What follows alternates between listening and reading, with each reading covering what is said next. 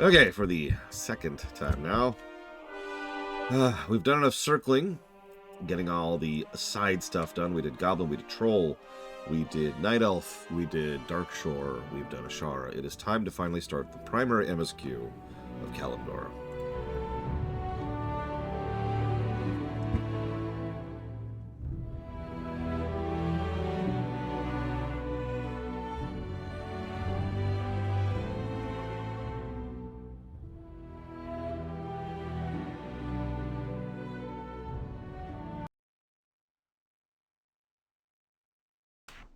The Great Cataclysm has shattered more than just the world. War Chief Thrall, arguably the most powerful living shaman, has left his people behind so that he might stop the cataclysm at its source. Yet, in his absence, the Orc champion Garrosh Hellscream has become the Horde's new war chief. Though popular amongst the Orcs for his victories against the Lich King, Garrosh's reckless leadership has begun to cause a rift between himself and the other leaders of the Horde. With Durotar's natural resources nearly depleted, Garrosh seeks to take whatever his people need to survive, regardless of who stands in his way.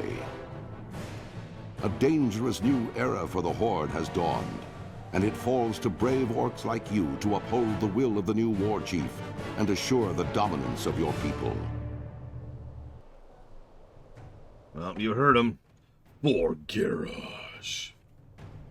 We must do everything in our power to assist Garrosh in his evil, evil ways.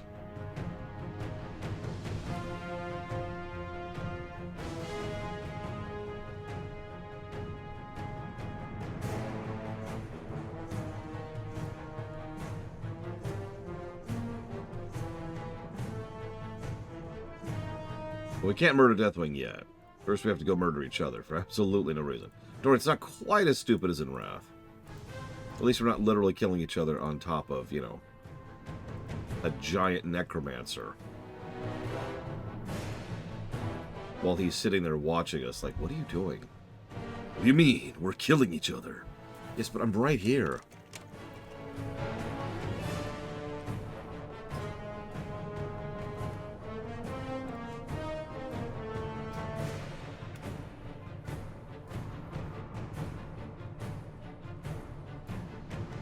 It's kind of disrespectful if you think about it. Necromancer's like, oh, I will destroy the whole world. What are you two doing? We're fighting each other instead of you. But I'm right here. Yeah, we'll get to you. We'll get to you. I'm right here. Yeah.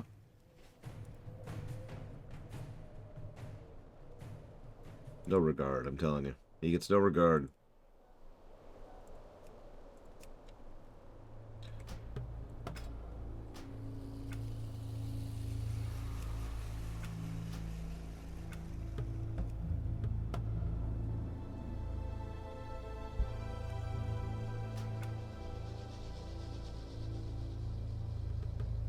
I know the feeling, Gunexco. Champions, we're idiots and we need you to kill us. Only through glorious internecine warfare can we achieve greatness. Yeah, I've heard that argument.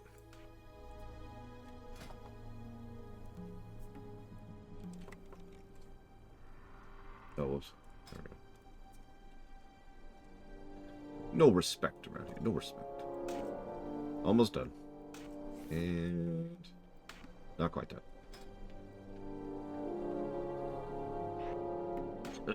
You know, I've talked before about how I don't really do nostalgia, but if there's one place I'm nostalgic for in this game, it is the Valley of Trials. I don't even have a good reason why. I think it might be because one of my very, very first characters ever, like in ever, was my Orc Warrior, Rage Roar. Back in the good old days. Plus, the music's awesome. And man, look at that skybox. Oh, that's just gorgeous skybox. Yep, I think I can count five pixels there, something like that. What do you need? Finally, you are of age, Indenox. Of age to finally battle in the name of the Horde. Conquer for the glory of the War Chief. Oh yeah, by the way, upright orcs for the win. Yes, you will do nicely. No doubt you wish to find a great dragon or demon and strangle it with your bare hands. But perhaps it would be wise to start you on something less dangerous. Report to Gornak. He should be able to assign you a task better suited to a young shaman. Be safe. For real, though, for those of you not aware, they added a... I don't even remember when they did this. So there's, like, hunched over orc, and then there's standing up straight orc. And, I don't know. There's nothing wrong with the hunched over orc. It's just the stand up straight orc just looks better in every way to me. It might also have something to do with, like, a lot of the animations when you're standing up straight feel more polished, probably because they were literally made later. Thrall, halt! Another of Kaltunk's recruits, huh? It's a sorry state of affairs we find ourselves if this is the best the Horde can produce. No matter. By the time we think you're ready to leave the valley, you'll be a proud warrior of the Horde. Go with... First order of business will be to put a little strength in your backbone. I could send you out to the Barrens to hunt Kodo, but in all honesty, you're more useful to us alive than dead. Did I tell you that we're evil yet, by the way? Go forth to victory. That's right. Go die, and live, and burn for the Horde. For the glory of our singular dictator. Sir? Isn't Sylvanas the war chief at this exact point in time? Shut up. You will die for Sylvanas. She has girl parts, therefore you must love her. Oh, that's a good point. I do like girl parts. For the war chief!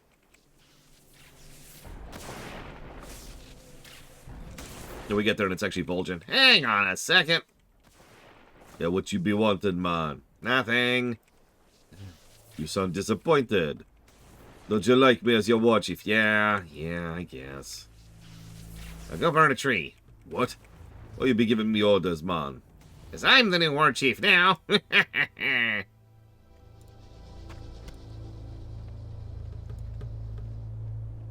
do you think we should start as? Enhancement or elemental?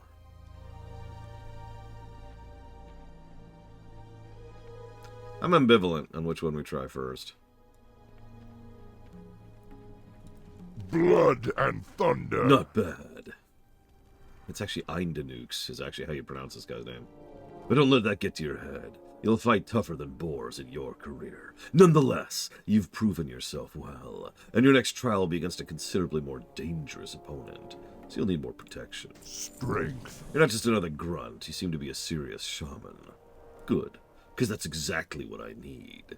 Try not to get the word out since I don't want to cause a panic, but there have been reports of humans nearby. This is an egregious betrayal of the peace we negotiated with that miserable Jaina Proudmoore. Ignore the fact we're at war right now. We can't allow humans here in Durotar, especially not in the valley. You'll find them to the south. Slay them quickly. For the Horde. What is with the Horde and killing scouts? We did that on the Blood Elves too, remember that? Oh no, they're looking at us. We better kill them before they actually keep looking at us. You know the kind of quest I would have loved? All right, young meat. I've got a new job for you. It turns out that there's several Alliance spies to the south of here. I want you to go south and give them a good show. Make sure they get an eyeful of exactly what they've got in the Horde. And like the actual quest objective is to just emote at the scouts. So like target them in /flex or maybe /dance or whatever, right? Just to emote at them, and there's your quest objective. And if you happen to specifically like, I would program in so that if you do certain types of emotes, each of the scouts would say something different in reaction to it. Like if you flex, he's like, "Oh, such powerful biceps. Must look away." You know, just silly stuff, right?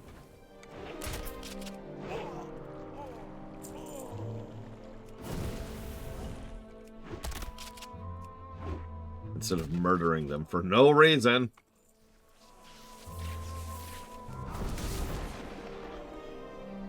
Oh yeah, and interaction with dance, the scout's like, "No, I can't resist," and then the scout starts dancing as well.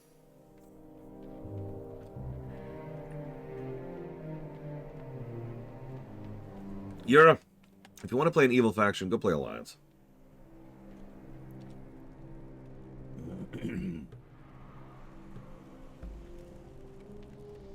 Sug. Executed well and with discretion. A job well done. Dabu. I must send you back into the fields again, shaman. You will find large numbers of scorpions northwest of here. Bring me 8 of their tails. The antidote is actually made from the venom extracted from their stingers. We keep large quantities for heal young bloods just like you. I'm sure you won't be needing any of that, will you? Speak, friend. Cursed peons. They work hard gathering lumber from the trees of the valley, but they're always taking naps. I need someone to help keep the peons in line. You look like the right orc for my task. Here, take this blackjack. Use it on any lazy peons you find sleeping on the job. A good smack will get them back to work. Lousy, slacking peons. Never dull. Ugh. Yeah, welcome. You can't get these gains in the Alliance. Durotar. Sure gets hot out here in the Valley of Trials. If only I had cactus apples. I can make cactus apple surprise. Nothing cools you off faster than a piece of that delicious treat. Tell you what, bring me 6 cactus apples. I'll make you a few portions of cactus apple surprise to take with you on your adventures. Sure. Go forth to victory. That sounds good. I've always wondered what this tastes like. Because I've had red cactus before. But I don't really know what a cactus apple is unless that's the same thing, in which case, never mind. Oh no, we're still the dumb horde. And this is firmly in the era of Hellscream. I mean, we just killed some scouts for the crime of looking at us. We're definitely part of Hellscream's forces here. I always feel like they taste a little bit cinnamony, you know? Like with that kind of spice to them. Not the apples themselves, the cactus apple surprise.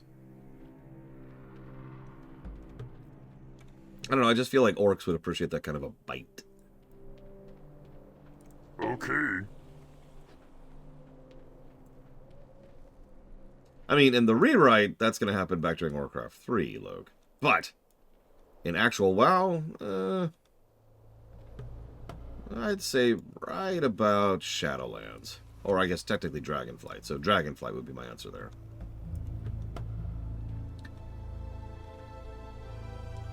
Yeah. Hellscream will continue to be in charge of the true horde until the end of Pandaria.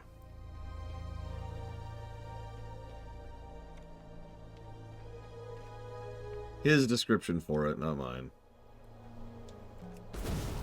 I mean, of course, someone who is effectively a Nazi would call his organization the true such and such, right?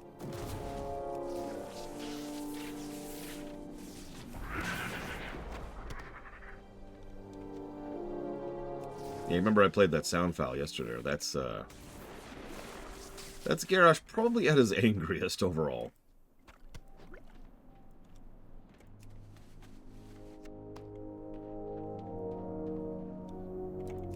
I was actually thinking about it, though. Because, like, the word Nazi is tossed around a little bit too much. And for good reason. Or rather, I'm saying that wrong. It is not a good thing that it's tossed around so much. That's what I mean by that. But, like, Hellscream's horde is pretty much straight-up Nazis. They're extremely nationalistic. Everything they do is in veneration and service to the whole. All of which exists to lift one solitary individual who has a cult of personality built around him as high as possible. They are extremely racial-centric to the point where it is fully orc supremacy. Even the goblins, which they actually keep on hand, are just there, like, as low-tier workers, you know?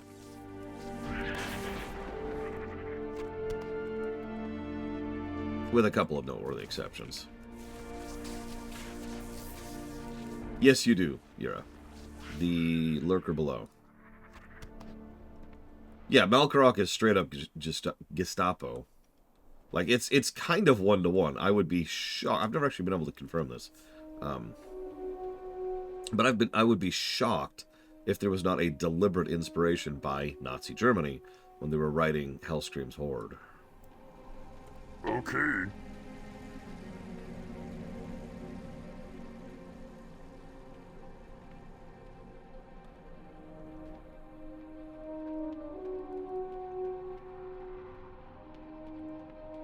Yeah, I mean, like, I don't know. Yeah, it would be very silly if it was not deliberate, I suppose.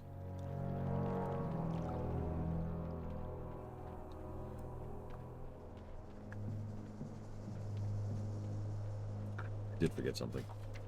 Sorry. That. There we go. McGraw.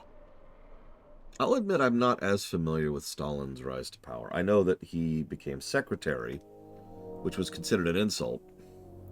And unfortunately, it wasn't an insult, and he leveraged the hell out of that.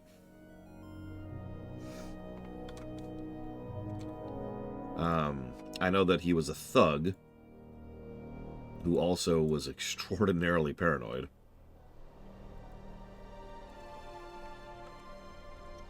And I know that he was secretly Ventress the entire time. Wing Commander Block. Unicorn Overlord. And Suikoden, you are. Thank you, as always, Ventress. Much appreciated. No good lazy, huh? Do you have my blackjack? Blackjack? Did you keep any cat? It is so hard to read this slow. It takes so much effort to read this slow. Do you have my blackjack? Did you catch any peons sleeping on the job? Strength. Good, good. Maybe they'll think twice before slacking next time. Thanks for the help. For the horde.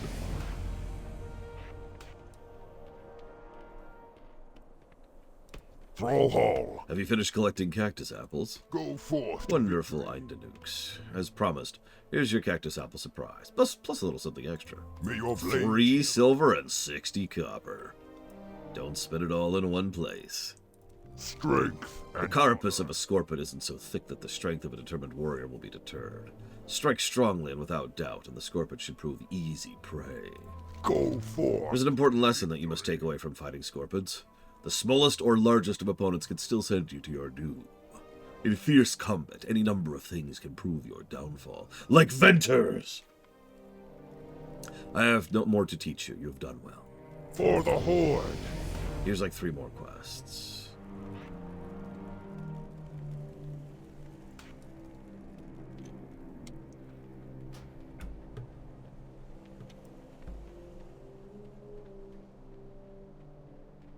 As usual, the monk trainers of Pandaren. Don't question it. Relax. Amon, take a knee. Hear me out. We got a problem. Good friend of mine, Hanazua, has gone out to the valley and hasn't returned. Last I seen he was head north where the scorpions hunt. Maybe go look for him. Spirits be telling me he not well. See ya later.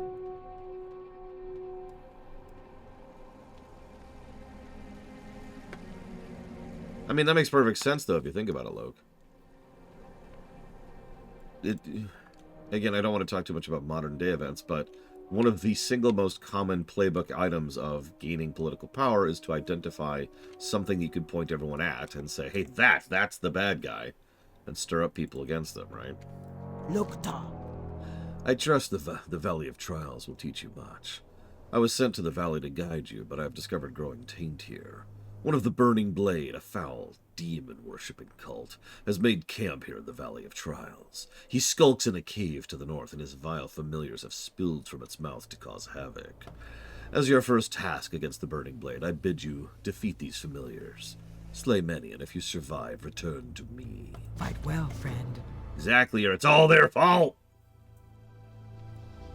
I'm sorry, that was intended to be a little bit of a pun, but it didn't land the way I wanted to. Because I was going to they, it's their fault, because, you know.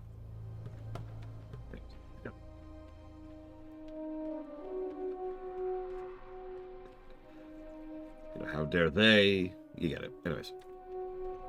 Look, I'm not a joke maker, okay? Honestly, I agree with that, Cloden.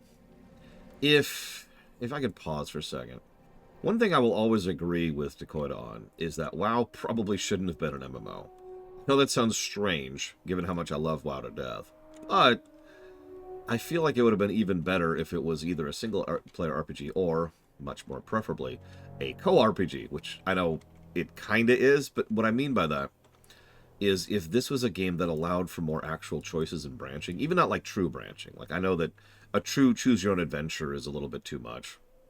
but just allow us to actually have some degree of choice in like regional quests or some kind of approach to how we can change the flavor of our character or make it turn-based on a grid, you know, like I'm just saying. So like it would be really cool if the player could then decide which faction they want to lean towards. And maybe you end up doing different quests throughout the course of, like, say, Durotar, depending on which side you lean, right? Does the player want to join Hellscream's horde and be extremely evil? See, that's Yura, for example, right? Well, of course it wouldn't, Yura. But then, like, maybe if you want... What's funny is they could do this in an MMO, they just didn't, but I'm getting off topic. But then maybe if you wanted to lean more towards actually, you know, being more loyal to the Horde. I mean, Vol'jin's right over... Go away. Vol'jin's right here. Like, couple extra feet. Just, he's right there. And then your leaning could kind of determine which quests show up. We already know the game actually does support faction flags in order to determine which quests you see. So imagine if you had that kind of a choice, right? I mean, think about the end of the Pandaren campaign, for example. And by the Pandaren campaign, I mean when you make a brand new Pandaren, and this big old frickin' thing pops up. Which faction would you like to join? Something like that. It's just Horde or Hellscream. And then you keep going through the same questing overall experience, like the same zones, but which quests you do and how they progress is a little bit different. If you feel like being extra lazy, that's unfair. If you feel like reducing the workload of your workers, you could also make it so that you have fairly similar quests and fairly similar quest objects, but different objectives with those objects. For example, if you decide to go with Hellscream and you go attack an enemy town, the quest objective is to go into the enemy town and murder civilians, kill everyone in the town. By contrast, if you're serving the Horde at that point, you go into town and be like, get out, quick, Hellscream's forces are coming. In other words, the difference would be, you know, actually killing someone or right-clicking them and talking to them. And so from a gameplay perspective, that would be the variance, right? Stuff like that. You could have done that. They didn't. And I don't fully blame them. Cataclysm was already extremely ambitious, but that would have been really cool.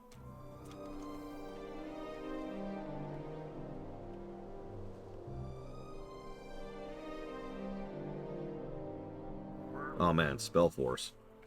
There's a blast from the past. Yes, we must bend the knee.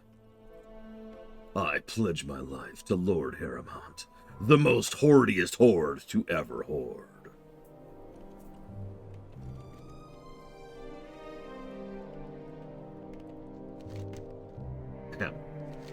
Shaman, I thought I would die out here with none to know of it. When I was hunting the scorpions of the valley, I came across a particularly vicious-looking one. Hurling myself at it, I managed to inflict a massive blow to its claw before it closed around my leg. I wasn't ready for its stinger, though, and it sliced down to my chest, cutting me flesh and letting me blood. Please, you must kill the scorpion for me. Honor must be upheld. Okay, I can do that. Did I not just answer you, Logue? I swear I just answered. Am I muted again? Can I be heard? Hello, hello? Kefka.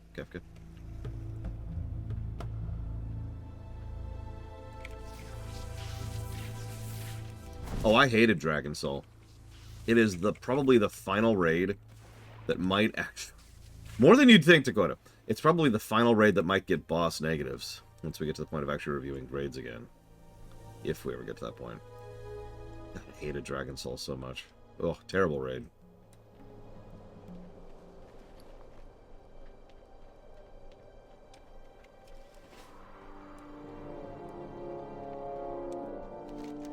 Me father always said I would never amount to much, and here I am lying beneath a tree as me life saps away. I'm afraid it looks like he was right. At least I wish to die knowing me last enemy in life lays dead. My blow was not enough to kill him, but looking at the damage I inflicted gives me some small measure of pride. That small measure will be all I have to sustain myself if I die, and in that light, the short list of my life's accomplishments fills me with anger. Seeing the deed you have done steels me heart. I cannot fall so easily. It remains I cannot make the trek back. Please, return and tell Gornik of my situation. Well, I guess. If I have to. Yeah, usually when WoW players talk about like the worst raids in the game, the obvious examples are Molten Core. Everyone brings up Molten Core. A lot of people bring up Mount Hyjal. Yeah, that's valid. And the other one everyone brings up is Dragon Soul. It's actually doubly funny because Dragon Soul came immediately on the heels of Firelands, which is one of the best raids in the game. So your guess is as good as mine. What happened there?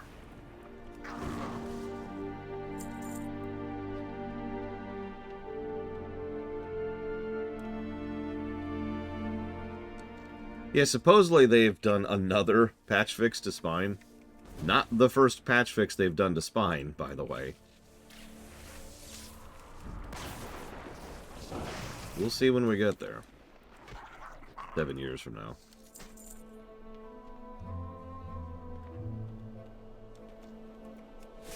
If there was one thing I used to know how to do on Spine, it was how to do this.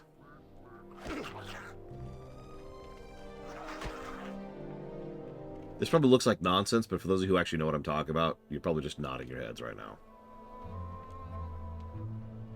Actually, this isn't an accurate depiction.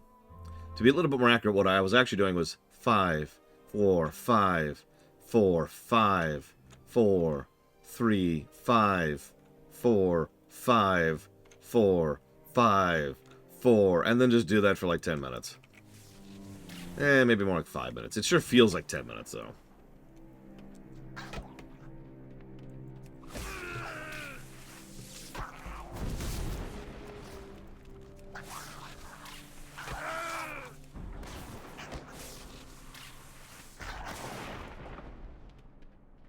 Yep. An old man after doing that fight. As are we all.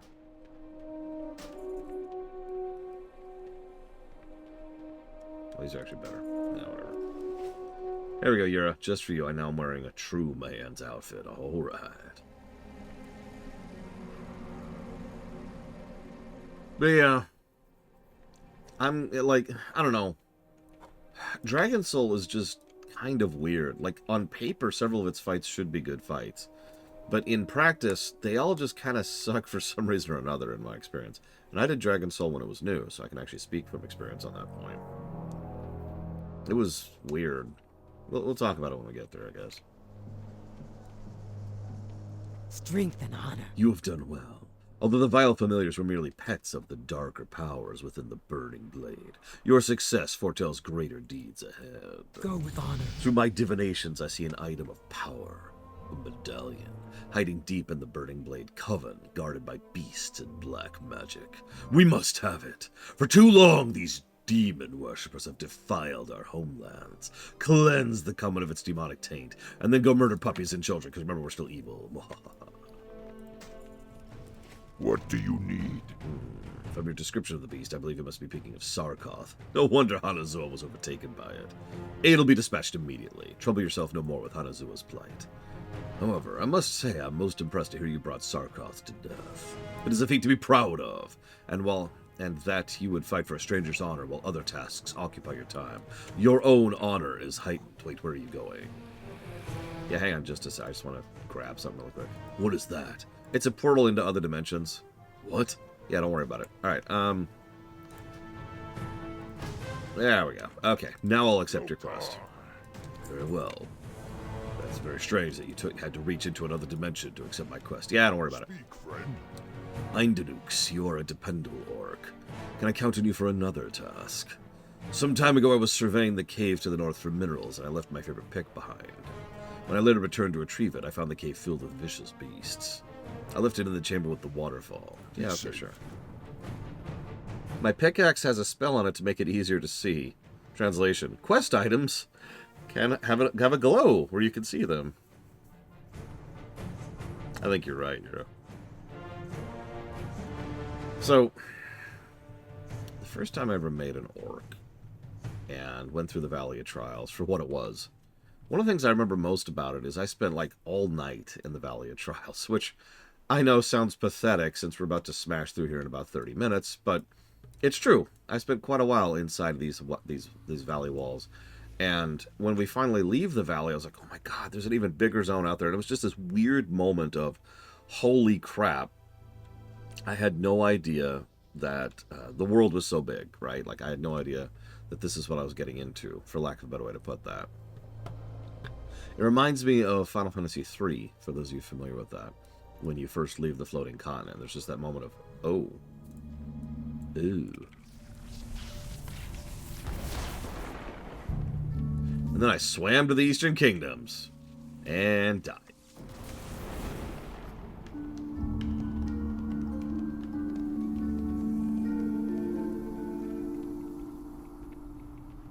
Are you not dead?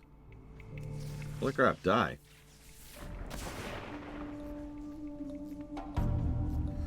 My orc character, technically my first character was a human. If we're going by, you know, the strictest technicalities of the situation. But the first character I actually played was my orc, yes. I know what you're thinking. Why? Because I just finished playing Warcraft 3. And I don't know about you, but I liked the orc campaign of Frozen Throne. So, you know, the orc campaign of Frozen Throne, which I remind you is called The Founding of Durotar. Or Orgrimmar, I forget which, but anyways. Yeah, no, I was all in on, like, yeah, let's follow through on that story arc. Little did I know. Could you, like, stop healing off of my soul, please? Thanks, appreciate it. Yeah, exactly, Darkrai. I've noticed I've got a couple of moments like that across gaming. I've had that in Final Fantasy III. I had that in Asheron's Call, actually.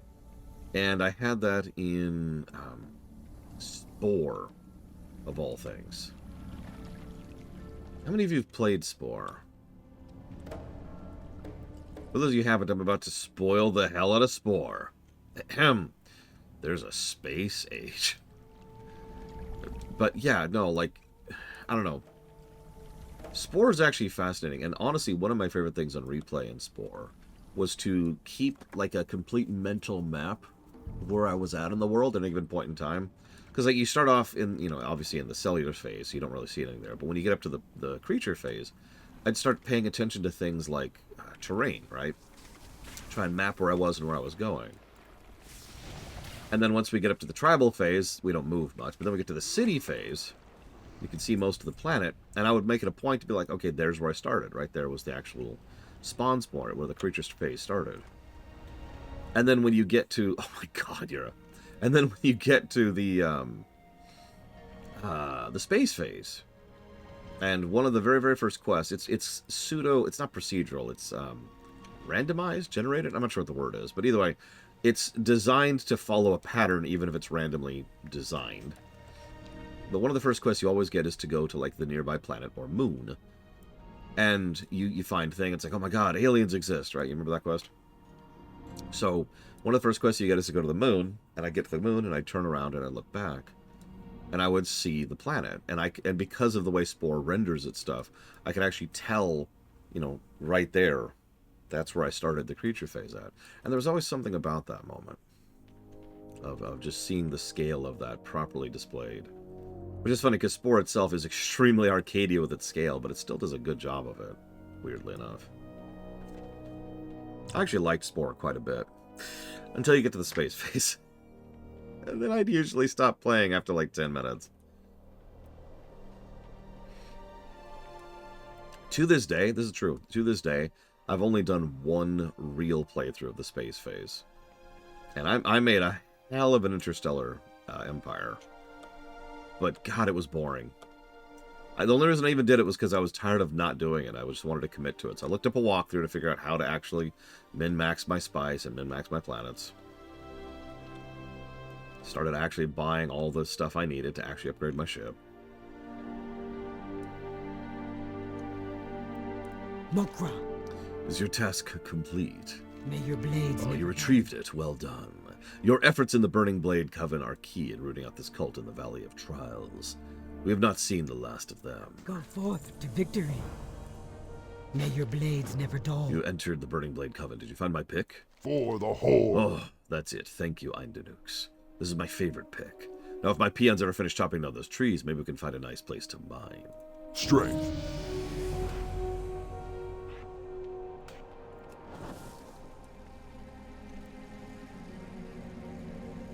No, that was pretty normal for me for Alpha Drakes. Like, sometimes I do the first couple of quests in the space age just to have fun zooming around on my ship. But then it's like, yep. Time to try another species. And I actually did that once, just like rapid fire. I was like, all right, now I'm going to try, you know, making a mercantile person, which means I have to be like an omnivore, and then an omnivore, and then an omnivore. Okay, now I'm going to try to make a mercantile person, but I'm going to start as a herbivore. Then I have to convert from a herbivore to, like, a violent person. And I would just screw with your path. You know what I mean, right? With the path. And I just screw with my path throughout the first few phases. Just to see what I could come up with.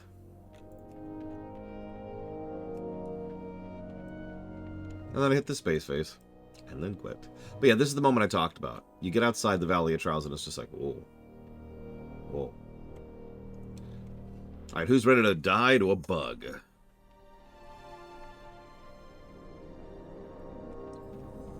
I'm gonna laugh if they've somehow fixed this since I did this like a few days ago.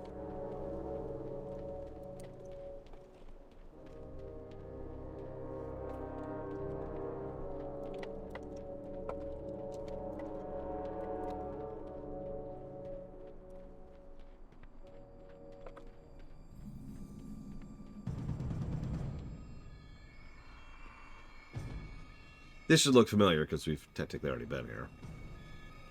Zug Zug.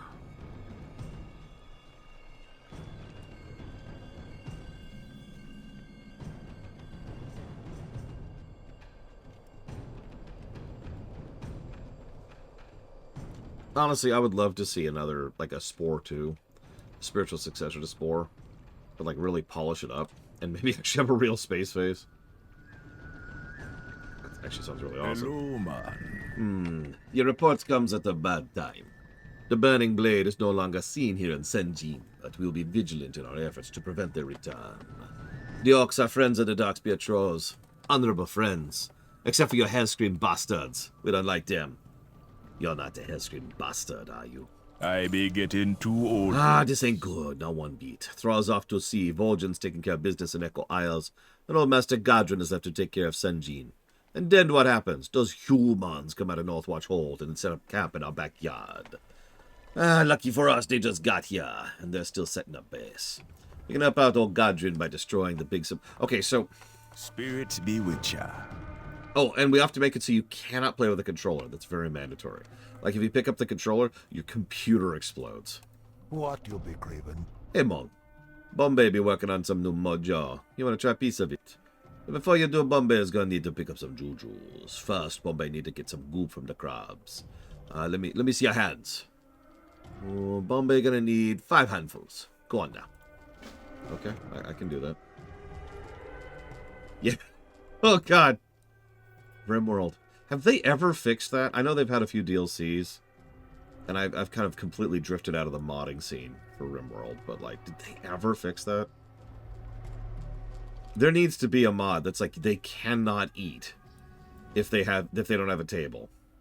I mean, that would add its own layer of difficulty, because then you'd have to, you know, always have a table, but god damn it, I'd rather force that than have them just stand there being dicks about it.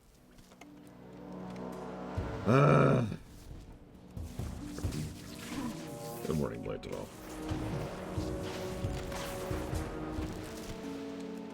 But if it makes you feel any better, you can thank my middle niece for literally being my alarm clock this morning. I probably would have stayed up, slept in later. Because last night I spent a lot of time polishing up the list, checking a few things, and of course adding like 100 some odd bosses to the boss comparison sheet. And hopefully I'll get some help in sorting that list, so then I could go through and actually do the audit of said list. Spore is €2 right now. You know what? I can firmly say Spore is worth €2. No, it really is something I was going to do anyways, Blake Duvall. The problem is, the reason I kind of backed off of it is I was going to do it as a direct comparison point to WoW. Because I wanted to compare WoW bosses and FF14 bosses directly. Even though they have different approaches and formats, you can see why I still feel like I can compare a boss to another boss, right? Wait, seriously, Darkrai? That's funny. Well, that's a good idea, Taquita. Can't believe I never thought of that before. I need to play RimWorld again. With all that spare time I have.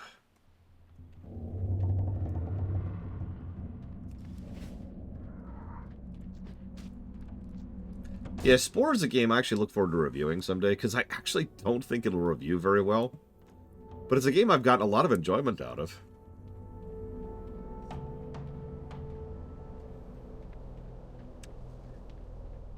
Make of that what you will. It is also very unique. Something I talk about a lot is how a lot of people tend to value unique over quality. Spore's pretty unique. Just quit when you get to the space phase. Trust me. Do you be feeling well? You bring the jujus, I show you me mojo. How may I... Oh, yeah, man, that's the stuff. Now let's get the other jujus. Someone call for the doctor? Next, we gotta be getting some poison from the scorpions and run around here. But don't you worry, Bombay's not gonna let you get hurt. I got a big totem you gotta stick in the ground when the poison strikes. This totem suck up all the poison. You walk away still breathing. Sound good? Sound good, Bregwan. Hey, Bregwan, man. How things be creeping? Yeah, I know, Australia has this weird anti-drug thing. And I'm gonna call that a weird anti-drug thing. Because it's weird. Like, of all things to be weird about. Like, no offense, but really?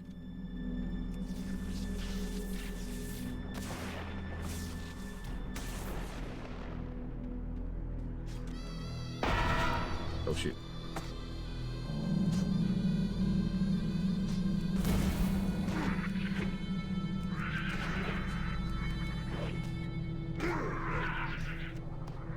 You remember that game, what was it, We Happy Few, I think is what it was called? And how they had issues just even getting that game released in Australia? Because one of the central plot points of the entire game is the happy drug.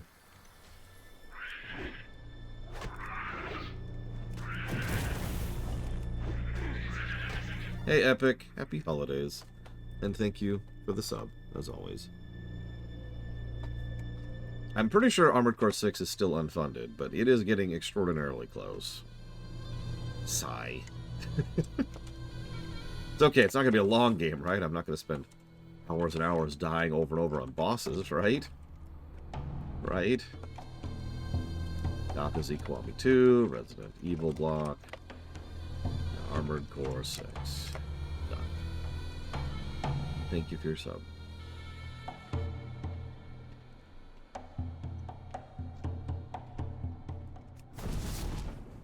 I'm gonna laugh if I actually like Armored Core 6. I mean, we talked about that during the Doom run. If you remember, Doom is a game about killing demons. Which, you know, yeah, that's its primary point and focus. And people are like, oh my god, it's a game about worshipping demons. No. It's a game about killing their faces off. More or less literally. Now, you can argue it's got some gore going on. I'm not going to argue that. But, like, the number of people who would just pick the weirdest things to tentpole is just hilarious to me. I guess that's nothing new, is it? Remember, Mass Effect is a porn game. Never let them forget. Never let them live that down.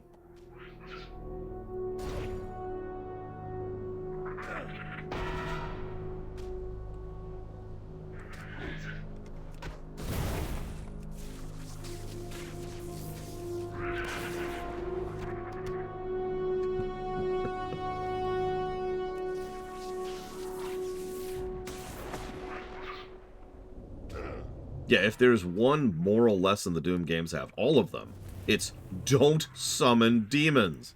There's a reason that became a meme this year.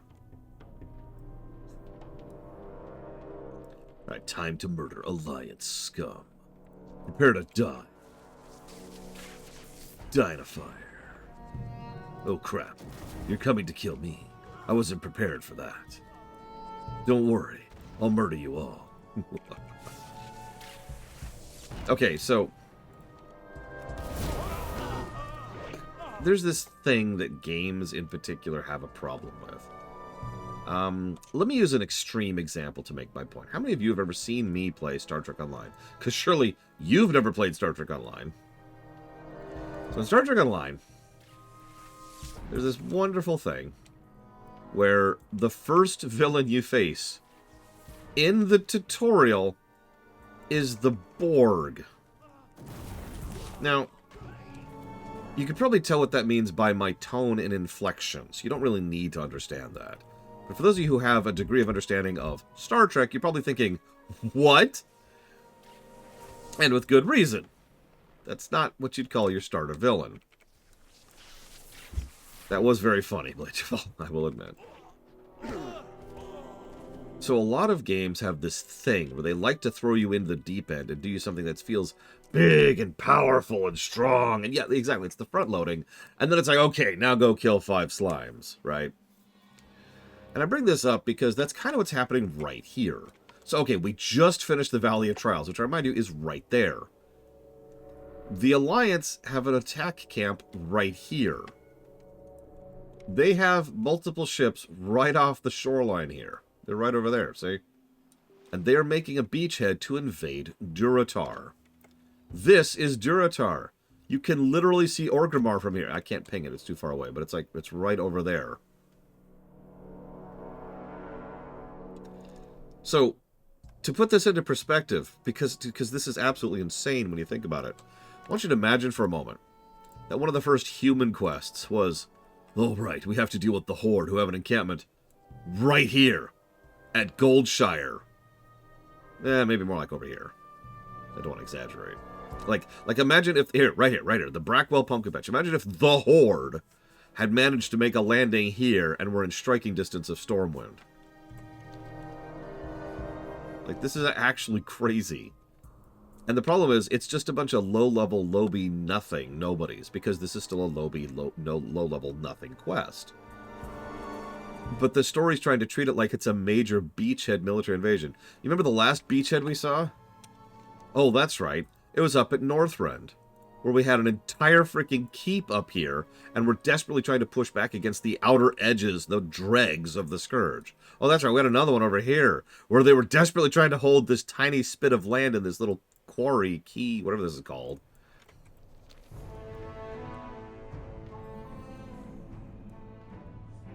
Yeah, no, it's exactly Dakota. It's like, guys, this is not... Like, they've already got artillery here, for Christ's sakes. I know that we've got a bit of MMO scale going on, but for real, this is silly. Anyways, negative to story. One of our very first negatives to story, like, that's a real negative to story. In fact, this is -6.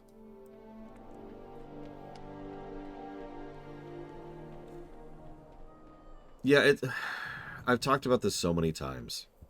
It's something that it's literally the first bit of advice I give every aspiring writer. The very first bit of advice. I've talked about it a million times. Be patient and don't try to rush to the good stuff.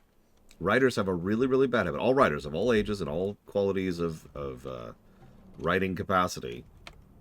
They all like to rush to the good stuff. They think, okay, I can't wait to get to talking about the Horde and Alliance, and it's going to be this great war, and it's going to be this great thing, and it is. I love the South Barrens quagmire. But man, you gotta wait. You gotta build up to it. You can't just jump into it. Imagine if we started in FF14. We do the first couple of quests, you know, we go outside, we kill some ladybugs, we come back, and it's like, all right. Oh my god, it's Garlemald! They're right there! 20 feet outside of Limsa Laminsa. Go defeat the Garleans. And I'm like, what? You seek me help? Oh, this is it. The scope of Jojo Bombay been waiting for. Now we get you fixed right up. You come back when you be needing to pick up. Bombay got spills to fix ya. Thank you. Dingman. Ah. Ya seek me help? Well, we stymied these efforts for now, but they're still here. We need to press on in the nooks. Just remember, not in... Northwatch is a highly defended stronghold southwest of here, across the harbor. Strategically located stronghold the Horde still struggles to overtake.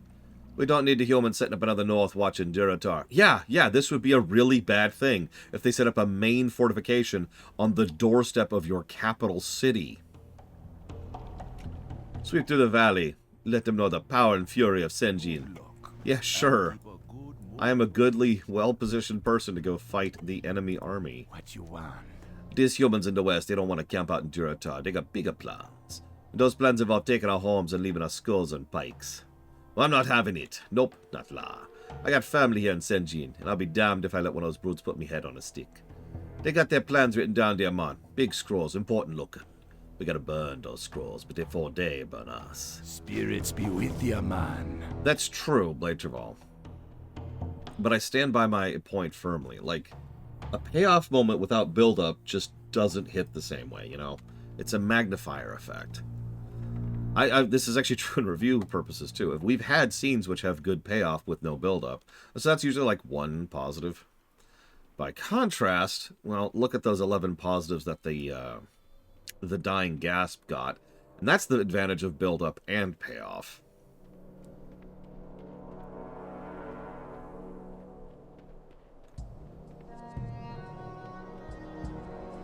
Oh, that sounds fun, Darkrai. No, I know, Blade Duval. I do understand. It's more nuanced than that. It's just really, really frustrating because it really is, and again, I want to stress that I'm not joking here, the first bit of advice I give a huge number of writers. Like, just about every time someone actually says, hey, could you look over my writing? I say, okay, so you see how on the second page you're already into the main conflict? Who is that? Nobody I know. Sorry. I'll leave you alone.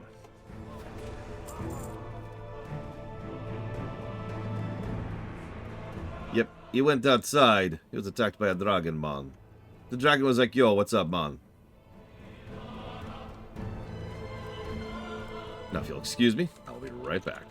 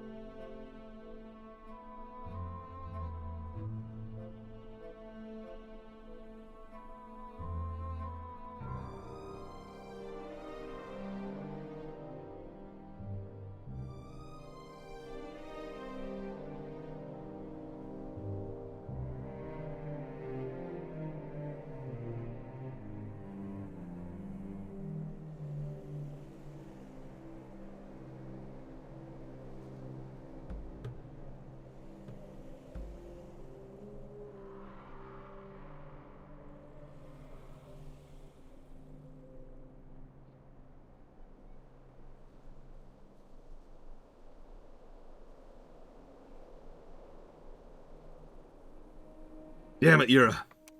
You left me. You left me. So. Look, Garrosh, I'm kind of busy, okay? I thought of another comparison, because Lord Harrowmont made me think about it. Like Lord Harrowmont mentions, there's something to be said for introducing your characters, especially your main villains early, and I agree, that is something that can be used to good effect. To use my favorite example of that, the literal first character you see in all of FF6 is Kefka. It's a bit of a technically, but still, even if you discount that, he's still like the, hang on, 1, 2, 3, 4, 5th named character you see in FF6. Even if you discount the technically at the very beginning. Yeah, by contrast, in Ultimecia, you don't really meet... it's almost the end of Disc 1, I want to say, something like that. You get the point.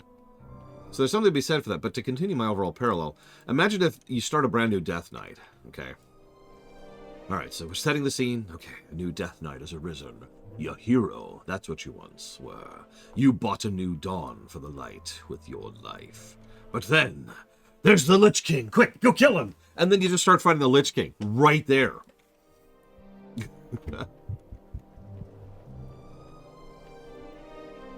Okay, so I'm going to see if it's still bugged. Come on. Come on, do it, do it, do it, do it, do it, do it, do it. Do it. Okay, you might not be doing it.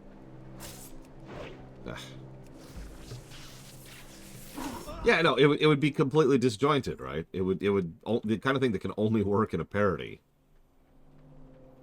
Or where that's the point. I've seen a couple of games and shows where, like, the point is that the main character, main villain, is killed right off the bat. They are pretty terrible as Miristar. Even back in the day, they were pretty terrible.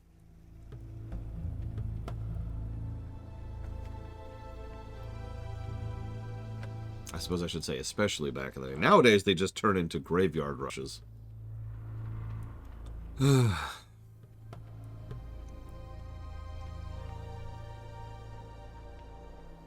That would be an interesting thing to think about. So let's see. In FF1, we meet the main villain pretty early. In FF2, we see the main villain in the intro. Depending on the version you're playing. In FF3, we don't meet the main villain for a really long time.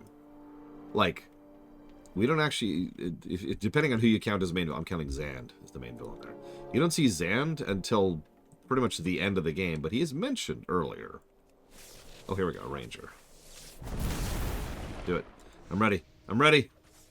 Oh my god, they fixed it! Nope, they didn't fix it. They didn't fix it. Yep. So in case you missed that, the trap dot did 235 damage. I have 188 health.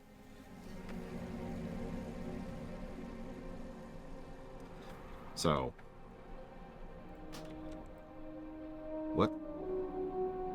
Game. Ah, there we go. That's really strange.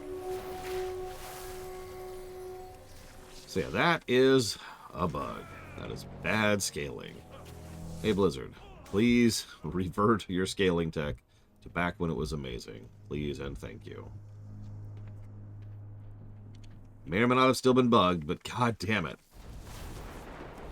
So I wasn't thinking mention Darker. I'm thinking like when they actually have presence on camera, right? So like again, in FF8, whenever you first see Adia, which yeah, is towards the end of Disc 1, which is when you're in Timber, the Timber TV station.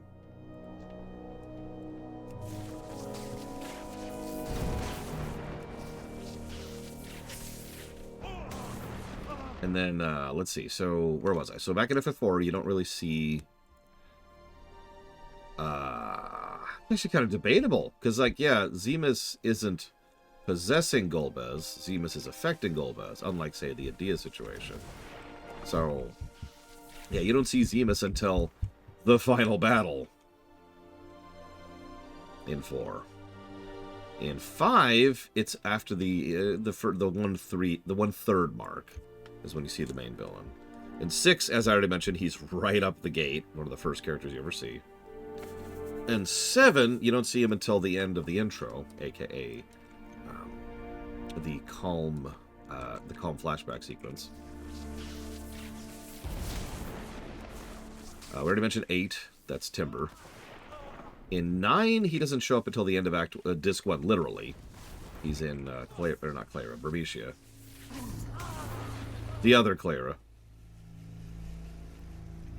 Look, I like FF7R1, but I do think that shoving him so far forward was not the right call there. Just my take. Anyways, thank you, Loke, for the sub very much.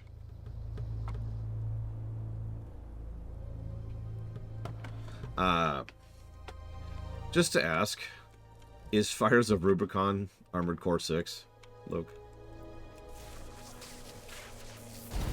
So let's see, then we have 10.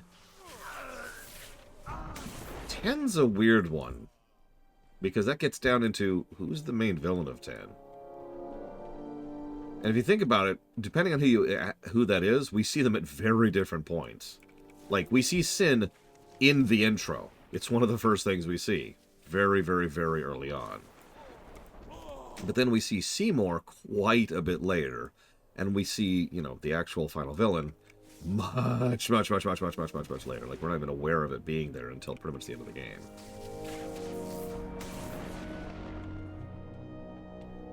Then there's FF12. We see Vayne very early on. That's like pretty much, we've got the tutorial section, then the intro, and then like at the end of the intro is the introduction of Vayne. Hello, Riker's beard. Vanilla sucks. Oh, sorry. Yeah, I'm just cutting off stream right here. Now that I've laid that down there.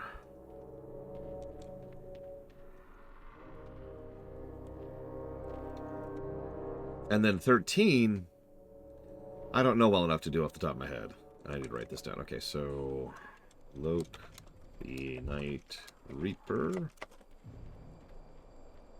And that's going towards Company of Heroes, I think? Going Commando. And Armored Core 6, I'm going to assume, because I didn't see an answer for that.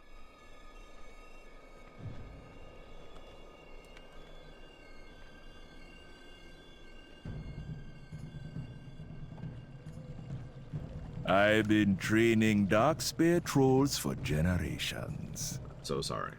A battle well fought, Shaman, but I still have my doubts about our effectiveness. These humans don't seem to be going anywhere. You, however, have done more than can be reasonably asked of a loyal member of the Horde. That's right. Just remember, I'm loyal to Hellscream. regenerates. Very loyal to Hellscream.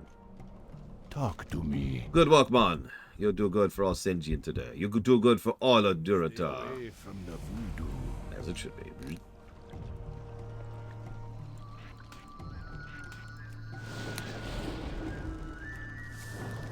Ikambokum. We gotta pass word to Reza Hill. These humans may be defeated today, but tomorrow they'll come again. When they do, we need help from the orcs. Speak with Josh. He'll give you a ride. Good luck. Okay. And keep a good mojo close at hand. Where's Rosh? Rosh. Are you Rosh? No. Ah, there you are. You. What's that smell? Oh, bad dog! Yeah, I feel like Barthandelus actually shows up pretty early in 13. And yeah, Arden shows up really early in FF15. Relatively speaking, because there's What's that tons... smell? Oh, bad dog! Because, in FF15, there's a huge amount of optional stuff you can do. But if you beeline it, you can meet Arden inside of like 15 minutes. Did I say beat? I meant meet. You can meet Arden in 15 minutes.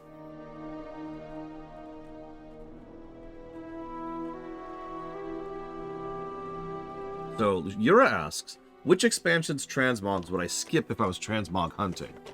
Funnily enough, I already know the answer to that because I've already been skipping it. Shadowlands. I don't like most of the outfits in Shadowlands.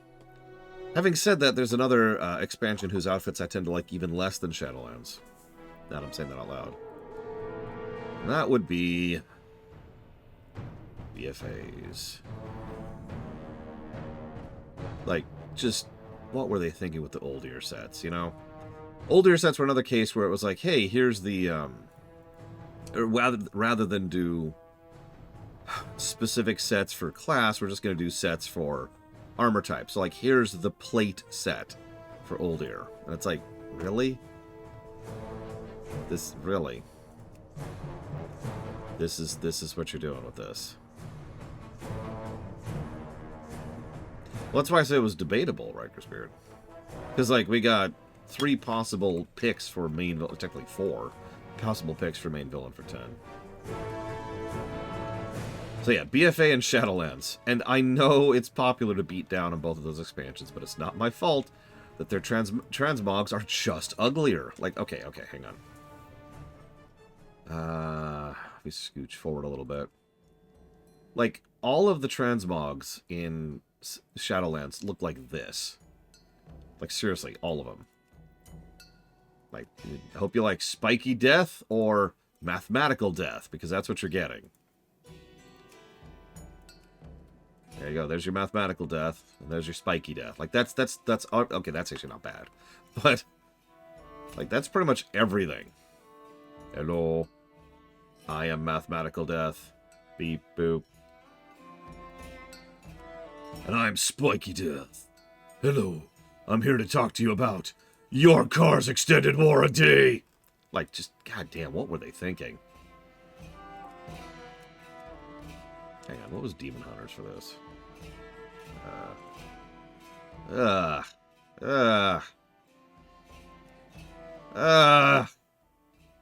What is this crap? Thank you, Bregman. Yeah, no. I'm good with skipping those 2. And I pretty much have been skipping those 2 with regards to transmog hunting. The only thing I've been doing... Oh, I forgot to... The only thing I've been doing is looking at getting some of their achievements. And that's about it. What can I help you with? Remember, you only need to do the ones I have listed, Bregman, not all of them in general. For the Horde. Because the ones I have listed are the only ones that got positives.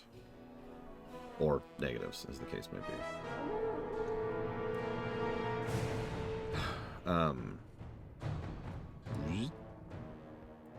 Strength. The troll wants to send help.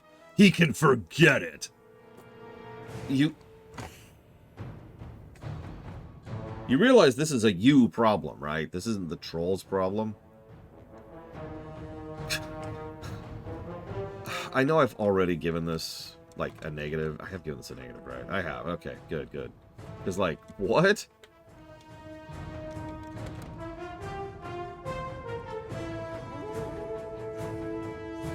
Like, okay, what he actually says here is, the troll wants us to send help.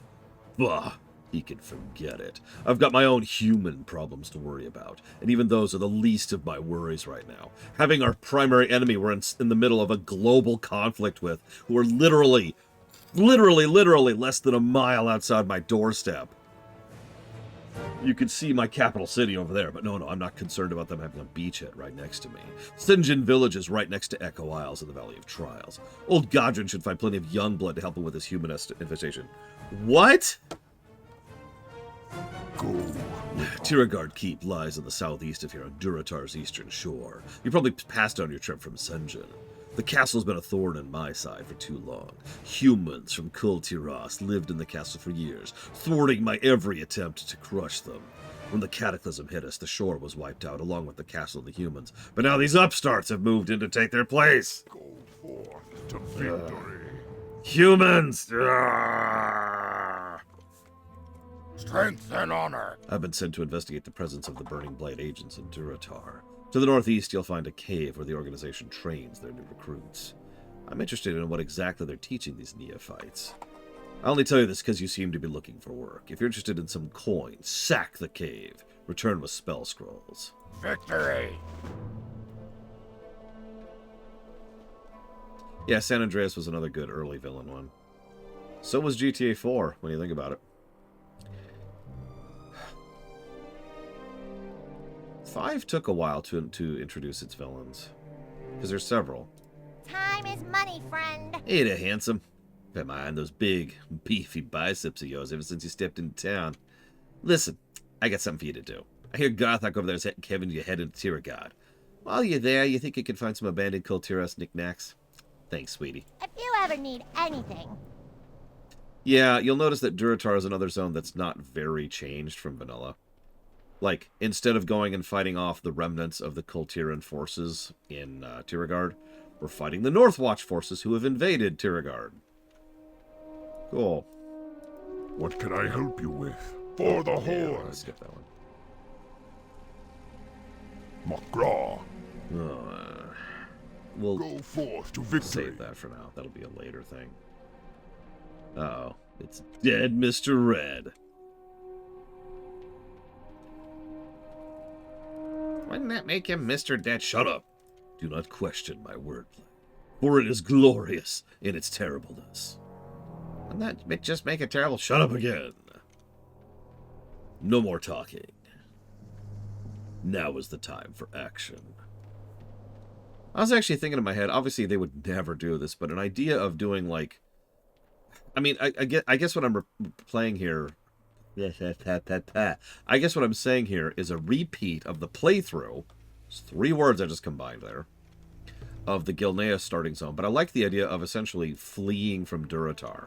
Like, we start out in the Valley of the Trials, and there's already human scouts there. Oh crap, oh crap, oh crap, oh crap. Turns out the human forces are actually assisting... Who am I in combat with? Oh. Are assisting the local demon summoners because they're helping them, right? They are a friendly force in enemy territory. So, okay, we gotta go fight them, and we fight them, we push through, and okay, we get out here, and Vengeance like, okay, we're in the middle of evacuating the village, man. We're trying to hold up in the Echo Isles, but for you gotta head north. Head north and warn, raise a hill. We go out here, and what we're doing is like we're harrying them. We're just trying to buy time for the evacuation effort. And it's like a running retreat through Durotar until we get over to the North Barrens and bail across the river, blowing up the bridge as we go. Their forces can follow us, but their artillery can't.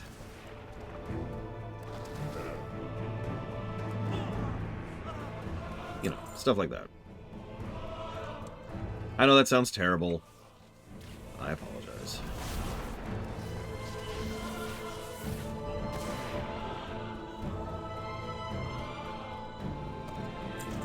The North Barrens quest chain is mostly about trying to get back on your front feet again. We need reinforcements from the south. I will be sending riders who will fly and make sure that we get as many troops funneled into this battle zone as possible. We need you to head north and secure our rear end, so make sure we get those resources coming in to feed into the central pipeline. That leads to Ashenvale.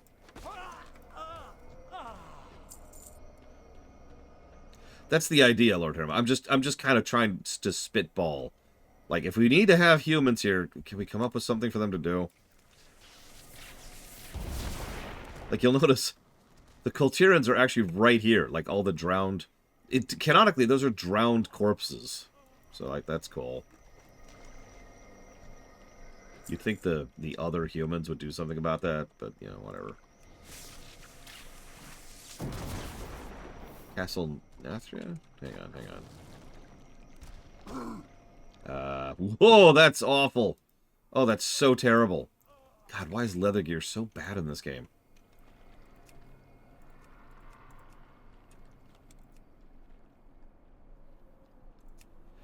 Yep. That's... God, they just keep doing this. I'm sorry. I know it's a huge pet peeve, and I know I have no right to complain, but every time they do that thing where you actually have, armor type sets instead of class sets, my interest just plummets, you know? I was just verifying the Castle Nathria was another instance of armor type instead of class type. Anyways, let's see what... it's extremely Warhammer. In fact, this might be the single most Warhammer thing I have ever seen in Warcraft. I'm not even joking. Look at that. That would not look amiss in Warhammer. What's our color types? Oh, there you go. There we go. Perfect.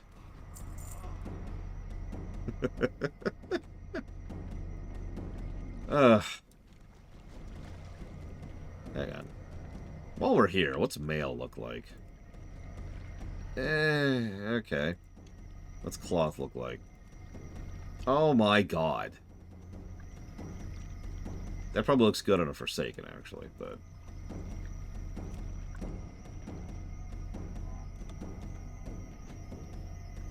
yeah, that's just...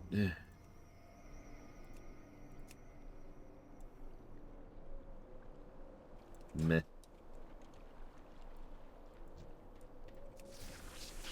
Look, all I'm saying is... Screw the cosmetic. We actually have been reviewing the cosmetics of each expansion as we go, which is something we're going to do a passive of FF14 someday as well. And yeah, I'm not thinking that Shadowlands or BFA is going to get a lot of positives there. Hey, Royting. Which is just funny, because it doesn't matter, like, it's not a huge deal. But, like, I just want you to understand that of the many, many, many ways in which Shadowlands and BFA fail, cosmetics is just yet another one. It's just throwing it out of the pile at this point, right? Surely they have good mount design? Not really. Okay, surely they have good visual design? Not really. Okay. Yeah, some talented people spend a fairly large amount of time designing those appearances. I feel bad for them. Like, compare that to, I don't know, Aberrus, for a night and day comparison. What did it say? Emblazoned with an anchor-shaped emblem of the merchant nation of Kulturas.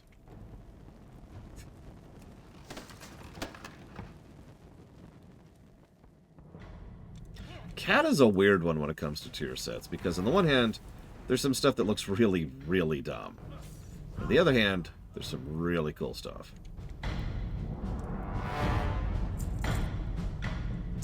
Right. You asked that earlier, and I didn't have an answer off the top of my head. Does anyone remember how to get... Whoa! Personal space. Does anyone remember how to get the red eyes unlock for Blood Elves? I'm going to assume, based on context clues, that you don't have that access, Valkyries.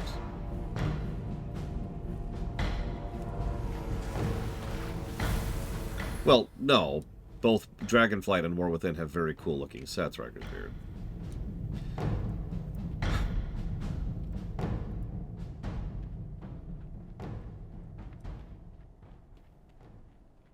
Alright, hang on. Let's try this really quick.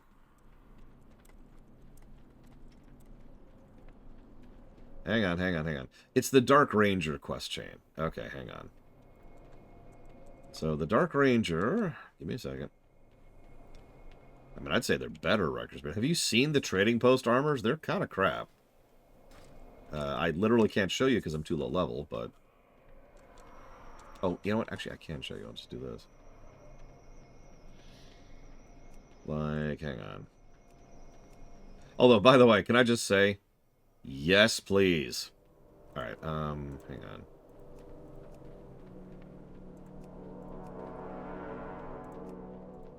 Oh, where is it? Okay, this one's actually pretty decent. So this is a Traveler's one. But this is gorgeous. Perfection. I also really like this one, too, I'll admit it. There's the Gilneas one. Yes, quite. It's that one orc from Oblivion. Perfect! This is Riker's Beard's actual canonical outfit in real life. I wear this in my Demon Hunter. Anyways, I'm going to stop screwing around now. Although, I could look like this. Oh, wait, no, that's the wrong thing. Where's my shaman? There we go. Now, that looks sharp. Look at that.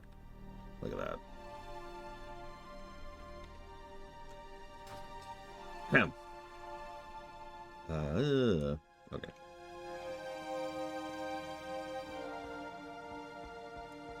Loktar! Word of your bravery travels fast. Tales of your victory will be heralded in Orgrimmar. Dabu. Now that those humans are out of our hair for a bit, we can move on to more pressing matters. Really? The cataclysm utterly decimated Durotar's eastern coast. You saw the wreckage that it made of Tiragard. The devastation was even worse on the coast east of here. After the first wave, the beach was overtaken by angry elementals that came from the sea. I sent grunts to take care of it, but the onslaught was too much. I'm guessing you'll have a little more luck than they did. Go with honor. Beware the tides. Loktar Ogar. What is it you wish?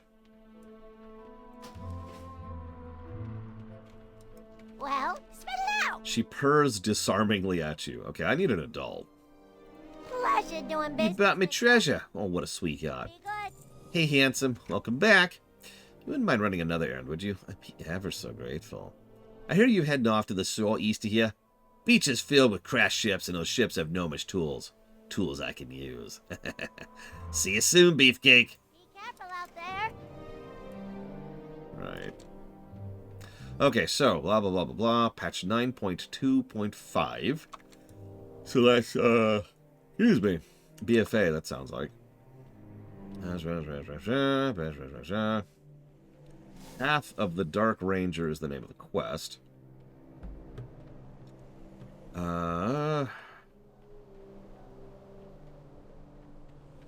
Okay, so it's the Return to Lordaeron story arc. You're looking for a quest in Oribos, which is in the Shadowlands, from Kalia Menethil. It's called Eyes of the Wolf. And Valvedrix is not even listening to me right now. But when she comes back, I'll inform her that that's the quest she's looking for.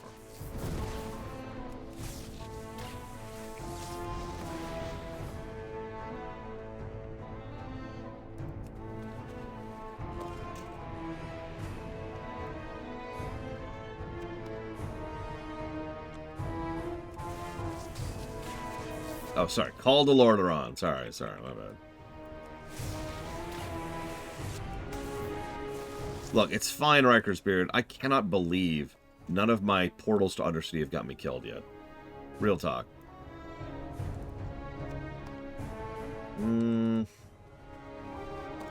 You should be able to start a new character and then do a time walking to Shadowlands at level 10, not level 55.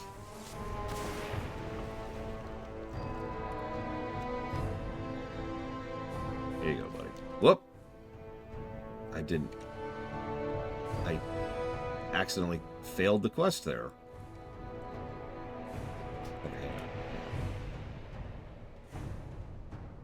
Okay. I didn't even pick up the quest. On accident. Because I was mashing escape when the quest popped up. Whoops. Thrall, huh? What do you need? That's true. Have you done Shadowlands already?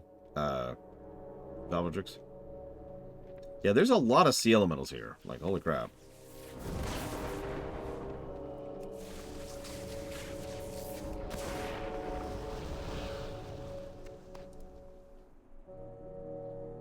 There we go. You've got to help us. The elementals, they're stronger than they look, and they come in waves. Get it? Many of my fellow grunts lay dying on the beach. If you would save them, I'd be grateful. There we go. Alright, let's go save some people.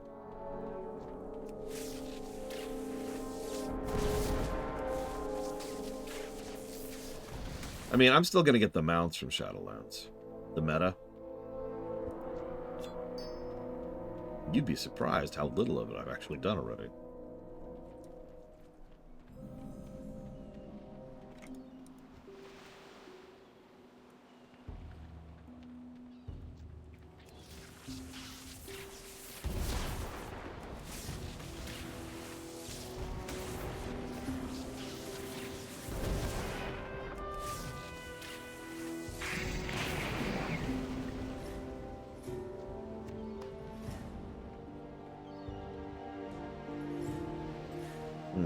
Do me a favor, Valvedrix.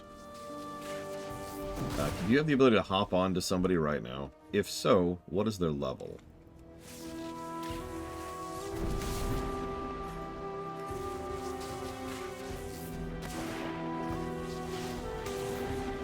I think we'll try Elemental first.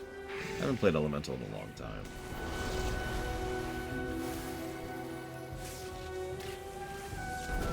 Wrath should be 30, last I checked. Still, 30 would be within the range I was thinking.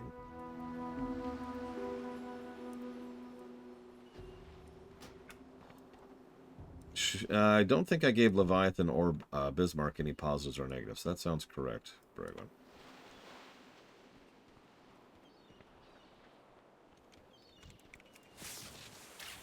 I mean, for the sake of completion, we're not adding all WoW bosses, because, well, the idea is to have that list also be populated by the WoW bosses someday.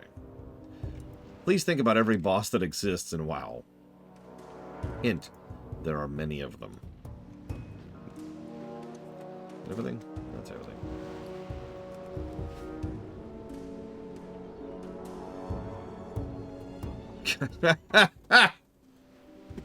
Got it, Valvedrix.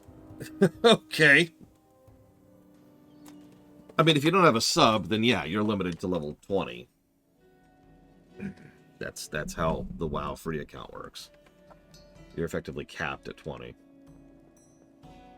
I'm facing the wrong way. That shouldn't be right. I feel like this. Makraw. Strength. There we go.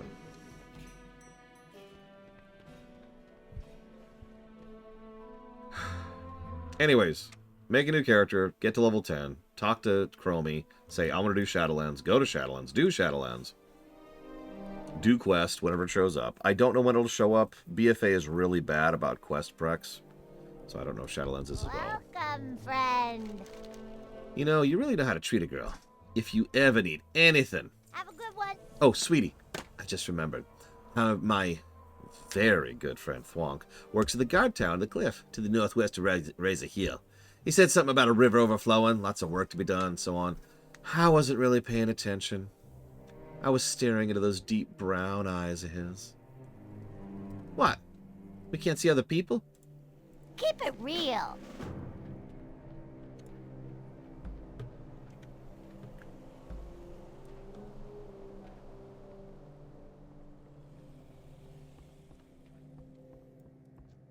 Zug.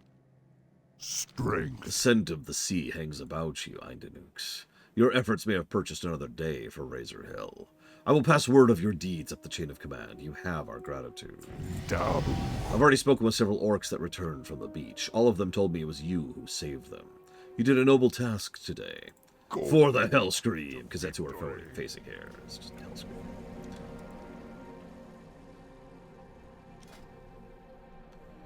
Alright, so like I said, we're going to do Ella. Instead of N. Okay. Oh yeah, the shaman tree, also known as the worst tree in the game. Okay. Wow, that's a lot of trash. Alright,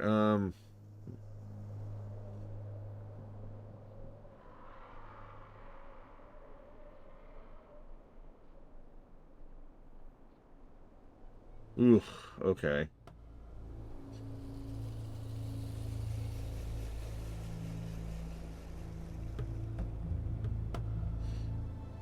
Let's grab that to start.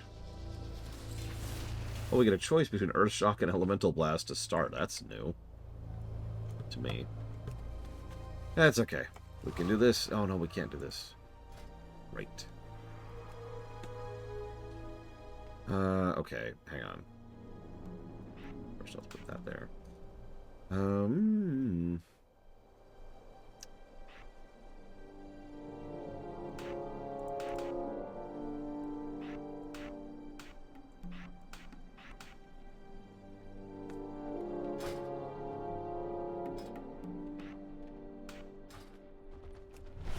There we go. Now this is how you play a level 10 orc. On the backs of an ember dragon.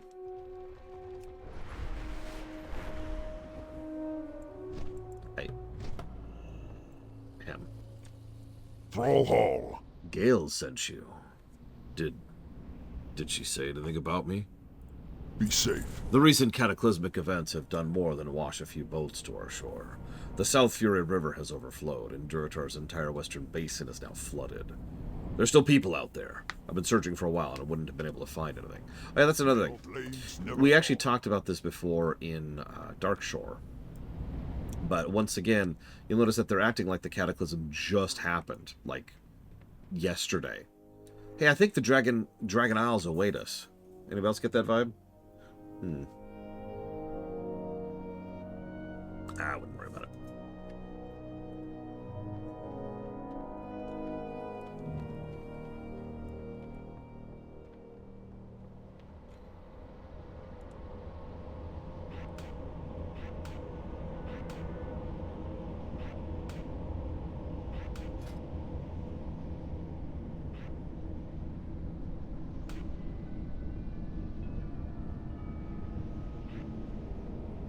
Good morning, Evo. Really? Did they shut him up? For real. Like, the airship just came in. He should have been like, welcome to the Dragon Isles. But he didn't say anything. Did they get rid of that? If they did, that's a good thing. What do you need? Where's the stupid...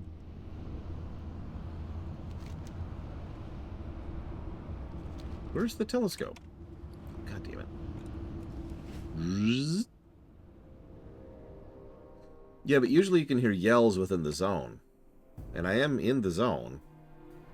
But yeah, maybe they limited the size of it for some stupid reason.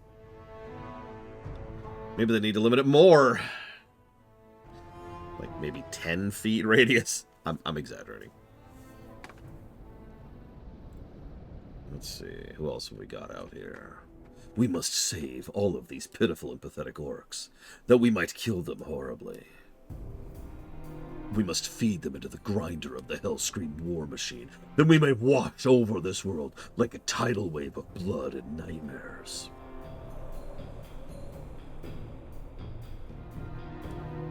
Yeah, what's with the giant sword over there?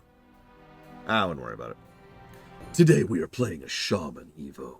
It is the greatest of all classes, unless you count the left talent tree, in which case it's Turbo Garbo.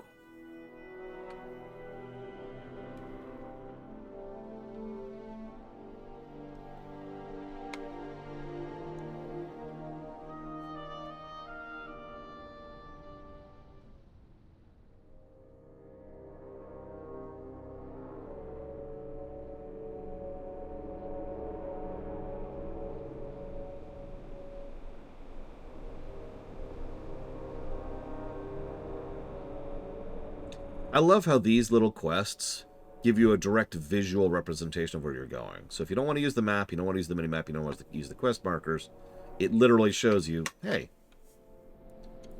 you're kidding, right? This left tree is honestly pretty trash. I want to stress for a moment that I joke around a lot, but I do legitimately think that when we sit down and figure out the numbers, the shaman left tree will get the least positives of all of them. It's really weirdly laid out. Like, the first tier is a huge amount of random weird PvP kind of talenty stuff. Like, not terrible stuff, but like weird stuff. And the things that are prerequisites for other things is also bizarre. Like, for example, I really want Earth Elemental. Okay, so to get that I have to get my increased movement speed with Ghost Wolf. Why is that a connector? Oh, it's okay. I can get increased reincarnation to get Earth Elemental. Huh? Yeah, there's definitely some build tax in the Shaman tree. It's not like the Druid tree, where the Druid tree is very focused on forcing you to be a hybrid. The Shaman tree is just weird in its layout. So you'll see me just kind of throw away a lot of talents on the left tree to get to what I actually want. Where's the other one I was looking at? Healing Stream Totem, that's what I'm building for right now. In order to get Healing Stream, I need to have increased fire and frost damage, or Earth Shield. One of those makes sense. I guess maybe they just wanted as many as possible, but then again, at the same time, if they wanted as many as possible, why do they have so many singular talents down here?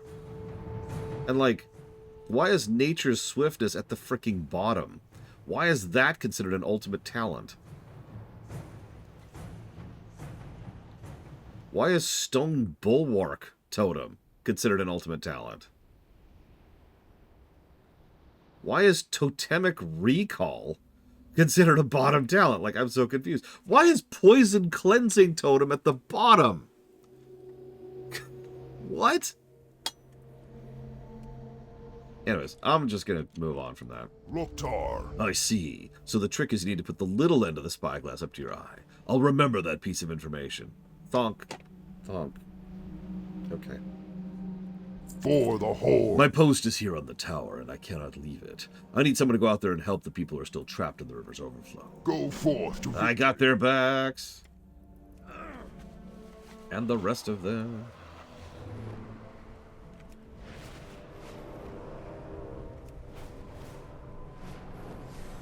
Hello, I'm here to save you. Oh my god, it's a giant proto-drake. What do you want? The Quillboar are staying on the land that he... Oh, sorry, this is Yoda. Hello. The Quillboar are a stain on the land that not even the river can wash away. They told me to evacuate, but I told them my job was not yet done. I hate Quillboar so much. Will you help me kill them? Yes, I will help you kill these innocent people. I will hit the wrong button because I'm a moron. Let's try that again, but in the correct order this time.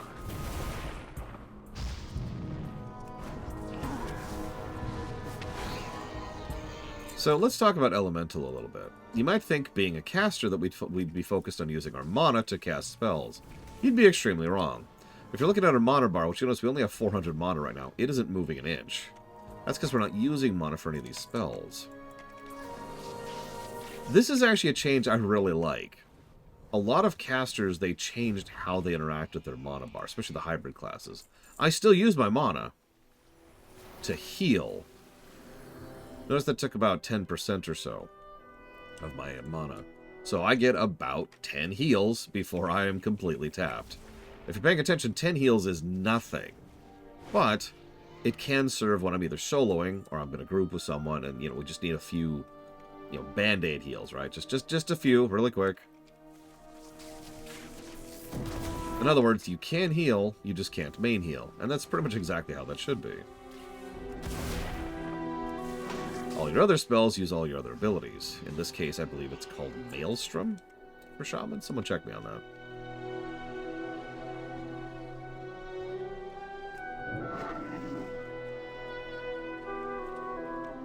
There is a heal spec for Shaman. The last time I used it was in Legion, but it was very good in Legion. It was called Restoration, not to be confused with Restoration, or the other spec, Restoration. I'm kidding. I think there's only 2 restorations. There's 2 restorations and there's 2 holies. Ugh. Anyways, Resto Shaman was really, really fun. It was all about trying to maintain control of your own procs and maintain hots on people, which you would then burn to do bigger heals. It was really fun. Yeah, we have 2 protections as well. That's right. I think that's why they called Bear Guardian. Here, I can show you really quick.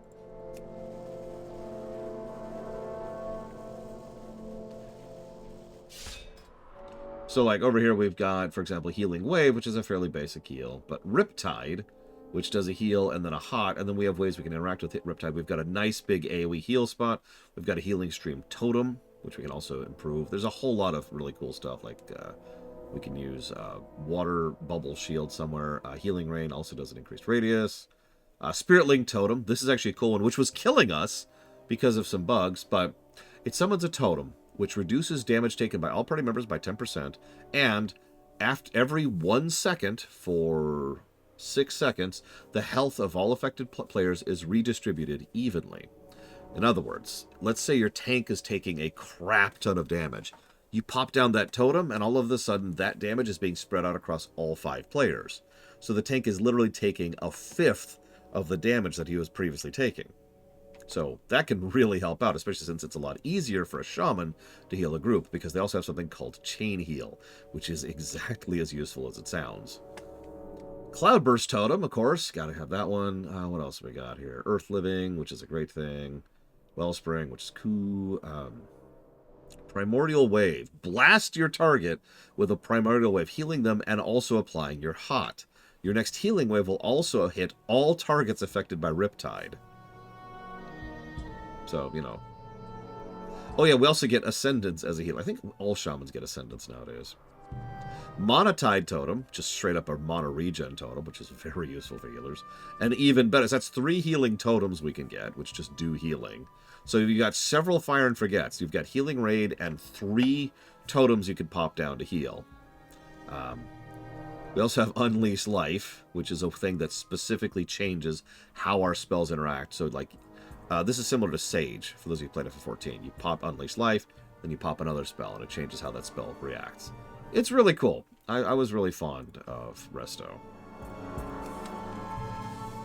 I haven't done anything real with it since Dragonflight, so I can't speak to how it actually feels in action, but Resto was in a good place.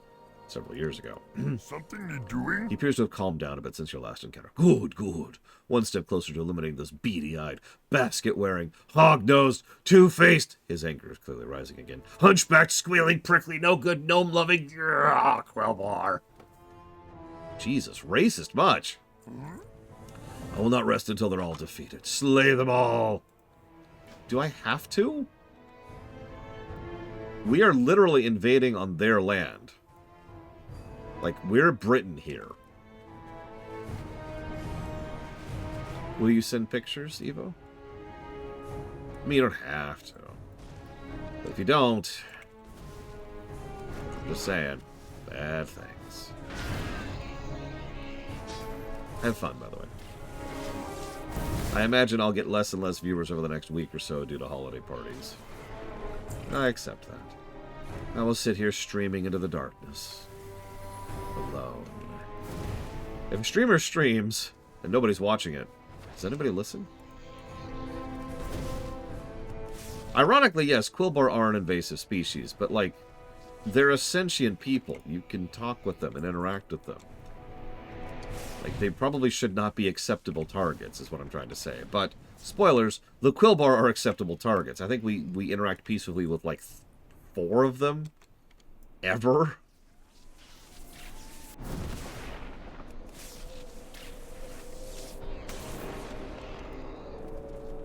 Now, that might even be highballing it, now that I'm thinking about that.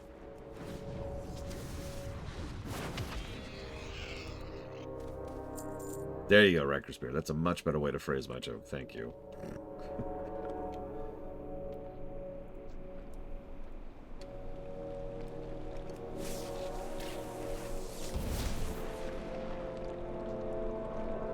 Yeah, no, I think you're right. I think we literally meet more friendly Murlocs than Quillboars. Like, I'm sorry, if we can peacefully get along with Murlocs, we could probably manage Quillboars, you know? Hell, almost every major zone that has, like, some presence of Murlocs has at least one friendly Murloc we interact with. We save an entire clutch of Murlocs down in the Blasted Lands, for God's sakes. Yes. Again, Ragran appears calmer. Could you stop, like, hulking yourself out here, please? You've done well, stranger. I'm sorry you had to see me like that, but thank you for killing the Quillboar. Maybe you should leave before I fly into another one of my rages. Could you, like, not be here anymore, please? Thank you. I suppose that's true, but, like, wouldn't you think that make it more likely that we'd meet at least one freaking positive Quillboar here? I don't know, I'm probably thinking of this in the wrong direction. Because I tend to value sentient life. And I know that's obviously the wrong perspective here. Okay, so we want Maelstrom, which instantly, so it's a insta-cast, it costs Maelstrom, it's a nuke, or it costs a lot of Maelstrom, it has a cast time, and it's an even bigger nuke, which also buffs you. Oh, that's a tough one. That's our first talent, too. Damn. Okay. Yeah, I think we meet, like...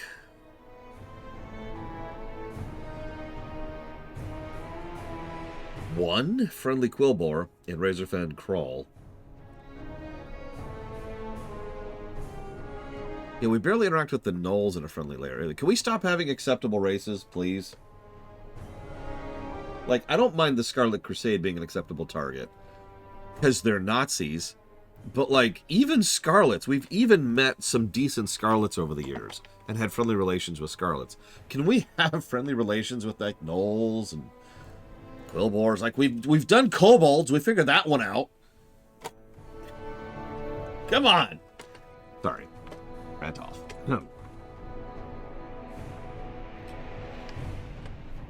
Let's play with that one. Doesn't really change much. And we'll see how it feels. So hang on. So that's going to be Earthquake. That's going to be Surge of Power. And that's going to be our Elemental. So let's put this as our main spender. Looks like our main spender for the moment. Hang on, does that cost? Nope. Does that cost? Nope. Does that cost? Yes. Okay. How you doing? I'm gonna kill everything, Yura. Starting with the concept of killing. There we go. Alright, we're good. Don't worry, Zintali's not in any trouble. He's been studying what happens when the river overflows. You see the big birds, they stand on the riverbank. Zintali thinks they're in trouble. The earthquake and the flood pushed the plane striders to this side of the water, but they can't fly back and they're too scared to swim. Their diet is still here. Zintali doesn't like violence, but you attacked him, scared him to the other side. Okay. It's not really violence at that point, but alright. Yeah, we have met literal friendly demons. We have worked with demons. In a friendly manner.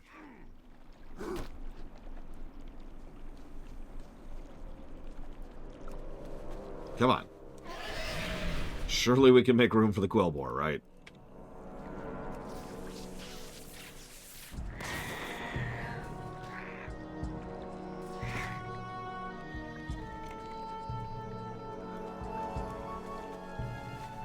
What other like Confederate races are there? So we've got like we already mentioned kobolds, we already mentioned murlocs. So there's Quillboar, there's gnolls. What else is there? I feel like I'm missing another regular one. We have the Magnetar, but they're kind of we already dealt with that. That's up in Northrend. We got the Centaurs. We got a whole Centaur thing over in Dragonflight. Hey there.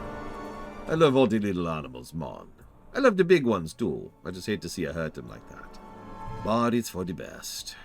Later. Many creatures died when the water came rushing into the valley. The raptors, however, they thrived. They're clever predators. They've been living off the misfortune of the other creatures. One of the raptors in particular is particularly cruel. He's killing the little animals and letting them rot in the water without eating them. Goes by the name of Scream Slash. If we're not careful, he could disrupt the balance of nature. Yeah, by poisoning the water. Kill his ass.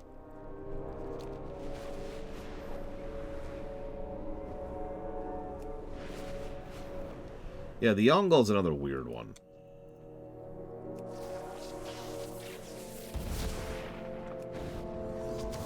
Yeah, plus we already have several bug races in WoW. Oh yeah, and by the way, most of them we have friendly relations with, to some extent or another. Like, we get along weirdly well with the Klaxi and with the Nerubians. The only exception there is the Karaji? That sounds right. Elomon. And of course the Silithids, well, they don't have a brain, so we can't get along with them. Something's happening to Scream Slash when the Cataclysm hits. He wasn't always so violent and irrational. Thanks for your help. Zintari to get back to his studying now. Later.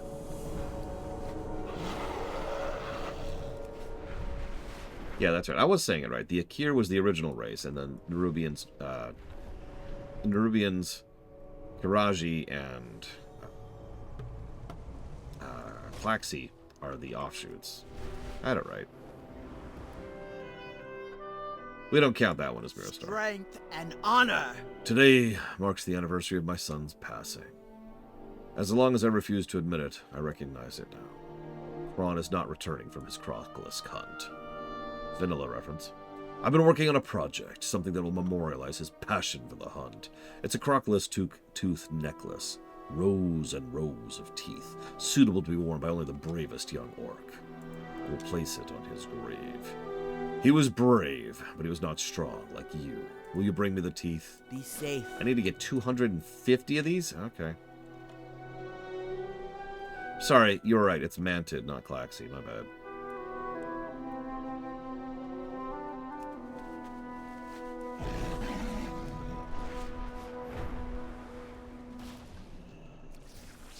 I suppose by that logic, you could say that the Karaji we interact with are mostly just what's left of the Akir. Since the other two are the offshoots. We probably shouldn't have a friendly Naraki. Unlike some examples I just gave, that makes sense that they're not friendly, because, well, they're literal manifestations of chaos and evil given flesh. That tracks, you know.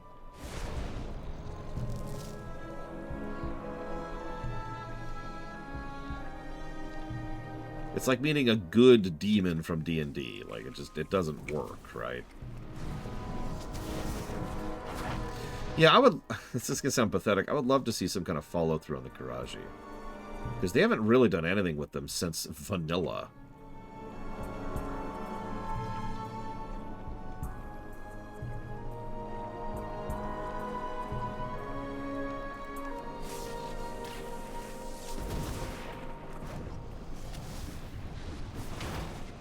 Yeah, weird humanoid Karaji. It's okay, I'm sure we don't ever see weird humanoid Nerubians. That would be terrifying.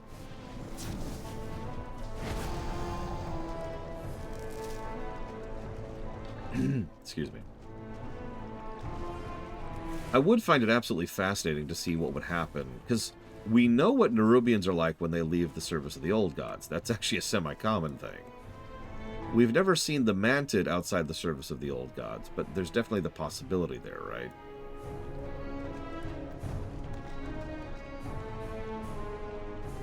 Grand Matron, you have to leave. You're literally underwater. Very well. I will leave you to your silence. Then again, we sort of knocked over the Mantid as far as species go, so...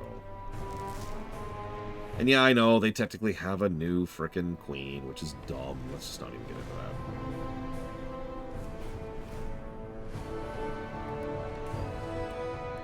Mogra! Kron will be remembered. Dabu! Thank you. I will get to work on the necklace right away. Before he died, I made this for him to wear. I have no use for it now, but perhaps you might. May your blades never dull.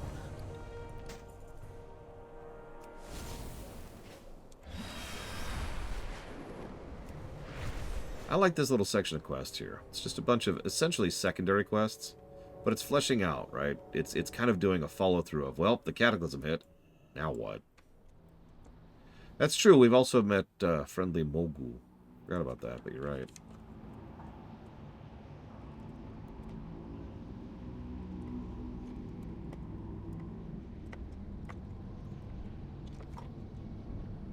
Thrall Hall. I used that trick you taught me with the spyglass. I was watching you run around there. Quite impressive. How'd you make the old woman fly, by the way? Don't ask. Strength. It's a whole thing. We don't want to talk about it. Alright, go ahead and grab that. Put that over here. Alright, let's go see if we can find some scrolls to burn. For the horde. You're required to maneuver straight down this trench.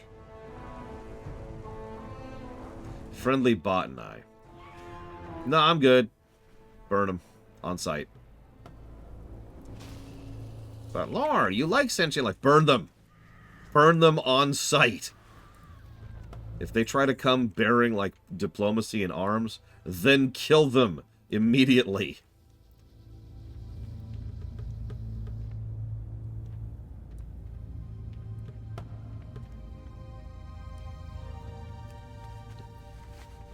What's funny is the bot and I are pretty much by definition more sentient than their not their alternatives. They're the other group that is also like them. Contemporaries. There we go. They're contemporaries.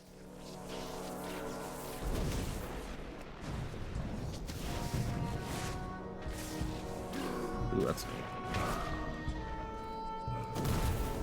Yeah, the Zangers.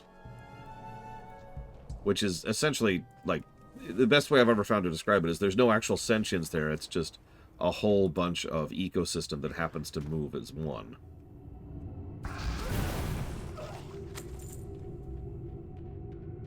Alright, I'm here to kill cultist scum. Are you cultist scum? You appear to be attacking me, which means by definition you are cultist scum.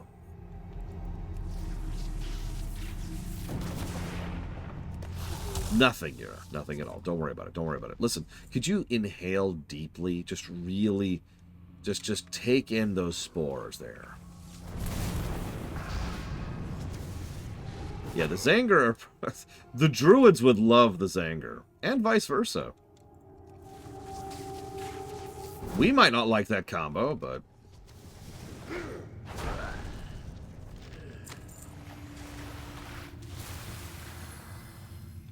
I love the new healing special effects, by the way. I forget when they did the spell effects update. I was in Pandaria, I want to say. Pandaria Warlords. But I love how a lot of the heal spells look now. Look at that. Healing water. I think it looks cool. You can make fun. I know Blade Duval thinks it looks like crap, and I don't blame him. Was it Legion? God. Oh no! I have given in to my darkest urges. I must now do everything in my power to murder everything and everyone, because I'm technically playing a warlock right now.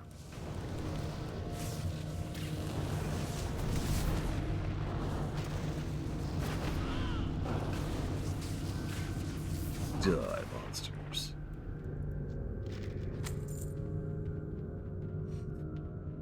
Yeah, I remember that.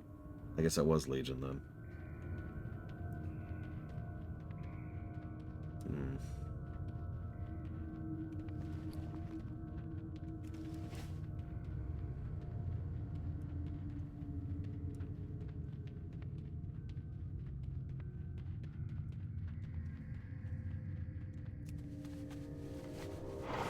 Yeah, nobody wants to tank right now. It's weird.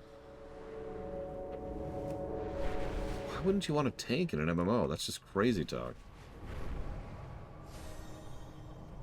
Oh, I love the execute animation. Wonk! Thrallhal! The scrolls, the scrolls! For the horde! Interesting. These rites aren't all that different from the spells which are taught to horde warlocks. This merits further investigation. Strength! You should head north from here. Speak with Gore the Enforcer at the Durotar blockade. He's been placed in charge of securing shipping lanes for Orgrimmar, and Skull Rock sits right next to his precious dock. I'm certain he'll be interested in picking up where we left off. Farewell! Hello, Trihexia. Are you ready to do your part for the Horde?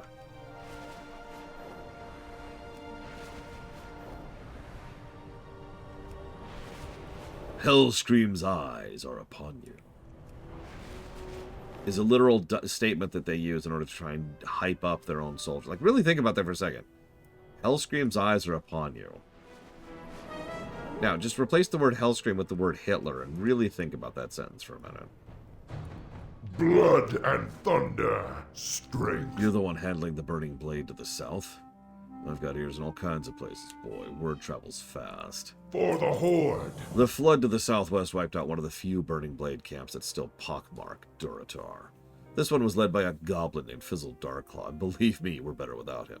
He did, however, possess an orb the horde was interested in procuring. Who knows why? I leave that to the warlocks. All I know is I need that orb. I imagine he'll look a little more waterlogged by the time you get to him. Go with honor. For the Our horde. army needs water. Luckily, the elementals gave us plenty of that when the cataclysm hit. Thank goodness. The water that filled up the canyon to the southwest should do the trick.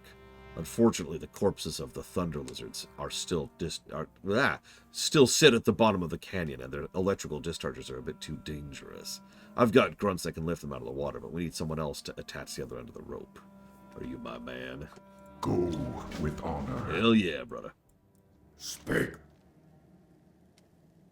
My associate here has some plans for you I don't agree with. His actions are hasty, uncontrolled, irresponsible, and you may end up paying for them with your life. Before you work with Gore, please listen to a tale I have to tell. It's a moralistic story, a fable, but I believe its lesson will prove valuable. Nabu! Victory! One day, the wolf was very hungry, so he ran to the east to look for food. To the east. The wolf was lazy and he didn't want to work for his meal.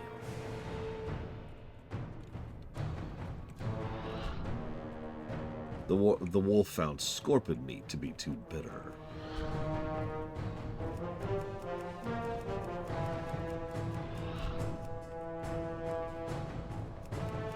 Oh my god, his mirror started. He was hungry. Kodo meat. Yes. Yes. Delicious Kodos. Well, he had grown tired of boar meat. He happened upon a pair of battling Kodos. Clever as he was, the wolf decided to wait for one. We shall depart for the Dragon Isles shortly. There it is. Wait for one to defeat the other. When the weaker Kodo died, the wolf approached and tried to eat it. The remaining Kodo, angry at the wolf's impetuousness, swiftly killed the wolf before he had a chance to eat.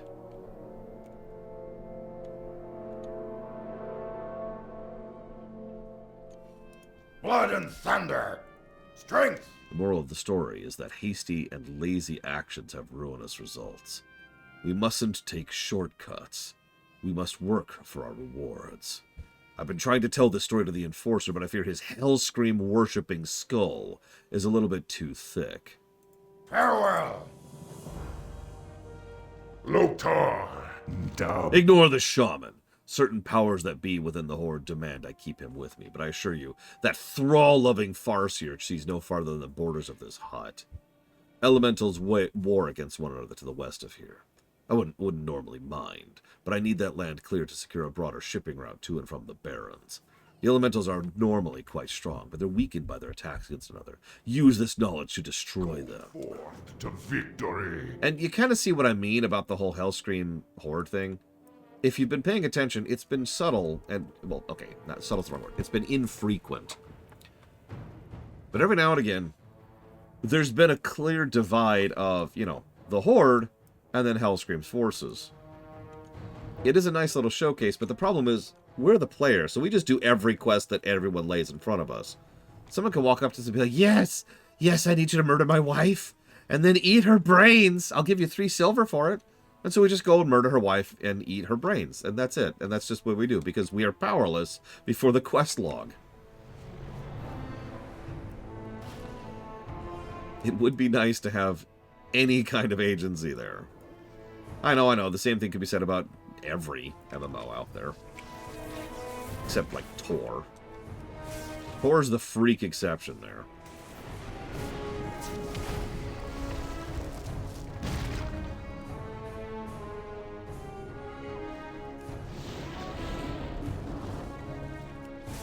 I mean, that would make sense, right, Lord Hermon? I don't know, maybe I'm the crazy one.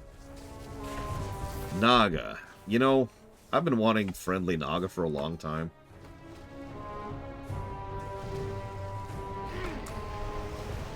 Can we think of a second friendly Naga we have ever encountered?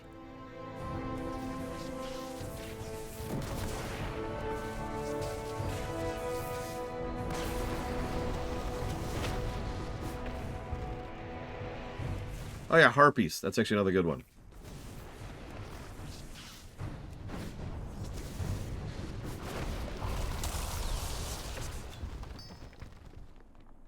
I don't think I would count Lady Vosh, especially not in WoW. We do kill her. I guess that's something.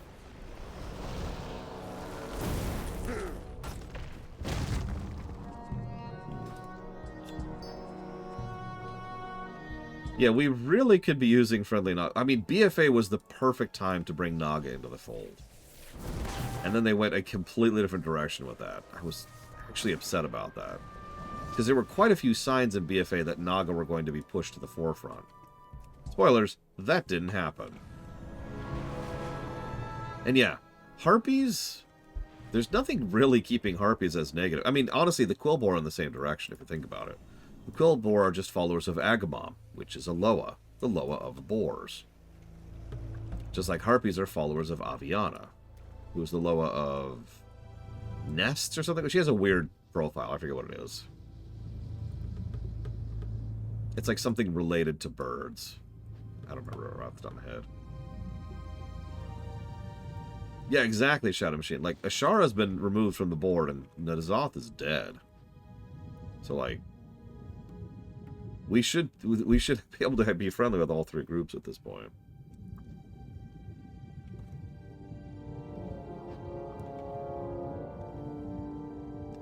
Interesting. So, sounds like one of those NPC-only races kind of things.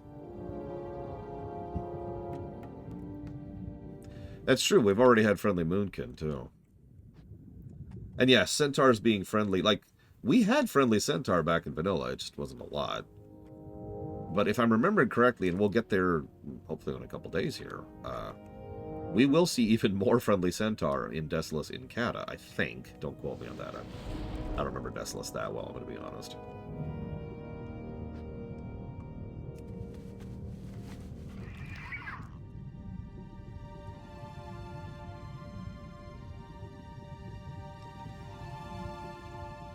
No, trolls are cannibals, or at least were cannibals.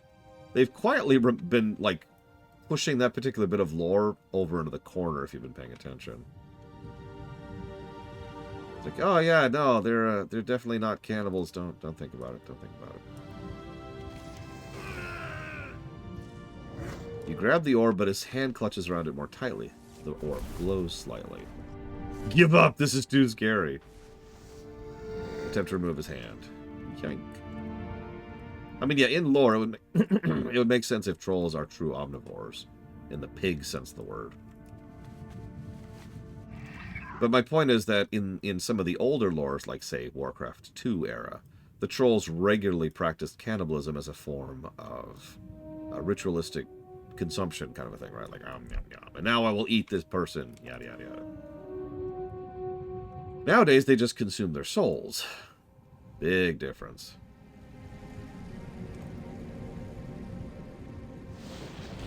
That's true as Mirastar. Ow.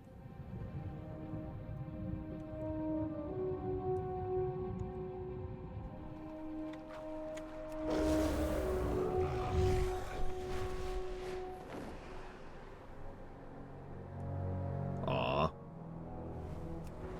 That would have been fun, but oh well.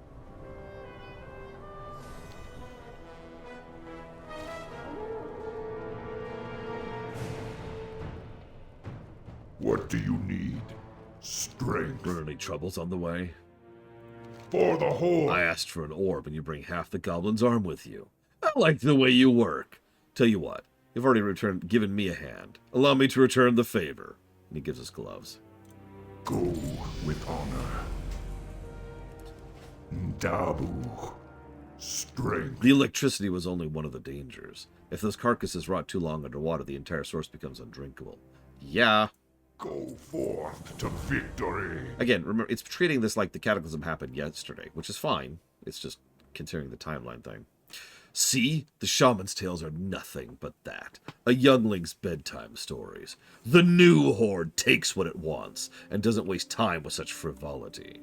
And that is one of the biggest themes of Garrosh's horde, the Hellscream horde, or the true horde, if you prefer. The true horde takes what it wants is actually one of their biggest rallying cries. They are marauders in the most traditional, literal sense of the word possible. They don't really try to produce anything. They just take whatever they need from everyone around them. And they cause a mess wherever they go. And yeah, guys like this guy, he's going to really go up in the ranks. By the way, really quick, tiny little tidbit. You can't even really tell if you don't know already, but that tabard, that is not the Horde tabard. That is the Hellscream tabard, which you can get during, I believe, Pandaria. Just nice little touch. Right. If you get a chance, I recommend you tell Shin and those like him not to waste more of your time. Here's the Binding of Disregard. With honor. Thanks. Okay, where did it up? There it is. Dabu. One of our more useful shamans, Margaz, knows more of the Burning Blade's corruption. He speaks of a cave outside Skull Rock in the mountains. Hang on one second.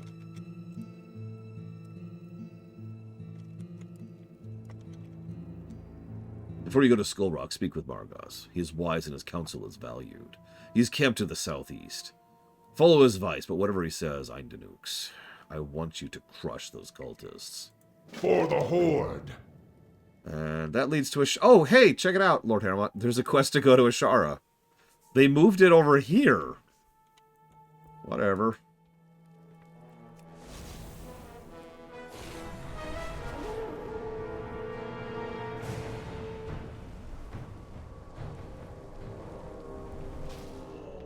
Time is money, friend.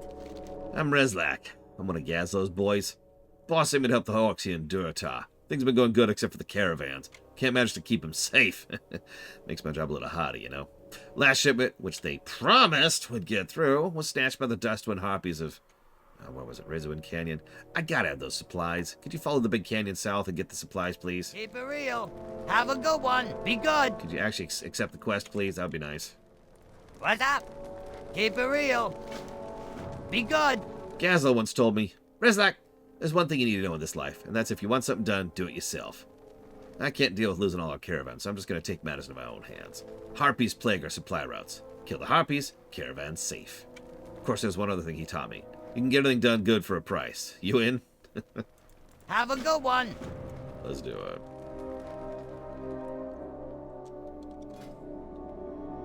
All right. So we can get a storm elemental or a fire elemental. We can get elemental fury. Your damaging crit strikes deal 250% damage instead of 200% damage, or one of the two earthquakes.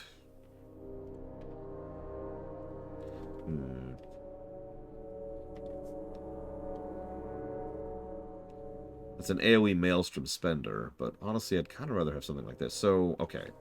The Fire Elemental does Flame Shock. Oh, hang on, nope. He does Destruction, yep, for 20 seconds. Flame Shock deals damage faster, and newly applied Flame Shocks last longer. Or Storm. While he is active, Lightning Bolt or Chain Lightning increases your haste stacking. Ooh.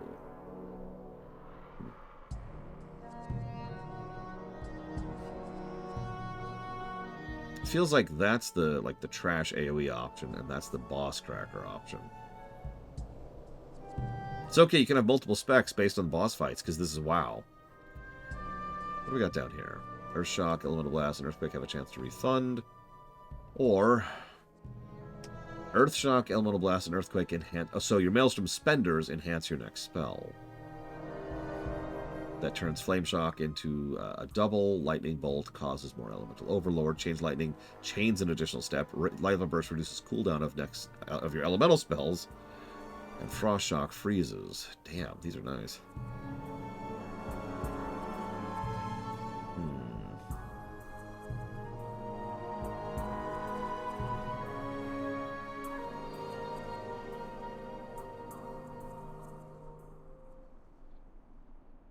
Ooh, that might actually make Frost Shock worthwhile.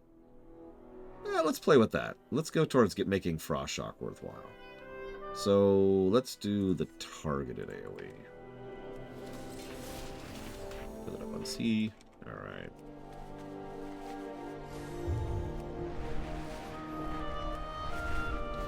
Yeah, I noticed the Ethereals keep poking their heads in. I saw that during the most recent raid. Speaking of harpies.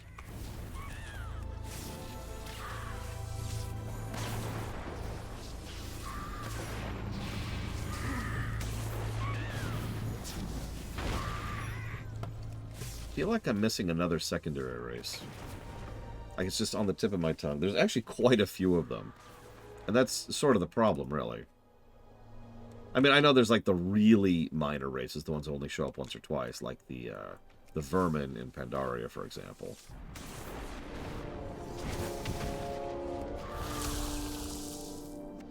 Now, I already mentioned gnolls. There's the Trog. Which, yeah, that's another interesting one. That would be an interesting quest chain. Imagine an earthen-centric quest chain dealing with the Trogs.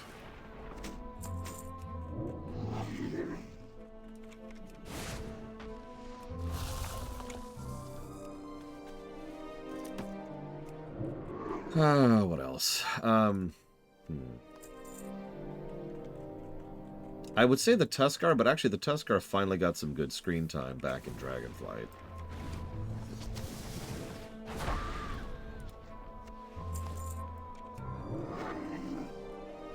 Oh yeah, the Sauroch. There's actually several in Pandaria. Sauroch, the Jinyu, the Hosen, the Grummels. Oh yeah, you know what? Furbog. That's actually the one I was thinking of. That is the one I was thinking of.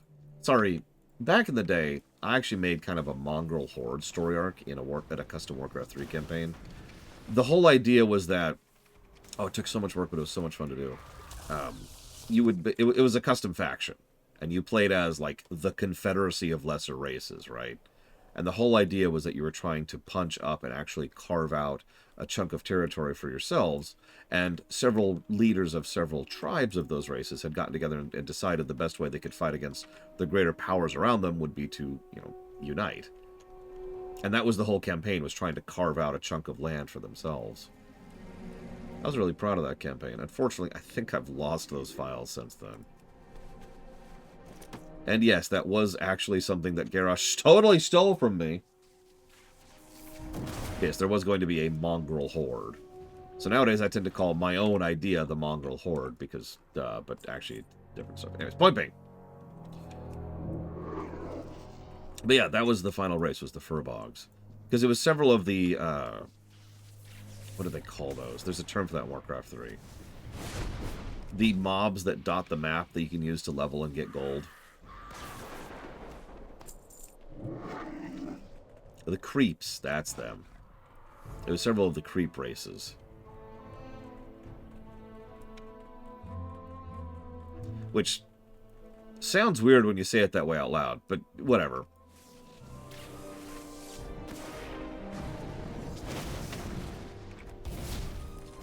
Yeah, there was the Flares, there's the Saberon. There's also the Arakoa, while we're on the subject. Both of the Arakoa. Arakoa would actually probably be a pretty good fit for this sort of thing. If not for the fact that their timeline has, by this point in time, completely collapsed. Well, they should have.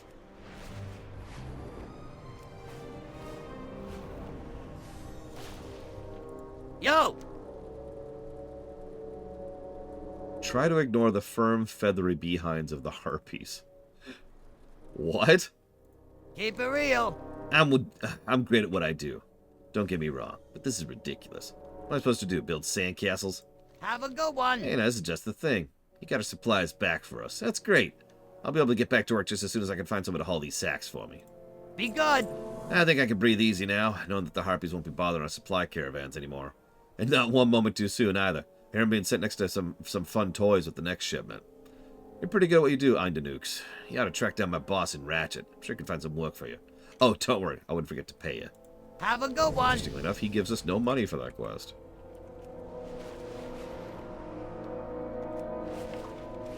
Hey, Fife.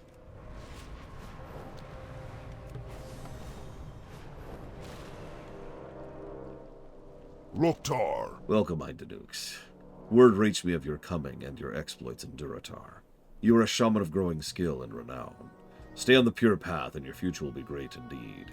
So wait, which one's the pure path? The one where I'm following the orc supremacist Nazis? Or the one where I'm actually being a decent human being? You're not human, you're an orc. You know what I mean? May your blades never dull. The Burning Blade has... Adventurers, we shall depart for the Dragon Isles shortly.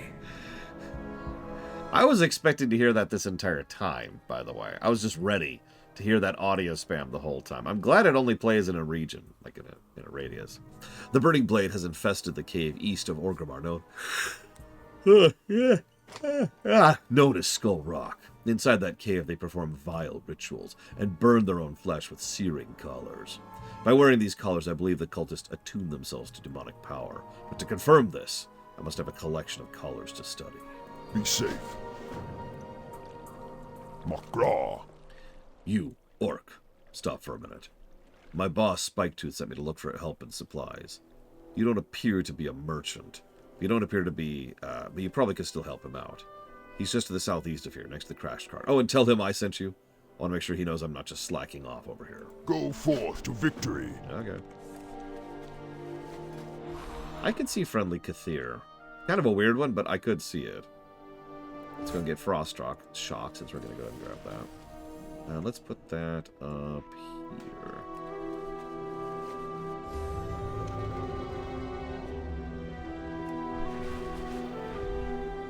Oh, absolutely, Ura. 100%. Zug zug. As long as they avoid that clay thing that a lot of games are doing with their 2D in that era. You remember that, right? Baldur's Gate style.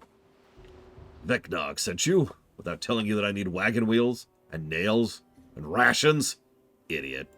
Dabu. Ugh. For the horde. I own a couple of gladiators I put into competitions around Kalimdor. You can see most of them chained up around here. We were lucky to I'm sorry, what? We were lucky enough to rein in these ones after the car broke down. Gislania, that Naga over there, she's lost her last 3 fights. She could use a tune-up, or maybe just a bit of a thrashing. Go hunt, go challenge her, but even you are stronger than she is. Strength! Blast these rocky Durotar roads. I've got places to be, and this isn't one of them! Victory! Griswold, chained up over there on the cliff, is my newest gladiator. We found him just south here, sniffing around the North Watch soldiers. I'd been nab him, and now he works for me. He looks tough enough, but he hasn't really been battle-tested yet. Go pick a fight with him, so I can see if he's worth keeping around. Nabu! For the horde! I wouldn't normally keep a Tonka in captive due to their close relationship to the Horde, but this one's a traitor and a criminal to boot. Exiled by his own tribe, he canoed down to Ashara and was found stealing supplies from Valormok. He would have been put to the axe had I not been standing by, wallet in hand. Gar's my winningest champion. Gladiator. I bet you a fistful of silver you can't beat him. Farewell! Sure.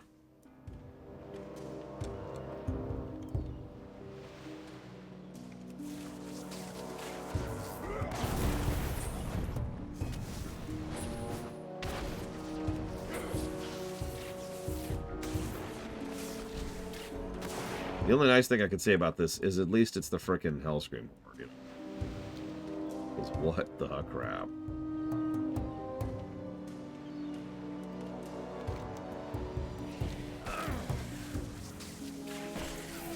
Notice the targets they pick, right? Naga, Traitor, and, yeah, a Worgen over there.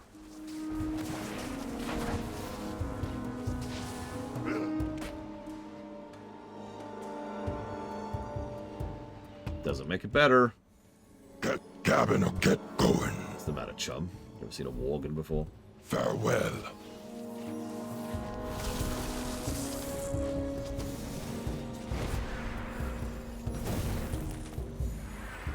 Right, help you. Alright, I beat up your 3 slaves. Mukra! Victory! I watched you fight. How long you been a shaman? You alright, kid? For the horde! Farewell! I'm at a crossroads now. You defeated him easily, but then again, I didn't get him for free. He's pretty cheap to feed. Maybe I'll keep him around for a while. Nabu! Fine, here's your money. But you better make yourself scarce before I reconsider my policy on keeping horde slaves. Strength! I am going to murder you! In fact, do we ever follow through on this?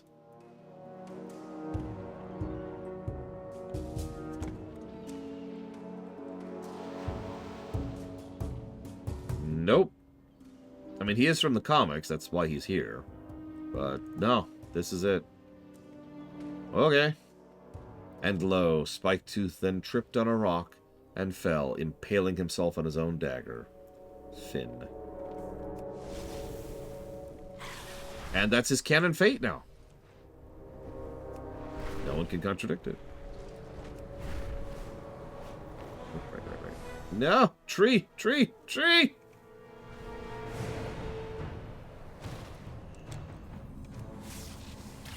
Hey, Ross. Yeah. Yeah. Oh my god. I forgot I even did that. Core memory unlock.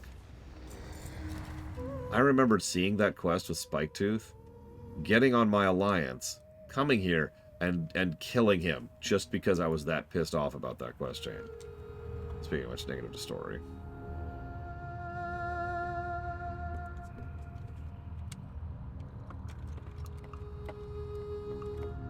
Adventurers, we shall depart for the Dragon Isles shortly. Because here's the deal. I'd like to smooth it over by saying, oh, well, that's Hellscream's Horde. But remember, that's the guy from the comics.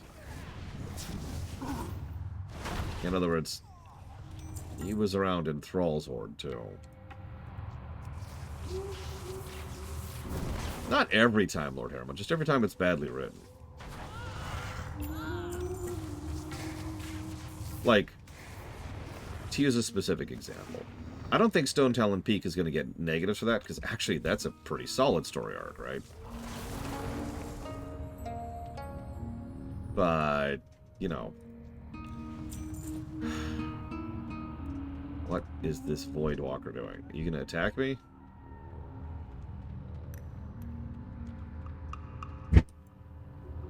Is that what this is? Can you attack me? You don't appear to be aggroed to me, really. Okay. Oh, there he goes. Hey, hey. You woke up. There you go. Enjoy your death.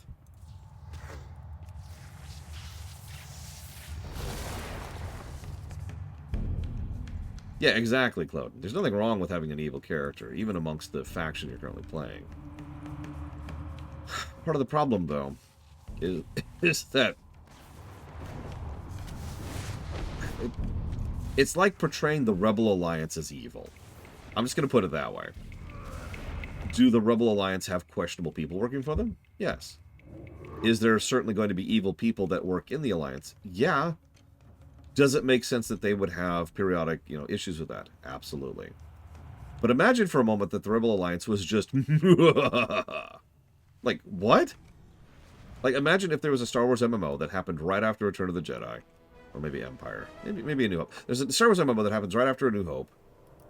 And the Rebel Alliance are just the bad guys. What? It's okay. The Empire are the bad guys, too. You get a bad guy. You get a bad guy. Yeah, Saw works because Saw is well written, well designed, and is actually an engaging and interesting character. Excuse me.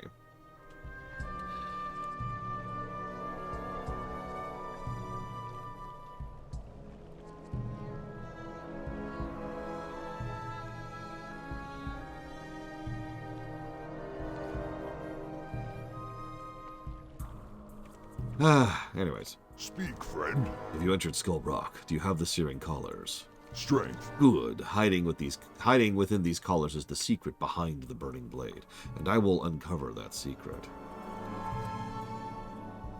For the whole. The searing collars you brought me are powerful demonic artifacts. Yes, yes. Divining their origin is beyond my skills. We need a warlock. Take this to Arnak Fireblade. Although he is a skilled warlock, he professes to use his powers to thwart demons, and claims his research is benign. True or false, we need his aid against the demonic cult in Durotar. May your blades never dull. And yeah, then there's like Luthen, who is just an awesome character.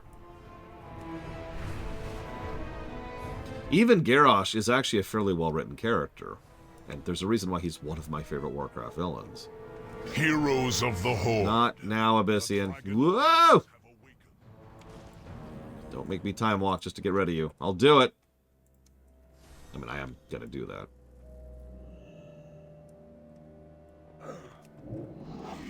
As soon as we finish Durotar.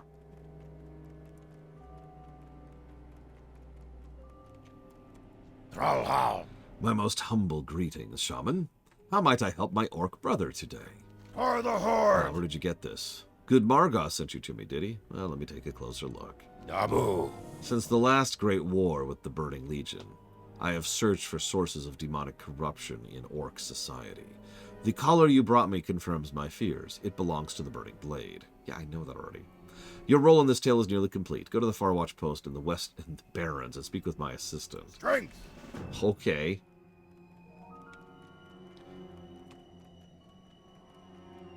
Yeah, exactly. Garrosh is evil because that's a large part of his character.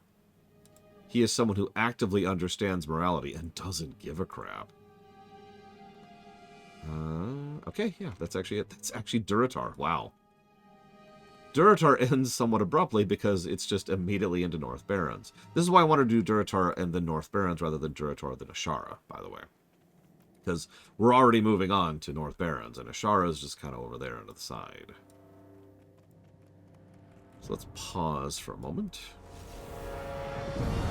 Let's scooch over here.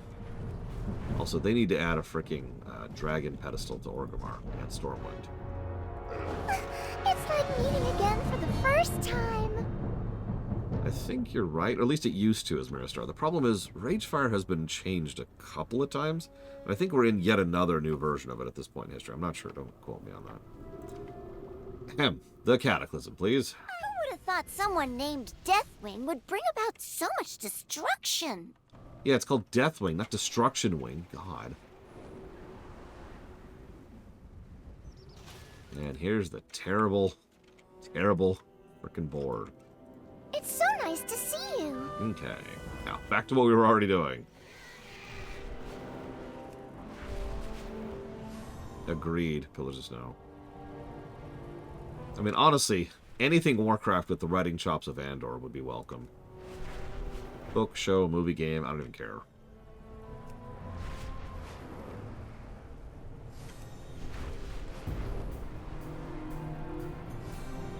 Okay. So, that was Durotar. Let me jot down some thoughts really quick here.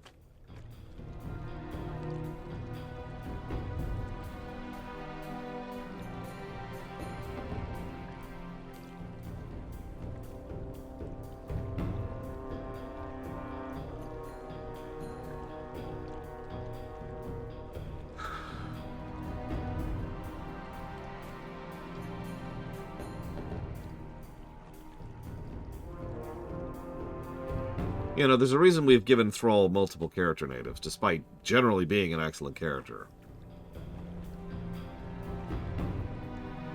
Oh, speaking of which, I should give negatives for that, right? I apparently haven't given negatives yet, because this is when that happens.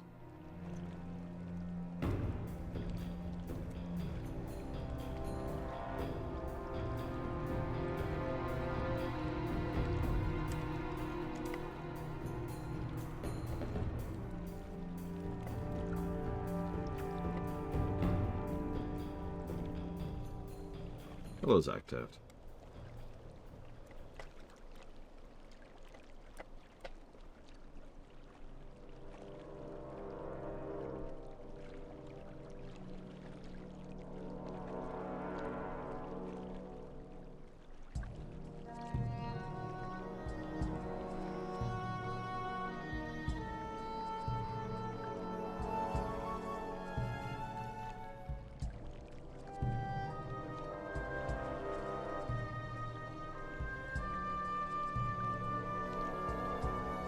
That feels right. Okay.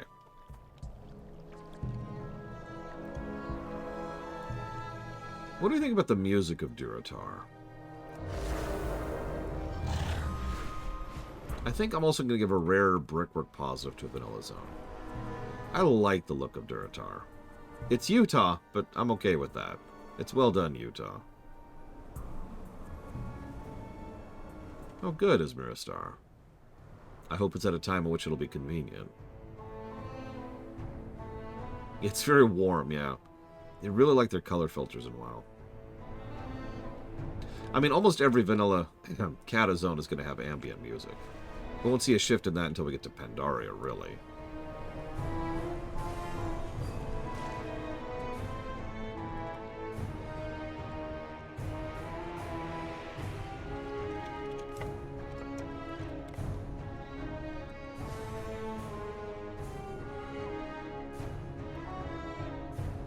Okay, with that shotted down, let's hit up the North Barrens.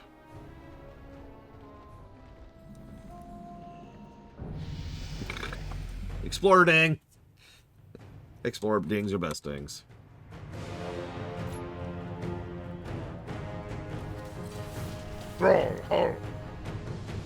The heft of the axe, the battle cry of your allies, the spray of blood in your face. These are the things a warrior craves, Aindanux. I will carve out the barons with my sword, in the name of the horde.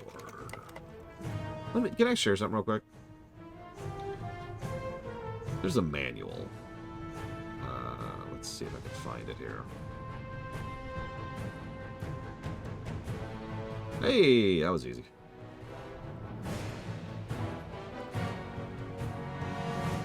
One second.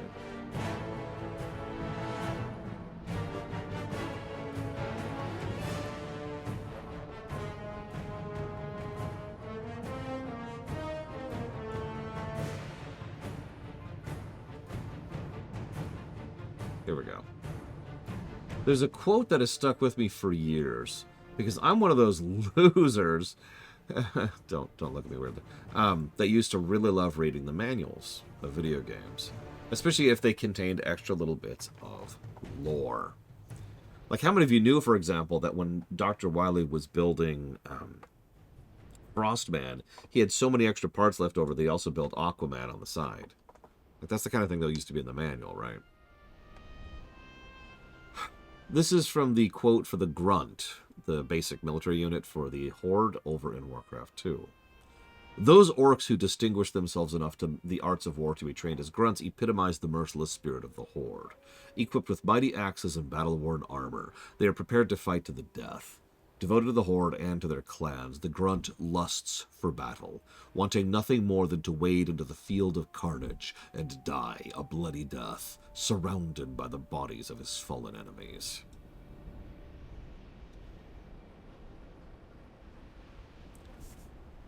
Warcraft 2 manual is actually pretty legit. I still have my physical copy. Go forth to What do you want, pup?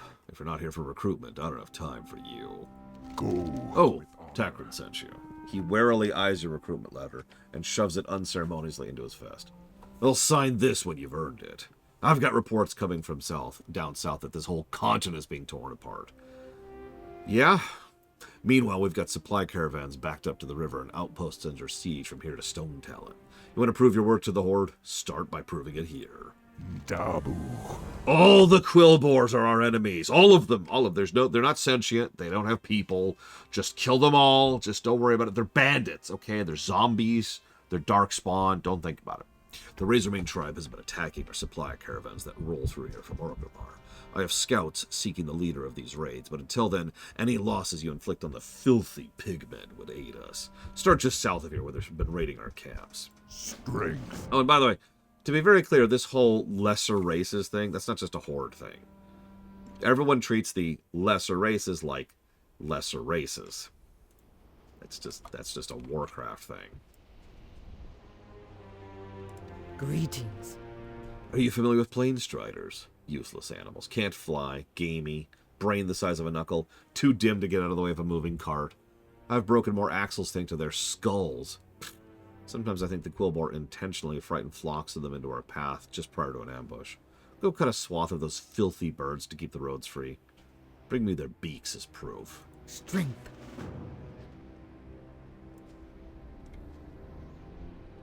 Yeah, it's the Beast Tribe thing, which, funnily enough, FF14 doesn't even use that term anymore, because a major plot point in and out of universe over in FF14 is how derogatory calling them Beast Tribes is. Speak. This is not news to me. Well, I appreciate your efforts. The Burning Blade will have to wait. We have other matters to which we must attend. Farewell. Okay, I can deal with that. One moment, please.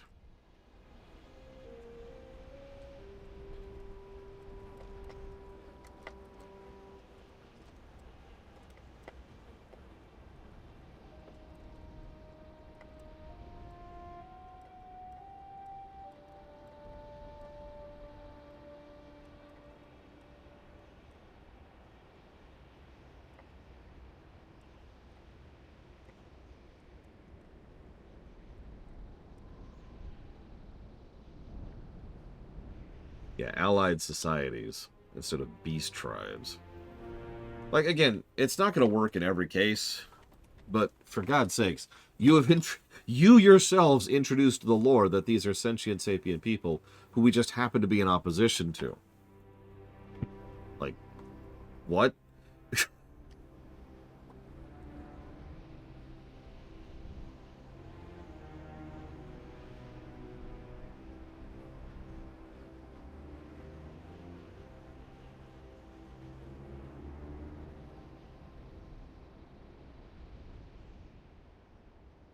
Censorship. Oh my God. That's not what censorship is or means. Christ. Listen, we've gotten to the point where we're calling human beings not vermin. And I think we're all in agreement that's terrible censorship, and we just stop doing that immediately. Yep, time to hit the alarm because it's clearly woke. I'm actually kind of glad that the word woke has become a joke word just to completely defang it. Like, it's so easy to immediately identify someone as just, you know, a troll or someone not worthy of listening to because of the fact that they use the term woke unironically. And it's like, yep, done. Thanks for the qualifier. Appreciate you.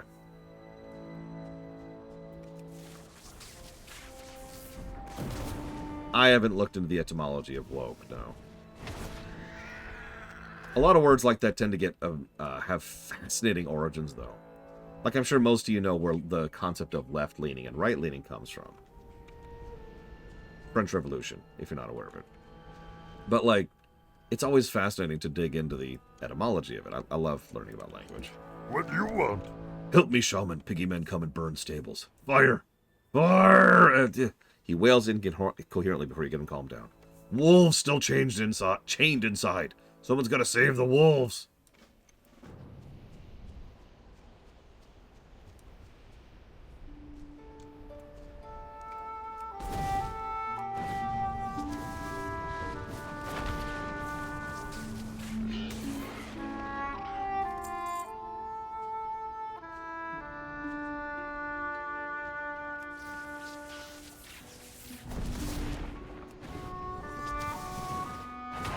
You know, I've always found it funny that the Barrens doesn't look particularly barren, does it? Like, this looks like a fairly lush field to me. What? Nothing. God, fine. I'll leave you alone. Yeesh. Well, that makes sense. Just, you know, staying alert.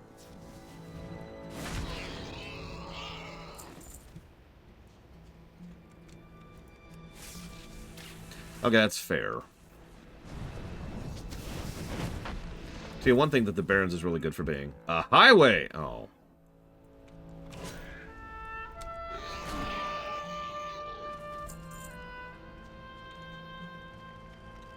I guess I'll go save the wolves.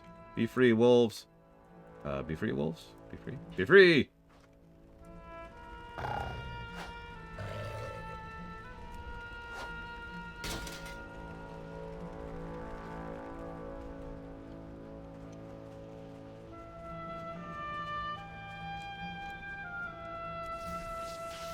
There are lions and giraffe, that's true.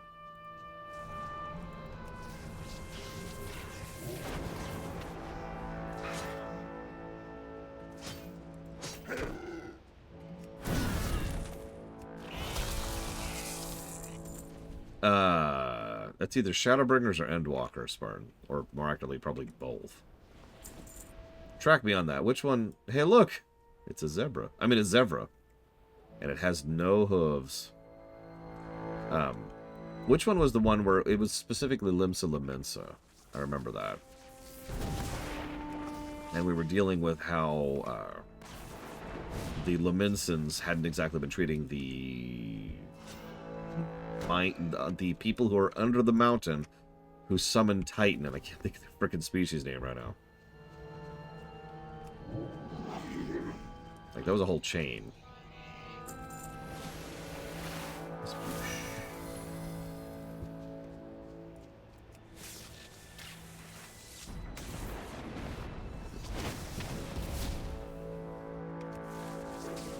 Okay, so there you go. Shadowbringers, then, would be the answer to your question.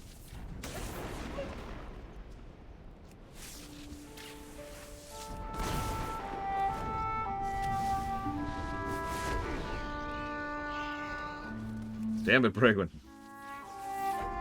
Apparently, actually, it's only humanoids. At least that's how it used to be. I'm not actually sure if they still follow that rule, but back in the day, the only mobs that would actually drop coin were humanoids. That's why the Scarlet Crusaders were so commonly farmed back in vanilla. Because they were all humanoids. And so you could literally just farm gold from them. I would say they're all valid, Lord Hermont, but Beast is going to be your best pick for soloing. 100%. Having a strong pet that's right over there that you can tank and heal and support, yeah, that's going to be good for soloing.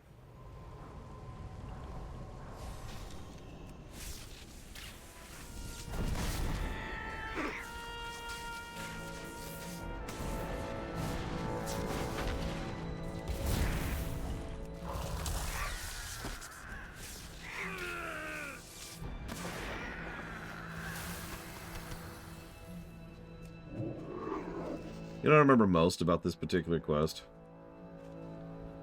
These Planestrider beaks do not share. I only mention that because it is one of precious few quests in this game, in Kata, I should say, that do not share. There's usually about 2 or 3 quests per zone that don't share credit, as of Kata. Yes, that's Earthquake. 5.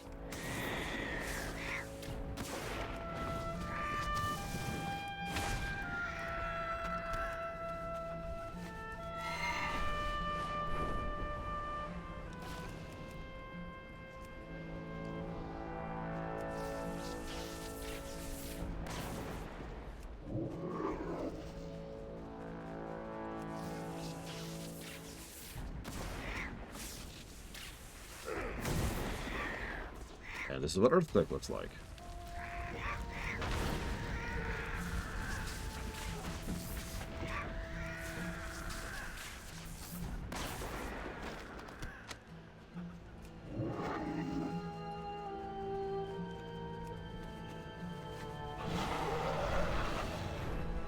Are you at least enjoying it, Ira?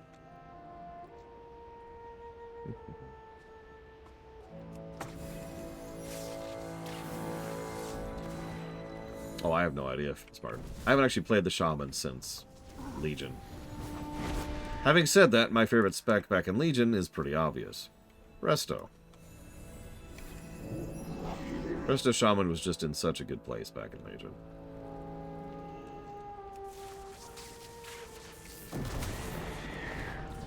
I'm kind of trying to go towards a proc based with our current specs. We'll see how that feels. We can always switch it around if we want to. The powers of respec. Imagine if this is a game where there was no respec, and it's just like, nope, you're locked in. Of course, I had to go burn gold every time I wanted a respec.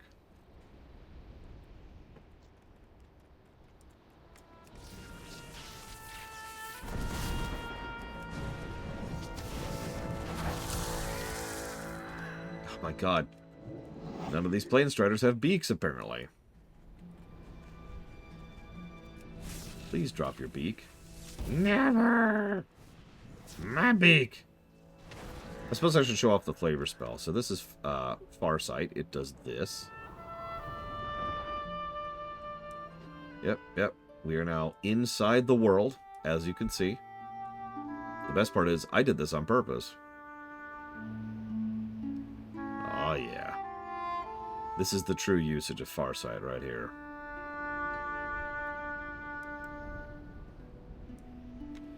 You can also use it to not look inside the world. Really?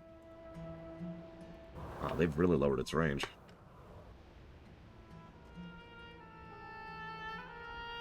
See? There's me, over there. Oh, no, sorry, there. I can actually see myself. Oh my god. I can actually see myself. I'm even casting right now. That's hysterical.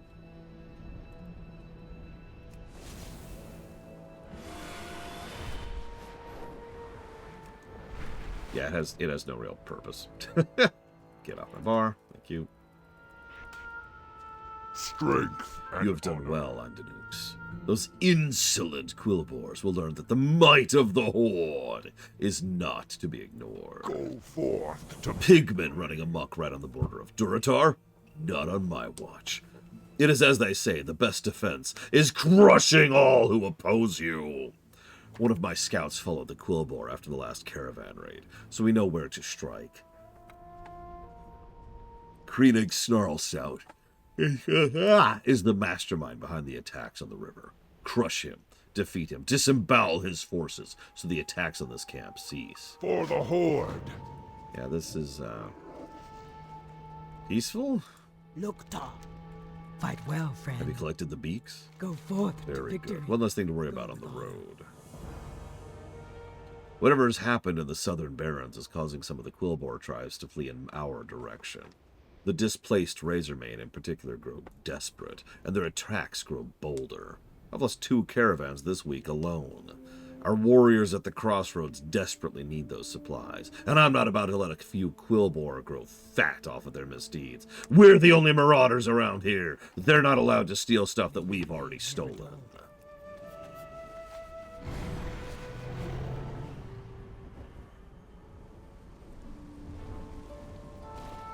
Something you doing? You save wolves? So brave. Someday, maybe you get wolf just like that to ride. He looks at the burning stables, then at the nearby river. What should I do now?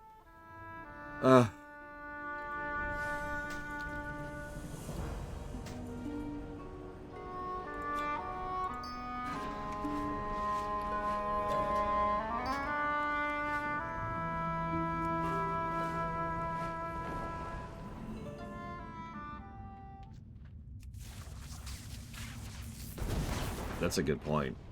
Oh no, you know what would be the worst possible usage of talents in WoW?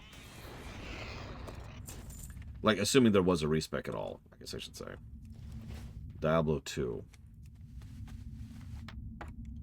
Think about it.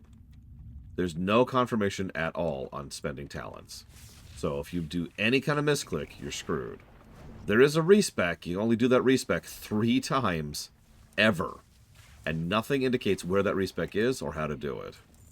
Or how to unlock it. Also, you have to do like a heroic raid to unlock the second respec. And then a mythic raid to unlock the third one. That would quite literally be worse than classic, yes. God.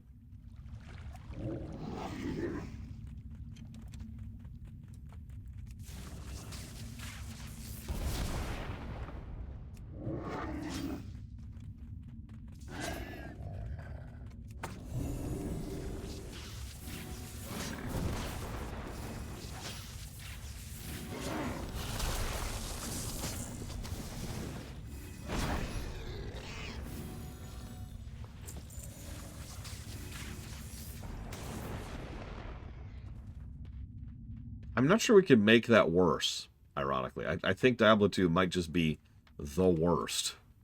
While still being a talent system that has a respec.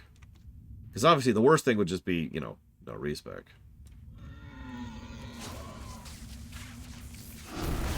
And no confirmation, obviously. So you're stuck with it.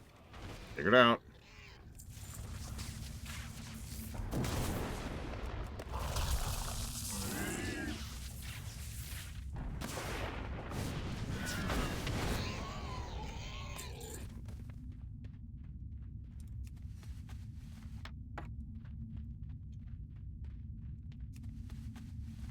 No, hang on. I can think of one thing that would be worse. Every single respec costs real-life money.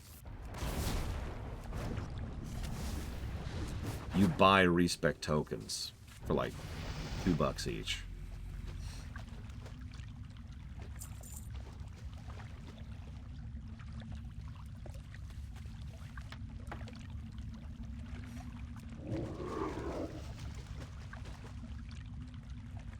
Good morning, Primarch. That's true. Choices have to matter. We want your choices to matter, so you're going to have to spend real money if you want to change your spec.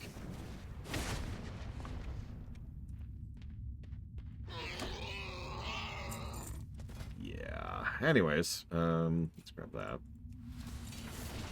Yeah, somewhere... I mean, they've already charged for fatalities. Surely they can charge for respecs, right? Hello, TSB. Happy Saturday.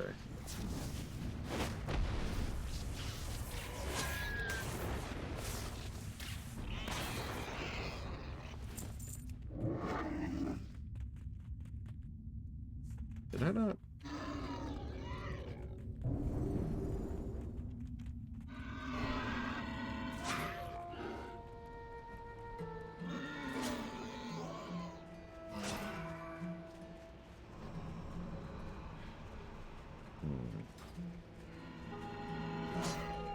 Which console's demake of WoW would I be most interested to see? SNES. Extraordinarily easy answer there. Follow-up answer? The Switch!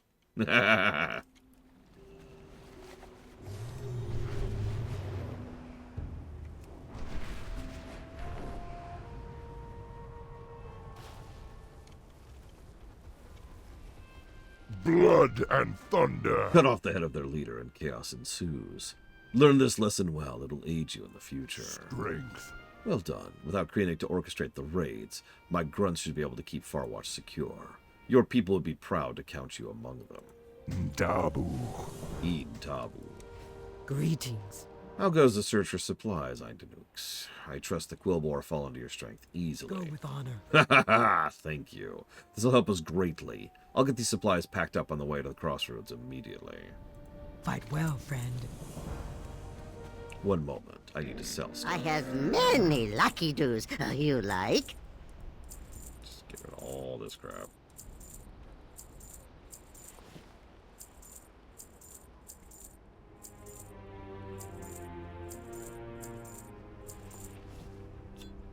Good fortune to our friends. She grins disarmingly, holding up an enormous firearm. Have you ever used one of these, Eindenooks? It's a beast. Hell with a hand grip. Too heavy to use on foot, but perfect when riding at the head of a caravan. I call it the street sweeper. We need to get those supplies to the crossroads, and I expect trouble. I'd like for you to ride shotgun. Literally. Go forth to victory. Let's do it.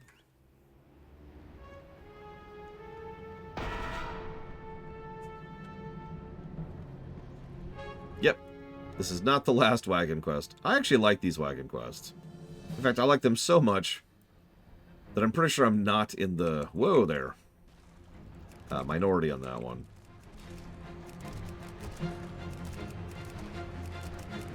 I was asking a friend recently which of the cata zones they felt were some of the most memorable and enjoyable.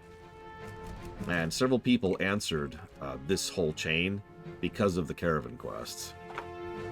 I remember, and you can go ahead and make fun of me for this, but when I first went back to do this, one of the first zones I did was the North Barrens, because of just following the Kalimdor arc on my goblin. And I remember being blown away that this was actually a quest in frickin' Barrens. And if you don't understand that, please remember for a second that the North Barrens, or excuse me, the Barrens, used to really suck for questing.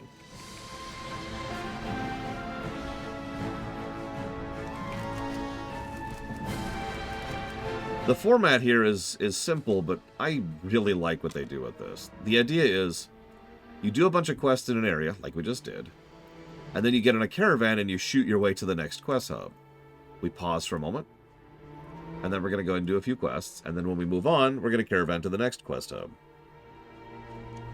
And that is awesome. Hey, Melkor Blade. Ooh. Give me one moment, and I'll jot that down.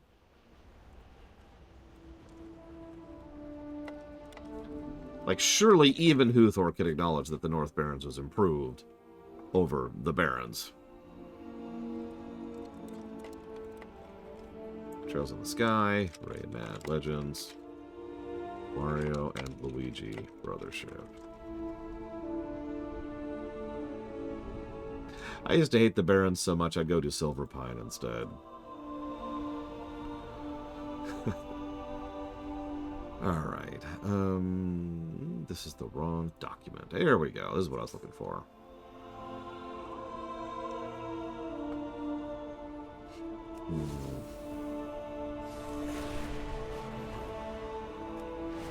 What do you think about the brickwork of the Barrens? The North Barrens, I should be clear. It's still mostly the savannah.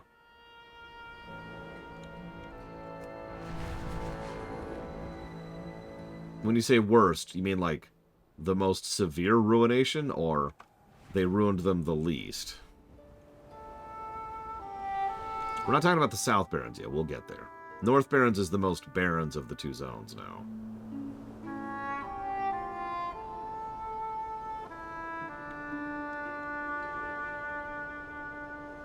Yeah, I noticed the Korkron stuff is there for some reason. Most severe. Please elaborate, Uthor.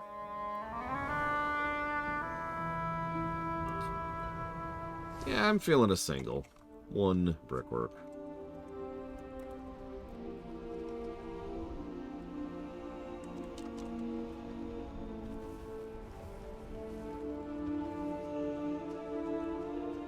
What do you need? Makra, stranger. Are you here from Farwatch? Be safe. You're a sight, Orc. That's the first caravan to make it through this week. Strength. Hell yeah, brother. Wait. No, that's a bad thing. Ah! One moment.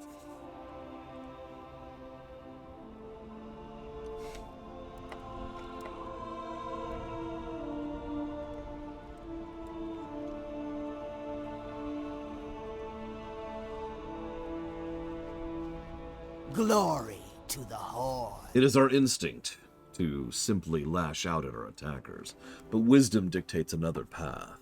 We should interrogate these Quillboar invaders. We are invading on their land, and learn all we can.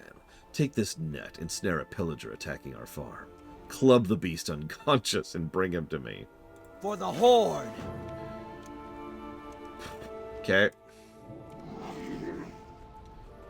Remember, the eyes of a Hellscream are upon you.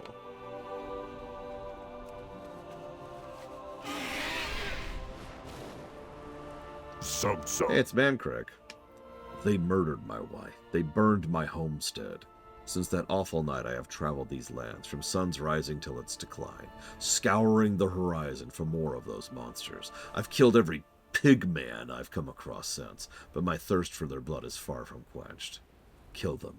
Kill as many as you can. Bring me their tusks, and we will celebrate their deaths together. Go for. Where's his wife? Either in the past or in the afterlife, Lord Hermok, depending on how you count that. Speak, friend. He hands you a familiar... Oh, yep, no. Go forth. That's... We're not there yet.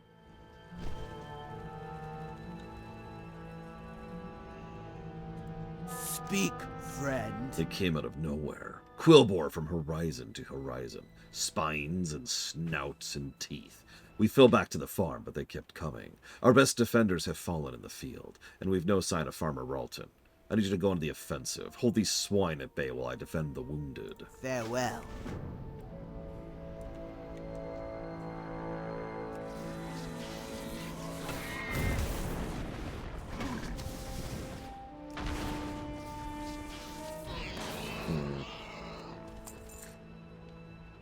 That is interesting, because North Barrens is definitely the exact opposite of that quest design approach nowadays.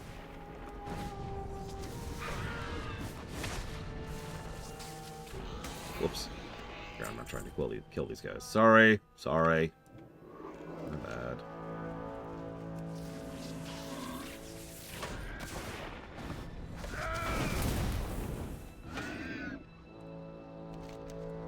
I found you.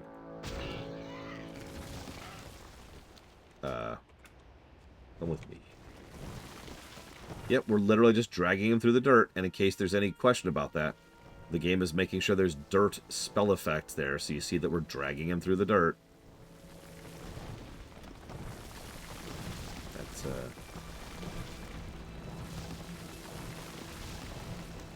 Whoops, I'm going to the wrong person, aren't I? Oh god, I forget who gave this quest. Who gave this quest? Togrick. Is that you? No. You're that's Mancrick. Okay, hang on. Sorry.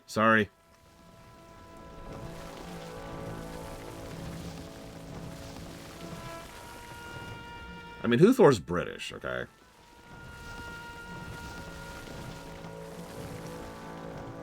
Why does he look so covered in dirt? Sorry, that's my fault. Zug zug. Don't be too harsh with our captive. I'm sorry! May your blades Oh my, we want to question him, not tenderize him. Look! Dabu. I suppose he'll come around with some cold water to the face. What do you think he'll tell us? I'll secure him inside the livestock pen. I don't think he'll stay conscious for long. Find out what you can about why the Quillboar are attacking our farms. I'll leave the interrogation methods to your better judgment. For the horde. Oh man, the Thousand Needles. Now that's a zone that's been universally improved in Kata. Holy crap. Tickle time! Battlemaster Torquest never prepared us for this. Oh, I've said too much. Oh my god, that was just an automatic win condition is tickling him? Or, excuse me, her? That is a her. My bad.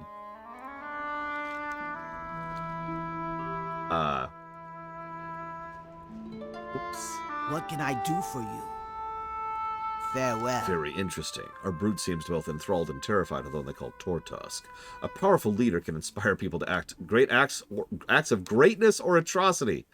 But we orcs would know that more than others. Yep. Can confirm. Be safe. In the wake of the chaos down south, this Tortusk brute seems to have rallied all of the Razormane refugees to his banner. Under his leadership, he's turning them into a little more than brigands. There's no negotiating with his type. He must be destroyed.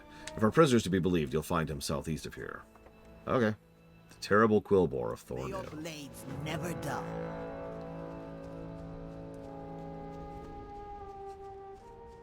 But they give us a boat, Uthor. Whoop, hello. How can you be mad at being given a boat? Macra. Friend, if you're traveling south to Thornhill, could you locate one of our missing Kodos? Not every caravan has made it from the pass or Farwatch post. Those razor-mane brutes hijacked a pack animal yesterday morning. It may not still be alive, but if it is, we cannot afford to lose more livestock. Be safe. See, that's what I thought, Valvedrix. I didn't have a way of testing that because that would involve making a brand new account, but and that's a process. I do like killing groom What do you totems.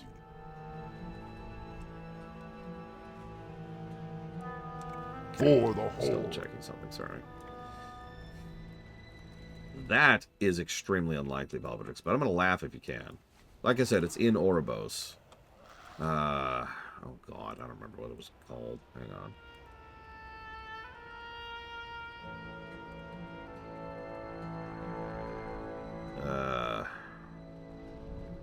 Huh.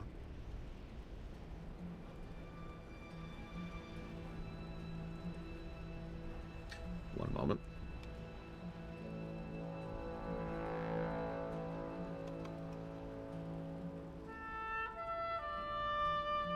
Hello, Aurelia.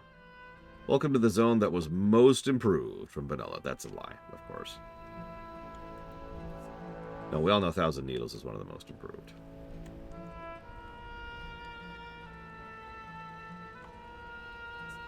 Heh. How many people even remember Stone Talent from vanilla? Like, tell me anything about Stone Talent from vanilla.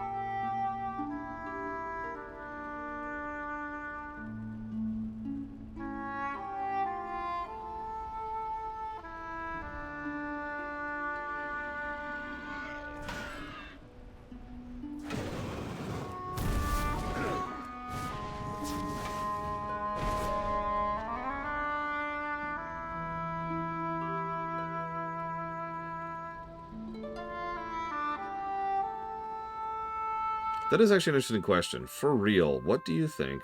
Ignore Huthor for a second. What do you think is the vanilla zone that was most improved in Kata? I'd have to actually think about my own answer to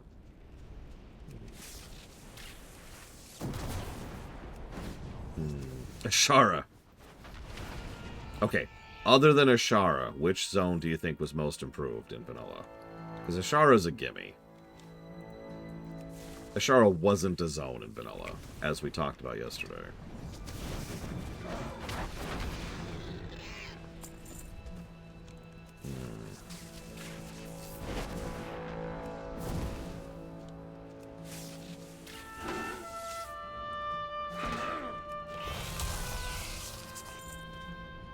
Silver Pine is a good pick.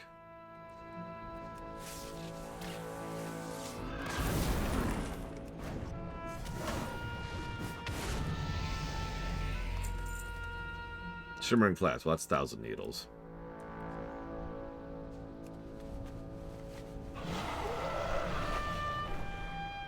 Stranglethorn's a good choice, too. I canonically did that on my monk, and that is still the pet I use on my monk to this very day, even though they changed how the name works.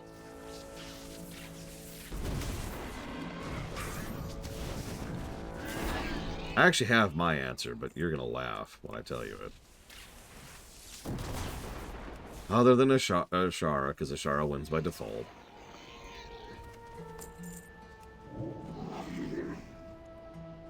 You prefer not doing anything in a zone at all. You heard it here. Huthor likes not doing anything. You cannot. You're joking, Huthor. You are joking. You cannot tell me with any sincerity that you prefer a zone that has no content over a zone that has content. You can't. There was a raid boss. There was the quest to do... That wasn't even an Ashara quest. It was actually a Blasted Lands quest that happened to go through Ashara briefly. There was the Water Lords. And that was frickin' it. There was nothing in Ashara. The poor battered Kodo looks to be on the verge of death, but still breathing. The Razormaid haven't even plundered its cargo yet. Alright. We need to get some grain.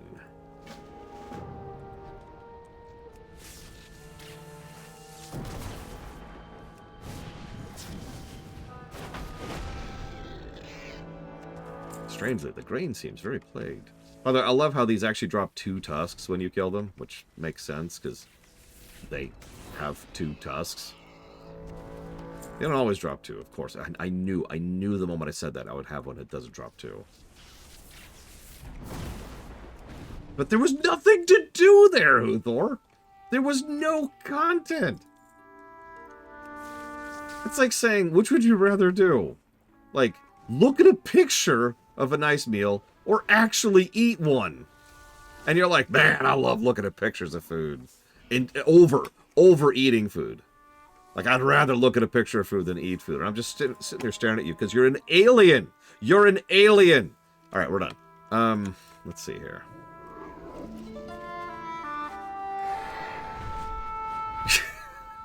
Do you like video games, Huthor? Is that what this is? Because that would suddenly make a lot of sense. Alright, I've got my answer, though. So, my answer for which zone I think is most improved in Kata is South Barrens, 100%. It's actually one of my favorite zones in Kata of the revamps.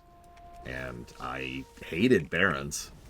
So much so that I refused to do it for most of my playthroughs, if I could avoid it. Which I could. So, going from one of my least favorite zones to one of my favorite zones, I'd say that's the biggest gap right there. That's true. Imagine you could have a photo of a food, but then also eat the food. Yes, yes. That is the way.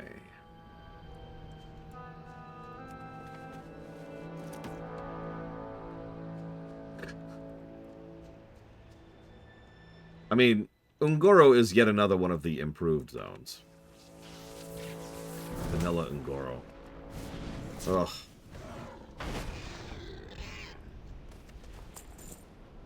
Every time I wonder, you know, maybe I should play Vanilla again. Then I remember what Vanilla was actually like, and then I'm like, oh, thank God. I never have to do Ungoro ever again. And the moment I have a thought like that is the moment I realize I made the right choice.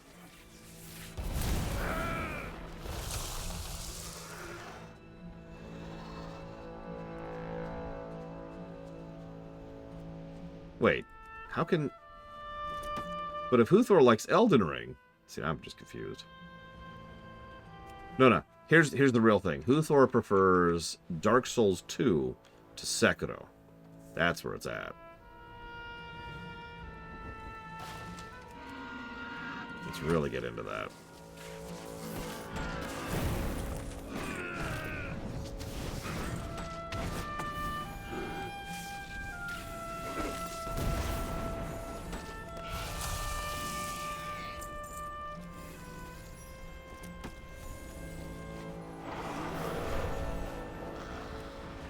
Correct, Lord Hermont. That was gotten rid of... God, I don't remember how long ago, but it was a while ago. You just have your weapon slot now. The creature doesn't lift its head, but looks at you imploringly with large, watery eyes. Aww. You poor thing. Here, have some grain. You might as well be pouring these sacks of grain into a hole. Already the animal's beginning to perk up.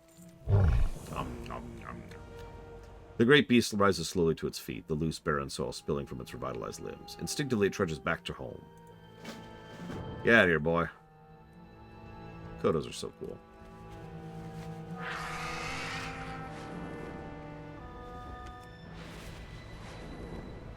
I mean, gobos do ruin everything. That's sort of their shtick until, honestly, War Within.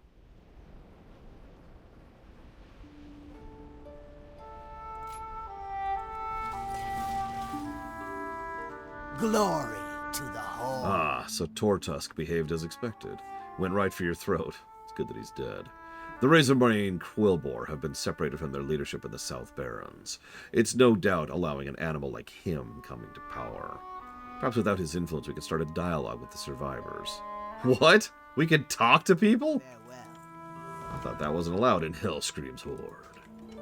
Durotar. So that was your handiwork. Yes, the missing Kodo arrived just a few minutes ago. It'll take many nights to nurse the poor beast's wounds, but thanks to you it'll live. And you saved a whole shipment. Please take your pick of the gear.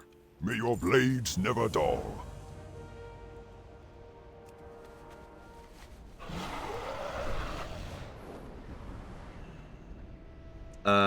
Yeah, they're gonna be a thing in Undermine, Spartan. Loktar. The Quillboar will pay for this, Eindanooks. I swear it. For the horde. Thank you. You take my task seriously. Although my desire for revenge remains, I can at least smile seeing the Quillboars have felt pain. That's not pain. That's death. There's a difference there. Okay, whatever.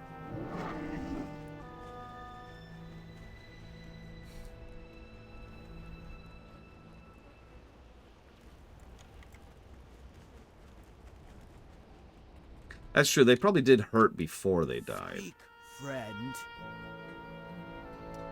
I see you've left a string of corpses in your wake, Orc. I couldn't have done it better. The livestock may be lost, but the land remains ours. Thank you. For the horde. You're welcome. More knowledge, more power.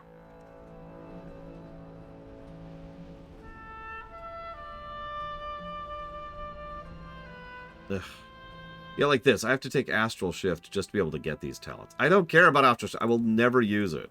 Here, watch this. Watch this. Ready? Get off my bar.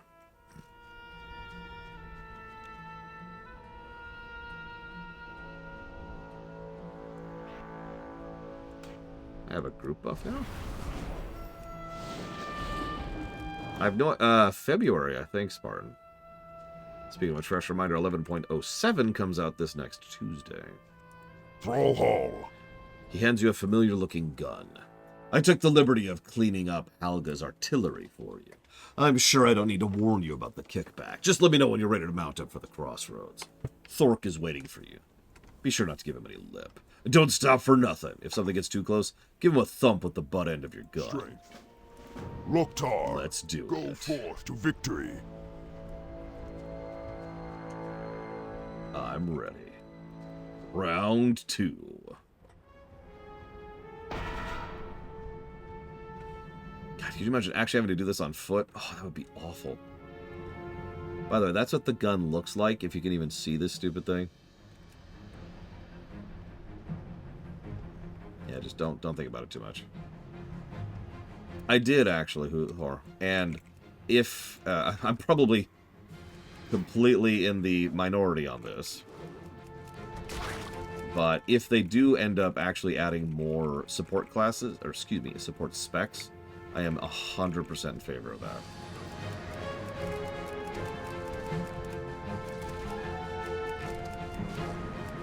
I've been clamoring for more support specs in FF14 and WoW for years.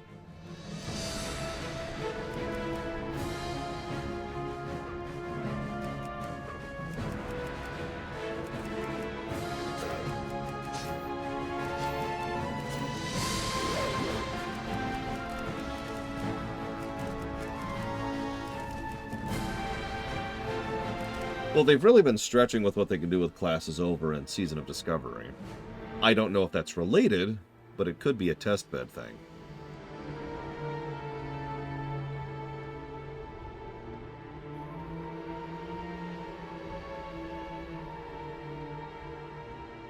I've got it, Yura. We'll call it the Tonberry spec. Fury Warrior is all about doing no damage whatsoever and moving very, very slowly, but if you reach any enemy, they die instantly.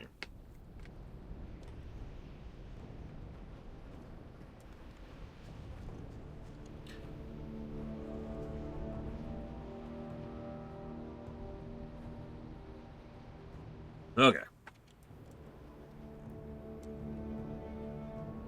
Oh, right. Duh.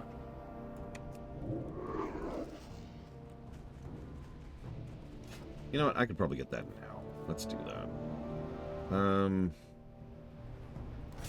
Let's gain the dash.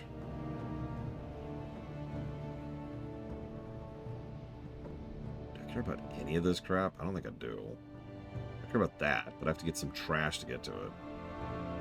Ugh. About that.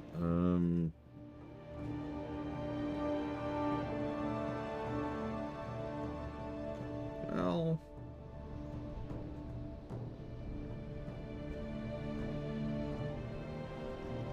Go ahead and do that then.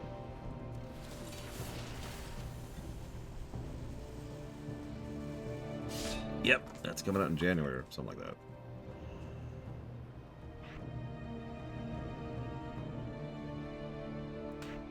That over there.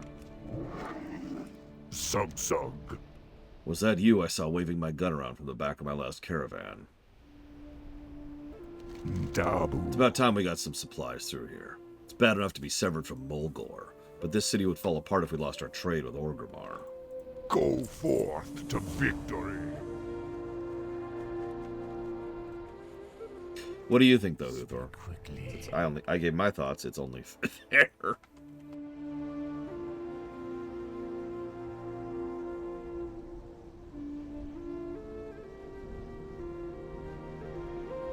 I mean, I'm all down for more warrior stuff, but honestly, if you're gonna go with a captain spec, make it a paladin.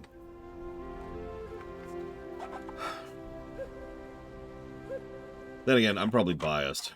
I remember days of Molten Core spending my entire time doing nothing but buffing people. The oases of the Barrens hide a mystery. Life energy flows from their waters, invigorating the plants and beasts that drink it. Invigorating and altering. There's a mushroom that grows near the Forgotten Pools. Its spores contain properties that we, the apothecaries of Lordaeron, find useful. Bring me the spores and earn our gratitude. Yes! Did you mean to laugh evilly? Yes! Peace, friend. Have you felt the tremors? Something has cleaved this land in two, but we druids can sense other tremors as well. Life is stirring in lands once dry and lifeless. The oases around the crossroads are suddenly blooming. I can sense a power, but from where? Is it related to the disaster that shattered the Barrens? We must find the source. Walk with the earth, mother. Also, here's a way to go do a dungeon, which actually I guess we will be doing. Holy crap. I honestly forgot Wailing Caverns even existed. We shall meet Hold again. off on that. Speaking of which, how many people do I have on from my VC crew right now? While we're thinking about it. Greetings. Go with honor. If you wish to serve my beloved horde, you'll have to prove your strength to me, pup. You can cut your teeth by hunting Zevra. They may not be the strongest beasts in the Barrens, but stay clear of their kicks or you will regret it.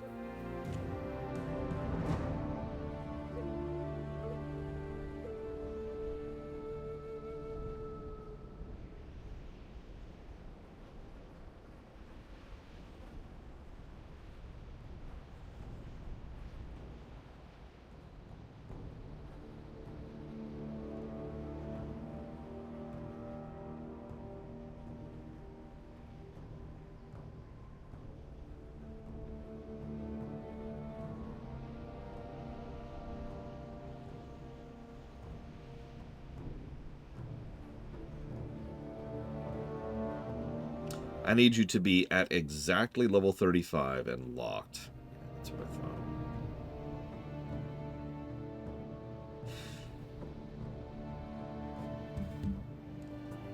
If you wish to serve my beloved horde, you'll have to prove your strength. Cut your teeth by hunting Zebra. I already said that. I already said that.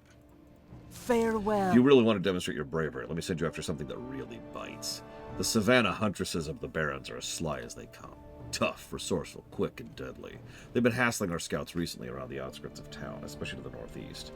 Be wary as you find them, or you may find yourself no longer the predator, but the prey. Go forth to victory. Okay, so hang on. So I've got Maverick, me, Kiera White Noise, which is my healer. Hang on one sec, Aurelia. Primarch has a Death Knight. That's 4. Valerian was thinking about joining, I think. Remember, you have to be at exactly level 35, and you have to be experience locked.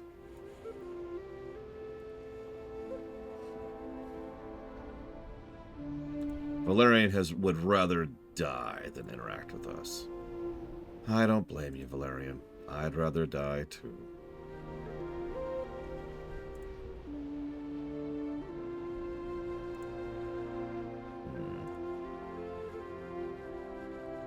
Yeah, that's kind of what I was thinking. The main reason I was asking was for preparatory, right? I can't just be like, all right, let's go!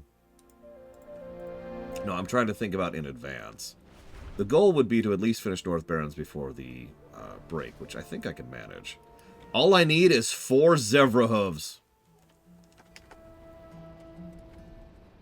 Yeah, okay, I'm okay, I'm okay. They can't hurt you anymore. They can't hurt you anymore.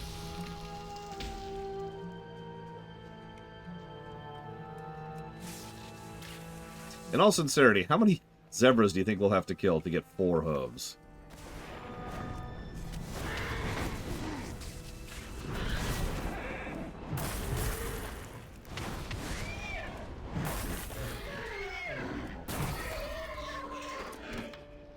So those 3 dropped 1.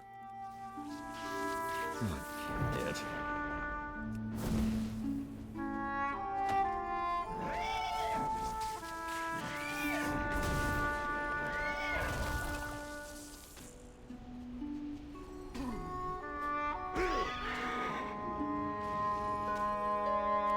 I mean, I guess I'm disagreeing with myself the more I think about it. Having a captain spec for warrior sounds really cool.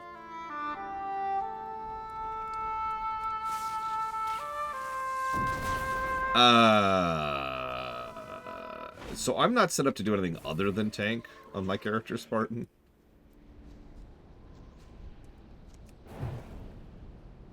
Look, zebras are mean jackasses in real life.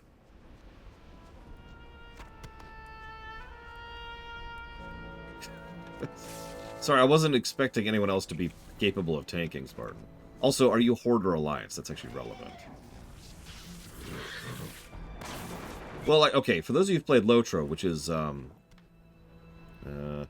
of you, you know that there's actually a class in that game called Captain. And Captain is exactly what it sounds like. We always called it the Paladin, but really, it was kind of like a weird buffing, tank, pseudo-off-tanking warrior. It was very, very much a hybrid spec.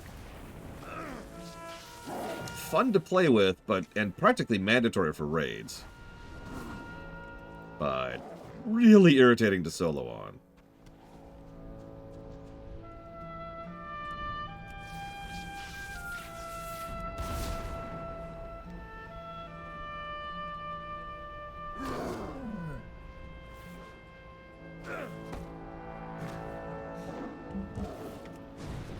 Oh, congrats, Spartan. You have played a class I have not played in Lotro, because I walked away from Lotro before that class even existed. No, you actually specifically have to not be in Chromie time. Well, actually, I don't think it matters. Let me walk that back. I don't think it matters, but I'm not sure. I suppose we'll do some tech tests when we get there. The thing I know with certainty is you really do have to be 35 on the dot. I have already done some tech tests on that front.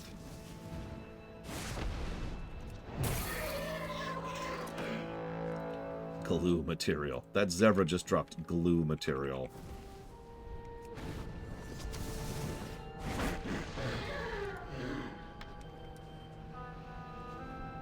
Actually, we're going to do VC, Aurelia. Fun fact, every heroic dungeon has the exact same level, which is 35. Oh my god. Drop your frickin' hooves. I was about to say that this is improved from vanilla. I'm apparently being made into a liar. There we go. Jesus. Negative to gameplay.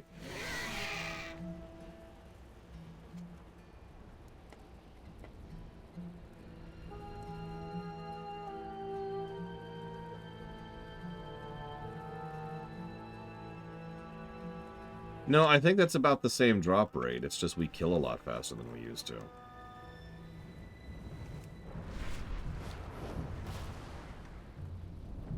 That's what should happen, Kira White Noise, yes. That's why I pulled back on that, because I'm not sure. How many zebra have you slain? Way too many. Strength. Not bad. Those zebra hold a lot of strength in their legs. I've seen them knock back even a Tauren on its haunches. Looks like you have some strength in you. Go forth to victory. How goes your hunt? Go with I see you've been busy. I hope you learned a lot from this prey, Eindenooks. You'll need that strength and cunning of beasts like this to serve my beloved Hellscream. Horde.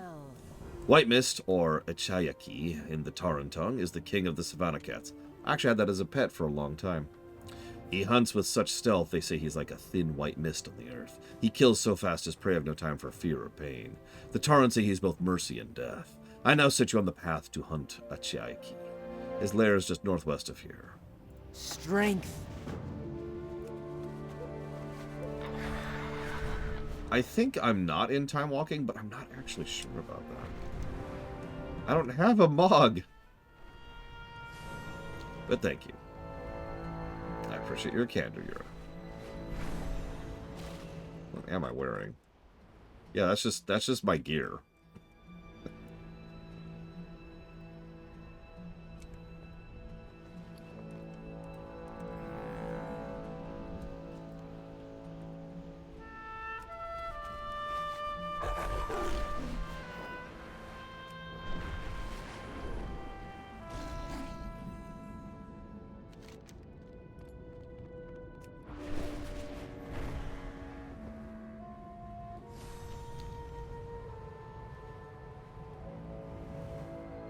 There it is.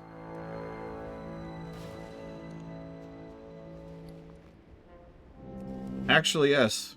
The final patch of Cataclysm introduced transmog. It was really basic back then, but yeah.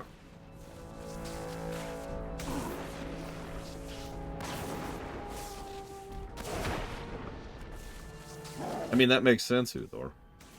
It wasn't what you wanted from a game. As we've talked about many, many times. It's exactly why I started enjoying the game as soon as it hit Kata, because it started becoming more of a game that I wanted to play.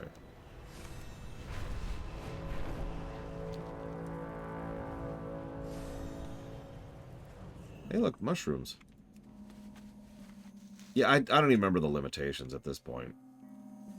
It was really irritating. That's what I remember. Can I help you? I am a centaur.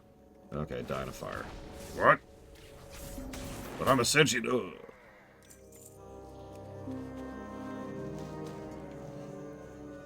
Yeah, you had to go talk to the vendors in town, of course, which I guess you technically still have to, but that was the only option. None of the presets, none of the defaults. It was a mess.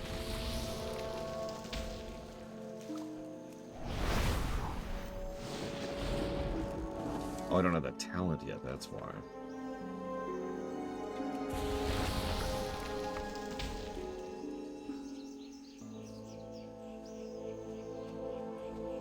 Yeah, the level range on it was strict. You couldn't, like, transmog one thing into another type of thing. You could only transmog to things that were below your current level. So, like, you had to level up in order to gain access to transmog into appearances you've already unlocked, or already had gear on you. It was a whole thing.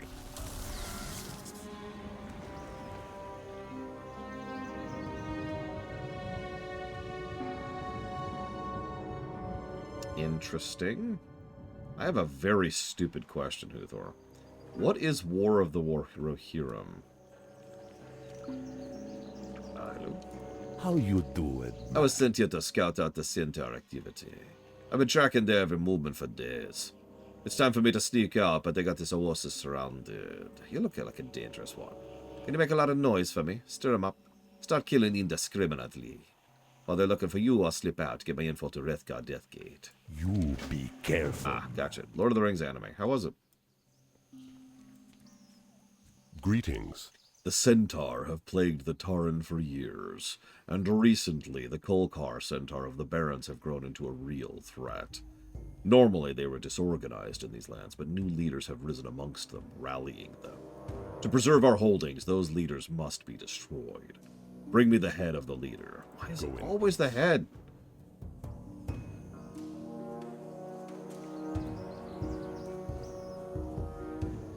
Yeah, I've talked before about how I haven't really dinged FF14 too badly for its transmog system. Like, I have given it negatives because it is very limiting. But it's understandable because, yeah, it's functionally impossible for them to have something better. Which honestly really sucks. Van Cleef, Spartan. Dead Mines. We will have to walk in manually, as usual. Nice. When is it set in Lord of the Rings mythos? And if you're going to say the War of the Rohirrim, I'm going to go ahead and be a noob here and admit that I don't know when that is in Lord of the Rings mythos.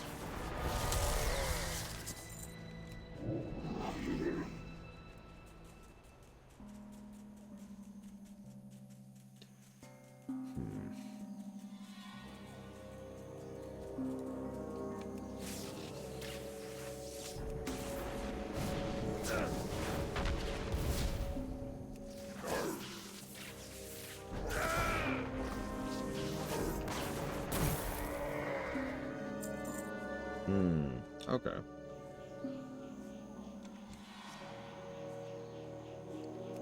The horn of Helm Hammerhand will ring in the deeps one last time. 200 years ago.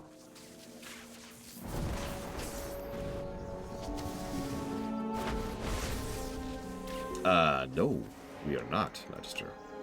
We have no real capacity to actually experience BC dungeons in any real reasonable format. In fact, even though we're going to be running Van Cleef Heroic, we will not really be reviewing it. It is a conceit that I'm doing purely because I essentially want to.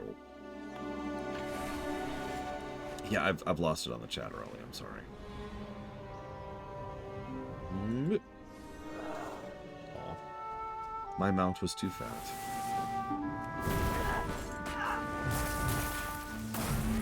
So, Thrall is a summoner. Yep, nope, that tracks. Lillian Voss is a red mage.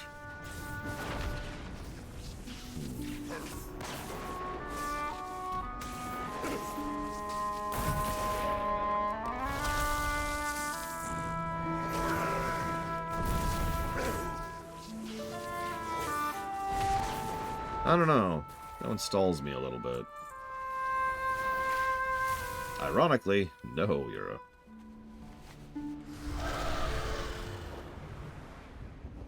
I'll come back to that. Chandris is a samurai. Yeah. Greymane is a dragoon. Yeah, I can see that. Hail. Yeah, Chen Stormstout is a culinarian, obviously. Do you have Kodobane's head for me? Ancestors. Well done. Kodobane is just one strand of a tangled thread, and there are other Kolkar leaders to kill. Seek out my companions at the other oases if you want to press the assault. Be careful. I do like assault pressing. No, I don't think Illidan would be a Dark Knight. Illidan feels more like a Reaper to me. I don't remember what they looked like in Warcraft 3 off the top of my head, Yura. And either way, the answer is going to be no compared to their modern look. Because those new models are legit.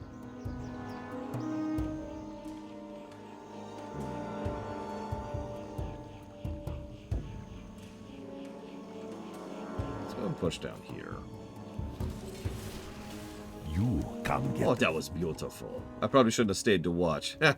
Now that they're looking for you, I'll slip away quietly in the dust of their aimless galloping. You should look for my buds at the other pools. Boss has agents at every one. Be seeing ya.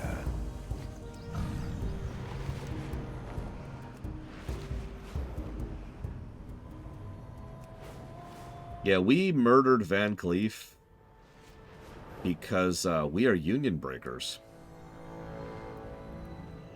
There's a few more details than that, but that's really what it boils down to. I am forsaken. Do you have the spores? My associates and I are eager to study this phenomenon. Beware the living. Good specimens. I am forsaken. We honor our contracts. Here's your reward. Goodbye. I've cultured these unusual spores you dug up with a magnificent cocktail of reagents that I'm fond of. I'm eager to see how they manipulated spores react to the waters of the other oases.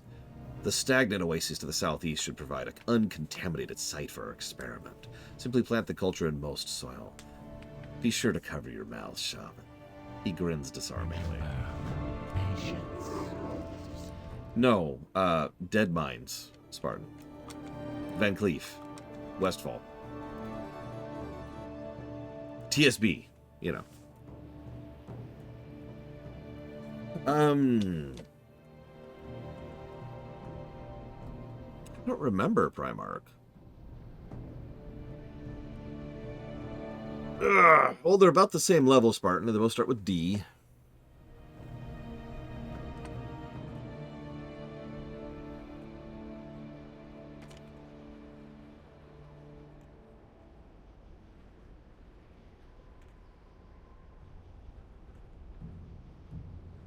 I will literally never call it Dire Maul, Uthor. I'm sorry. I didn't do that on purpose. DM just means Dire Maul in my head.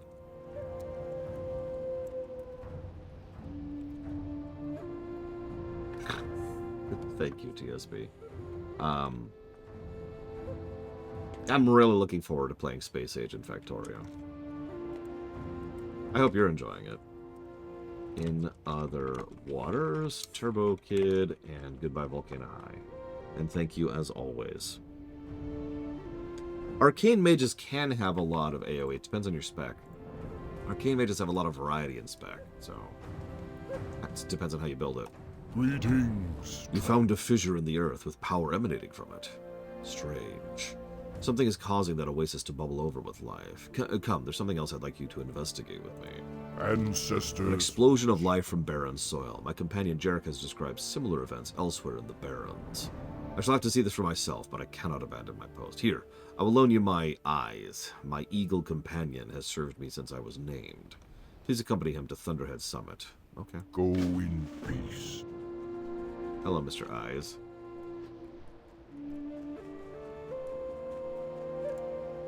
Loktar! You've beaten Ichayaki, and though his days of hunting are over, his spirit is with you.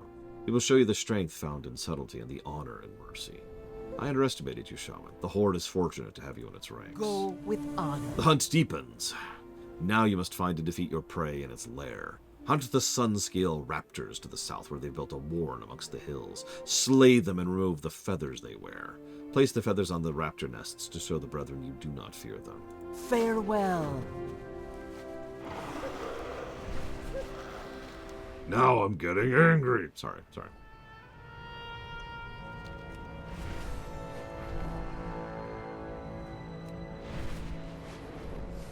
Really don't remember when in vanilla we found out the truth about the Defias.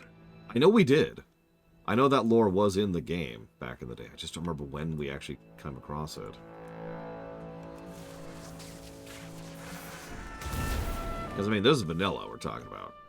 It doesn't matter as long as you're not a tank or a healer, Spartan.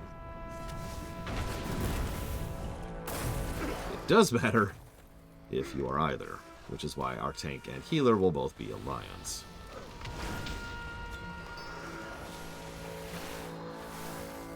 Yeah, there's something about the Architect, and we found out about, like, the Juggernaut, and it was like, oh my god, they've got a Juggernaut.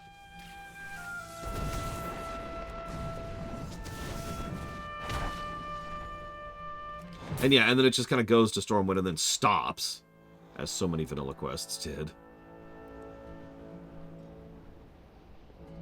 I mean, honestly, it would be very similar to the current onboarding rally. So you make a new character, and it's like, hey... And most of the options I would offer a new character would be fairly similar to the options that exist when you're making a new character, you know, now, on an existing account. So, hey, you want to make a such and such? And there would be a thing that says there's this tutorial zone called the Exile's Reach. It's for people who... And I would have a thing right there on that decision screen that would say, this is for people who have not played MMOs before. If you're interested in learning the ins and outs of WoW, go pick this, right? And then obviously you could just pick the other zone if you don't want to do that.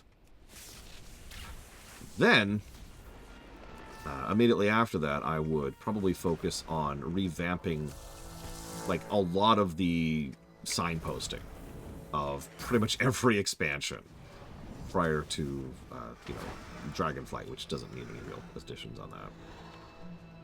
And just be like, here. I would also be a little bit less aggressive about shoving the player towards... does not count? It's not a nest. About shoving the player towards Dragonflight. I would also make time walking a freaking toggle in a freaking menu. Something I've talked about many times.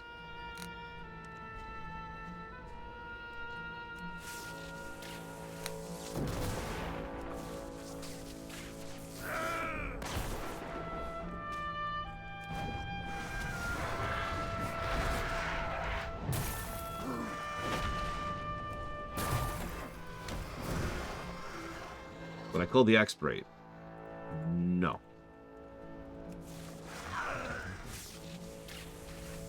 I honestly think that the leveling pace in WoW is about where it should be. It could stand to be sped up a little bit for alts, but that's something that might be carried over by the thing they just added, like this patch. So, who knows?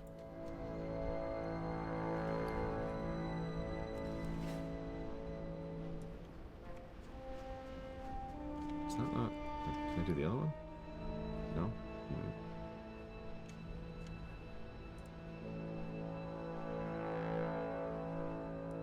Right.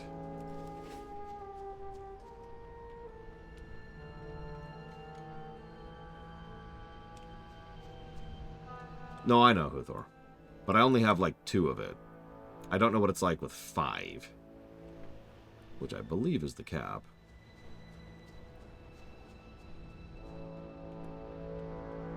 Yeah, something like that, Aurelia.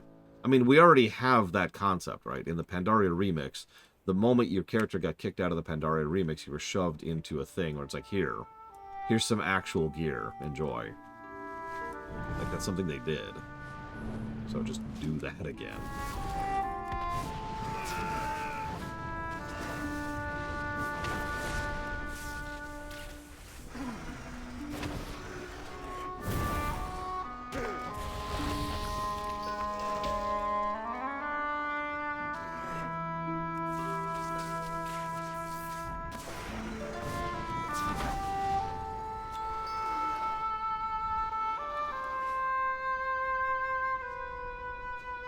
Exactly, Riker's Beard.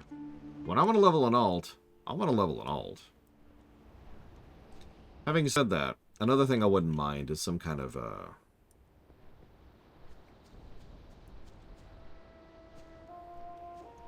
trying to think of how to express this. Because it's something I've seen in games before, although it's usually only in single-player games. It's when you have the option to change how much experience gain you're getting, like in Final Fantasy Pixel Remasters. And yeah, just change the slider, right? Well, obviously, this would also go alongside the difficulty options thing I would do for the overworld. Like, that I consider, like, an early stage thing, because that's relatively easy to do. That's a pure scaling issue.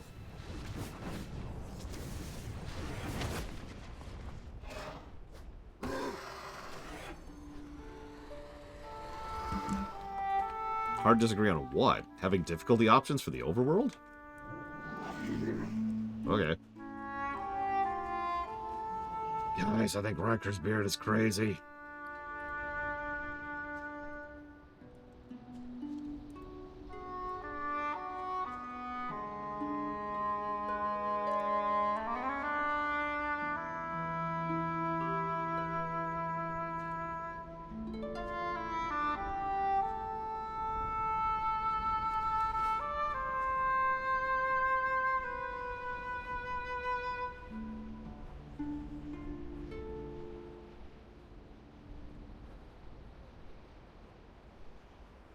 I mean, ditto, Pillars of Snow.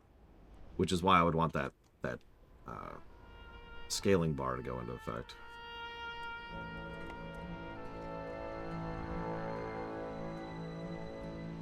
So you don't want to be able to make Overworld harder, Wrecker's Beard, because you think it's too face-rollingly boring as it is. Okay, I'm just gonna let this go.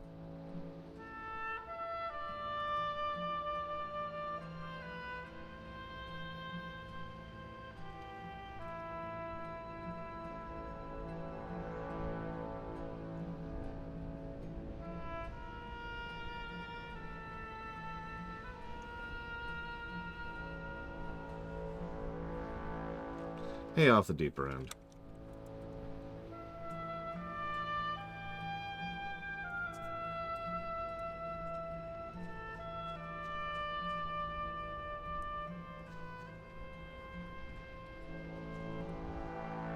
Is this it?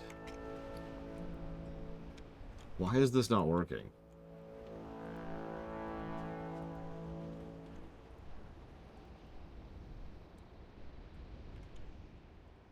If you're in a group, then obviously the whole group would be at the same difficulty option. Most likely, you would also be layered, such that the only other people you would see in the overworld are people at your difficulty option. Really, Riker's Beard? I really am just going to let this go. I apparently cannot find any kind of consensus on this point. I apologize. I tried. Good morning, Savicom.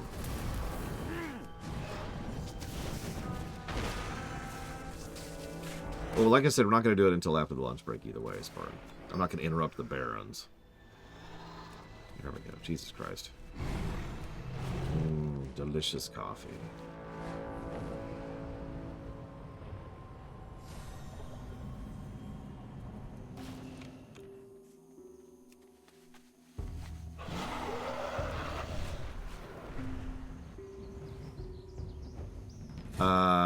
Choosing a covenant is very, very early on in Shadowlands, so no.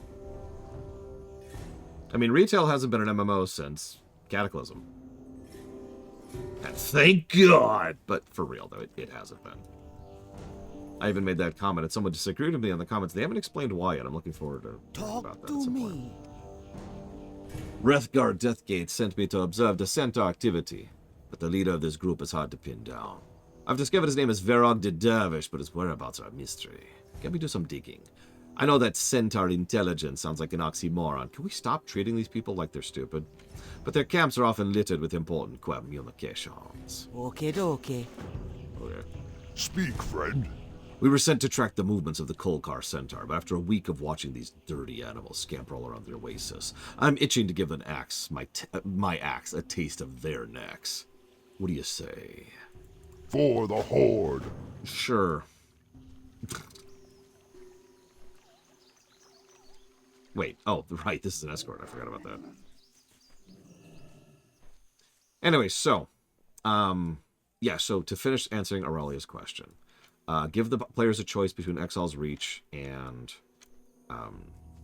whatever the starter zone is, smooth over the time walking so it actually works the way it should. That's just a polishing pass. It's already, all the pieces are pretty much in place for that right now. Obviously, do a polishing pass on all the scaling problems that already exist, and fix the scaling in general. Add the overall difficulty option slider. So we've got easy, normal, 3-man, and 5-man would be the options there. What else? That's what I do to help new players. I think I would change a little bit of how the new trial account works. WoW's trial is not exactly particularly bad as is, but I think it could be even better. What I'm torn on is what to allow new players to interact with. Obviously, most of the anti-bot limitations should probably still exist. But I feel like maybe capping it at, say,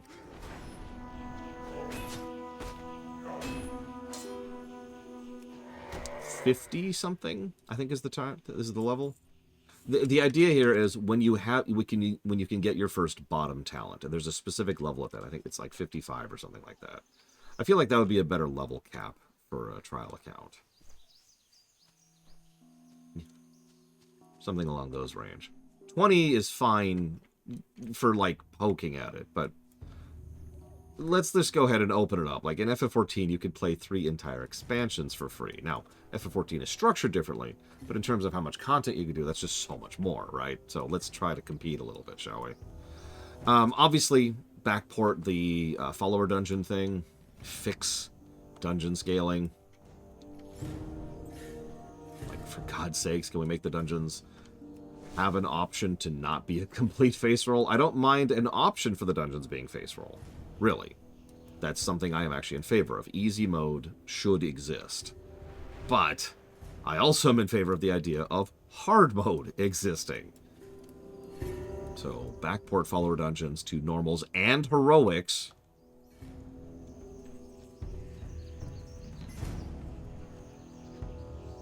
Like, remember, one of the negatives, we don't talk about this often in the abandonment problem, but some of the negatives I give are for the fact that heroic dungeons are even more abandoned than everything else, because you really can't do heroic dungeons at all. The only way you can do heroic dungeons is the jury-rig Frankenstein crap we're doing in order to actually, you know, have characters at the exact right level while experience locked in order to be able to access the dungeon manually.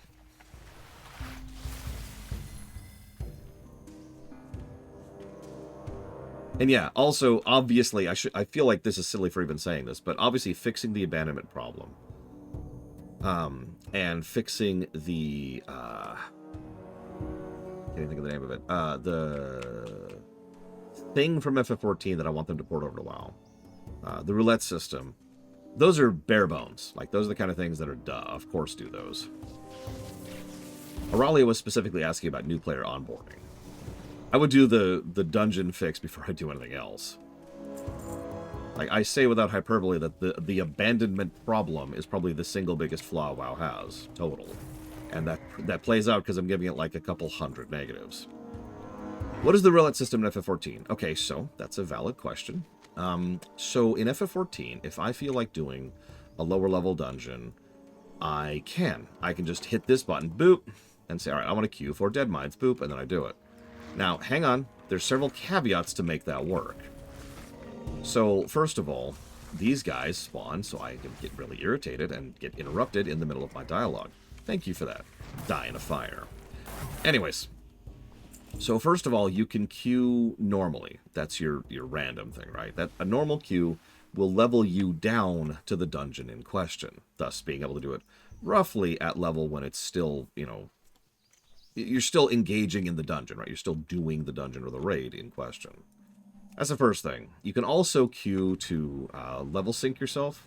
Or, sorry, unsync yourself. Sorry, the opposite of that. Unsync yourself. Which makes it so that you just go in at whatever level you are. That's when you just want to run over it. When you just want to push through there for whatever reason. There's also the option to item level sync you. It's called minimum item level. That forces you into an even weaker state than you already were with the level scaling thing. That's about as legitimate of a way to experience older dungeons and older raids as exists. Hang on, there's a couple of other pieces here. First of all, there's the actual roulette system itself is when you do random dungeons or raids of specific categories, and you are rewarded for doing so. You get very large chunks of experience if you're leveling, or you get a large amount of current end-game currency, which allows you to buy gear if you are max leveled. So there's a built-in gameplay incentive for going back and doing older content. That's what keeps those roulettes active. That's why when you are a brand new character in FF14 and you go queue for Sastasha, and you hit, you know, boom, please find group, a group will be found, is because there are players at higher levels who are queuing for randoms, and then it will select you queuing for something specific and put you in the random group. Make sense? So, the incentive exists. You can do randoms, you can do unsynced, which is just running over it, and you can do minimum item level, which is when you essentially want it as hard as possible. That is the roulette system that needs to exist in WoW. You don't, Uthor. Just like they don't in FF14. It's not a need to fix that in FF14, so there's no real reason that you have to fix that. Like, I don't understand your question, for lack of a better way to put that. Okay, that was a timely ding, because I might be able to die here. Ooh, okay, hang on, let's pop this. Let's move this off my bar, because that's going to get me killed. Oh my god, oh my god. this. I'm also with Dakota on that. I don't see any problem with going back and just having fun with a dungeon, even if it's easier than modern content. I also find it hilarious, the idea of calling something like, say, doing a random heroic queue and getting Shattered Halls, calling that easy. Well, but that's not how that works, Uthor. You can't queue for BC. You get no rewards for queuing for BC. You queue for a random. Like, you appear to be misunderstanding me, and I will take full ownership of that for being a goddamn moron. So let me try to explain this a little bit more clearly. You, who are level 80, queue for a random. And what you get is a random. Make sense? Every dungeon you have unlocked, which I know unlocks aren't a thing in a while, but every dungeon you have access to, that's part of your pile. That's the pool that you're pulling from. If anybody happens to be queuing for a specific thing, who is lower level, then sure, that might be something that will pull some randoms in. But you aren't queuing for BC, you are queuing for random. There is no BC queue.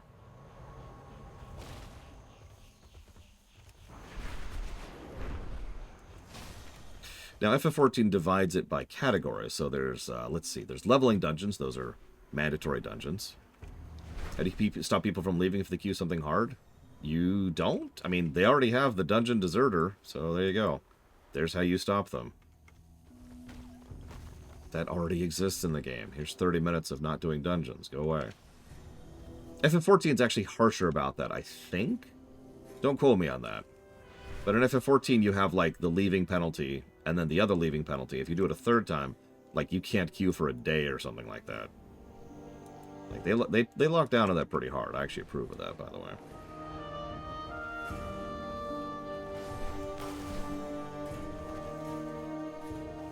Because the moment you are one level over 35, you are no longer doing the heroic at level.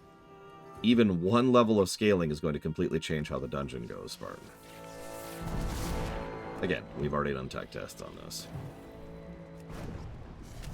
Oh, yeah, also, if you do it a whole bunch, it actually marks off your account. So if you leave dungeon too many times, you start to have the ability, or you start to lose the ability, excuse me, to queue in general, because you are a dungeon leaver. So yeah, fully in favor of the punishments they use on that. Anyways, so FF14 categorizes it by category. You've got your mandatory dungeons. Those are your MSQ dungeons. WoW kind of has an equivalent of that. Like, think about how many dungeons are part of main story, right? Stuff that you're very likely to see, like Hellfire Ramparts, to use an example. Then you have, like, your optional dungeons, which are exactly what they sound like. They're the fun little side dungeons, like Violet Hold. I realize that's not fun, but it's still true. What else here? Nah,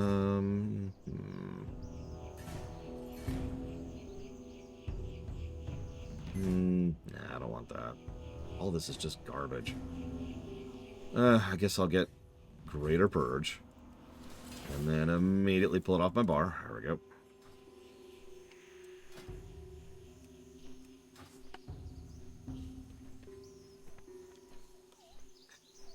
Let's see. So, mandatory dungeons, side dungeons.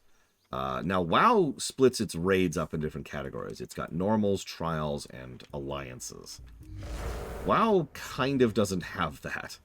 There's not really a, alliance raid versus trial raid kind of a thing. I think we'd have to divvy that up by like 10-man raids or 25-man raids or something similar, right? That would be the kind of thing that would take some time, some testing, and some work around the meeting room to figure out exactly how we do that. How are ya? You be careful. Search those tents in Eindenux. Try to ignore the stench. Bye-bye now. Good work. Did you look through these? They're barely legible. More like angry graffiti than war plans. Hatred, jealousy, rage, personal conflicts. It's a wonder Verog can keep these centaur from killing each other, much less form them into an army. We can use it to our advantage. Stay away from... Verog may be hard to find, but judging by the info you gathered, his mate is always in command tent just west of here. Kill her, she come running. Oh yeah, let's go kill a man's wife. That sounds like a great idea. Don't be shy. Why you gotta go setting Gorgo off like that? Still, I can't argue with results. We need to watch these animals closely to see what they do with Klorak out of the way. More watching and waiting. Gorgo won't like that. Stay away from the voodoo.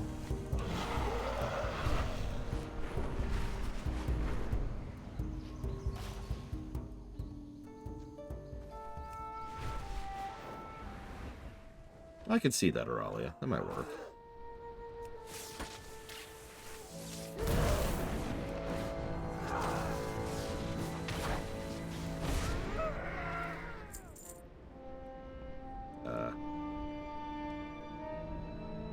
Hey, I killed your wife. There he is. What's to say? You coming, buddy? I can only kill your wife so many times, man. Come on, work with me here. Work with me.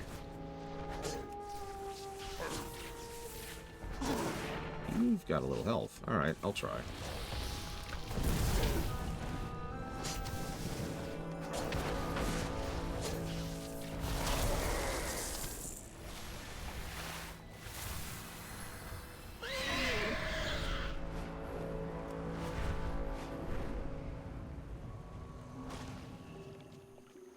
Hey there. You find Virog? You be careful. Oh, you man. did it! That really upset the balance of power down here. Virog left no clear successor, so I expect his cruel brutes will farm each other like hungry dogs. I'll stay here and keep an eye on what happens. Virog answered directly to the Kolkar chief. Killing him's a good start, but there's more work to be done. Okay, okay. I'll figure that out later. Let's go turn this in first. Whoops. I forgot to go to the summit. Right.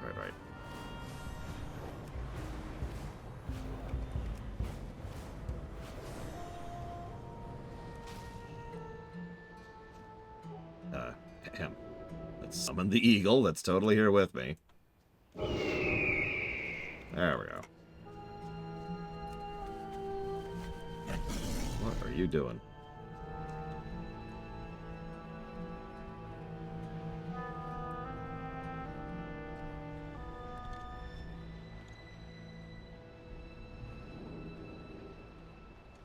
Well done, my friend. From here we can survey the land. No, that's actually because of Japanese law, Huthor. I only found that out recently, though. God damn it, J. Palmer.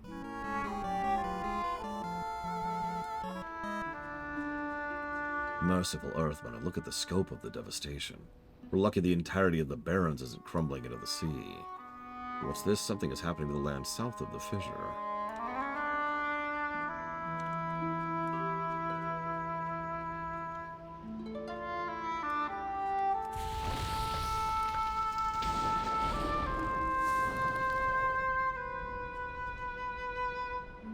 Indeed, the flora is growing unchecked, devouring the land, similar to what we see in our oases. Oases?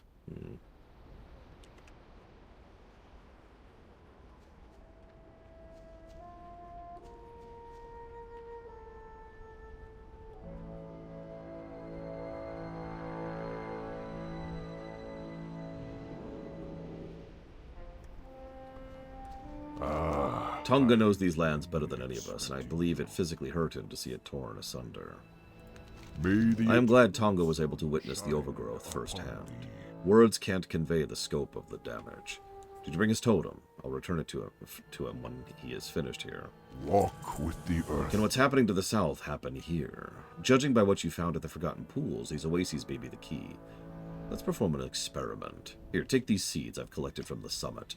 They are dead and infertile, but carry them down to the stagnant oasis. If there's a fissure there, then place the seeds within it and observe. Report your findings back to Tonga. Go in peace. There's also another quest. It'll be important to study both plant and animal life impacted by the oases and the unusual energies you've discovered. The stagnant oasis below us is home to a species of snapjaw turtles. Recently, their population has exploded. Moreover, the once peaceful animals are growing aggressive, as I learned the hard way. I suspect they've been altered. Collect their shells and study them. Ancestors I can watch do that. over you. Thank you, J. Palmer, very, very much, as always.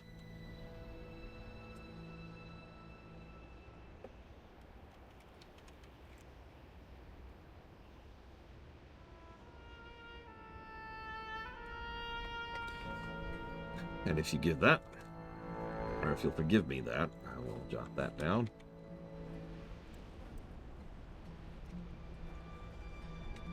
For Ace Combat X, Seek and Destroy.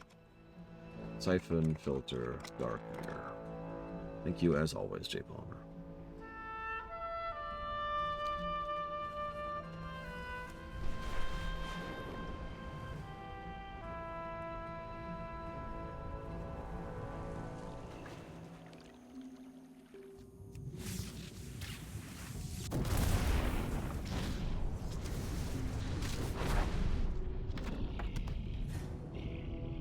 Try the dried tree seeds here, see what happens.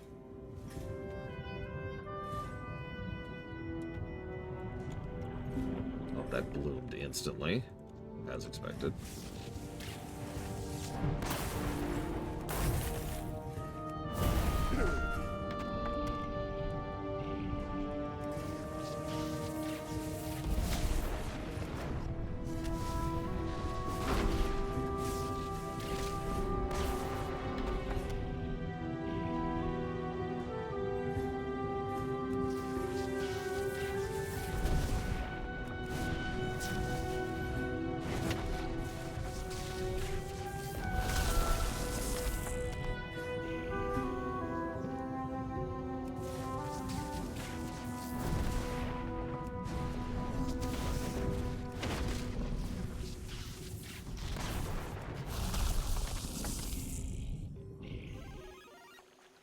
Ranzada.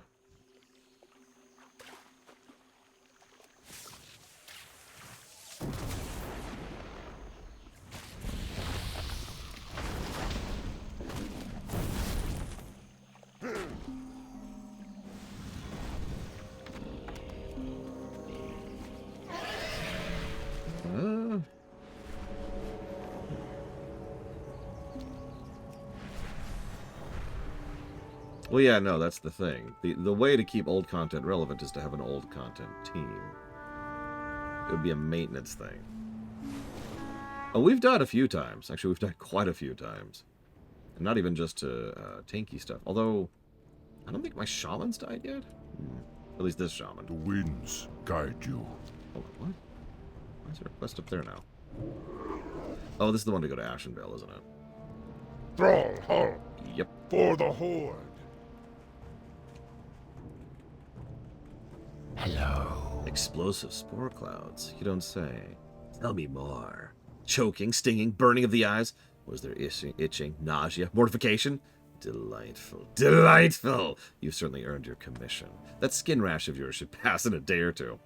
Thanks. Victory for Think of the survivors. possibilities. Fast-growing fungal delivery agents for any manner of toxins. My companions in the Undercity will want to hear about this. Here's some notes and some additional samples. If you're fast, we can catch the next ship bound for the Eastern Kingdoms. Take the road east of here and follow it to the goblin town of Ratchet. Dark Lady. Okay.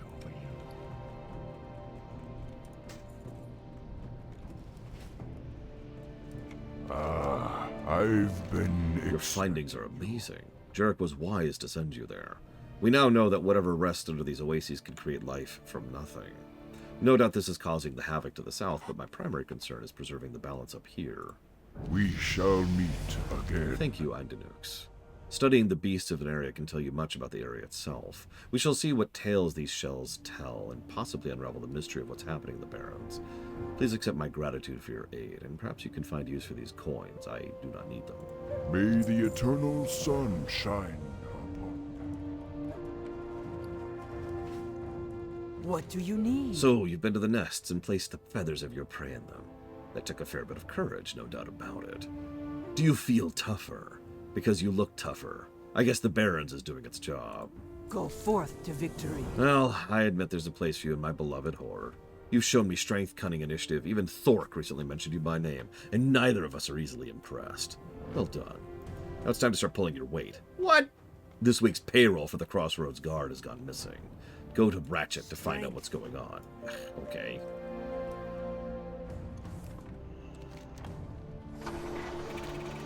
We'll do Ratchet next, I guess. I don't think I'm going to finish North Barrens before the lunch break.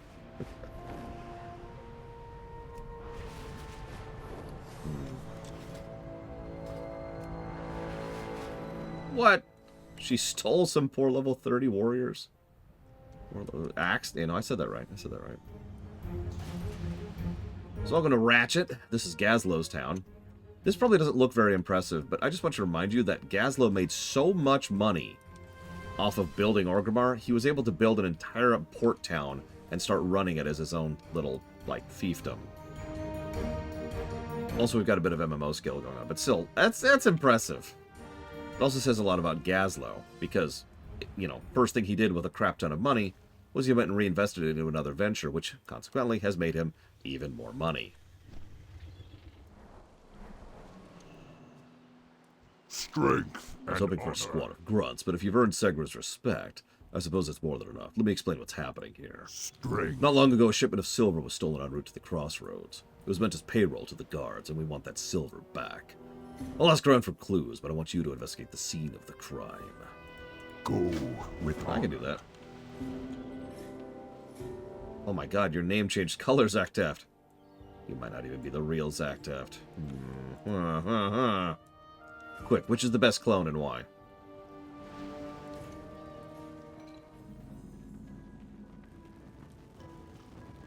What can I do for you?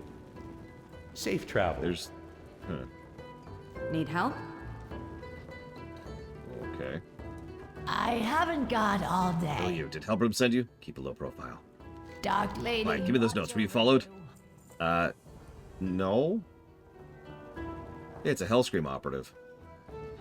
What are you two conspiring? Hand me that package. What, this? It's nothing, just some wildlife research. We've seen the results of your research before. I'll deliver this package to Orgrimmar for study. Nonsense, you're overreacting. Have you been watching me this whole time? Shaman, you should know that Hellscream doesn't trust the undead. Have you heard what happened at the Wrathgate? You should do well to consider where your loyalties lie, Orc. Okay, so on the one hand, yeah, but on the other hand, what? Jesus.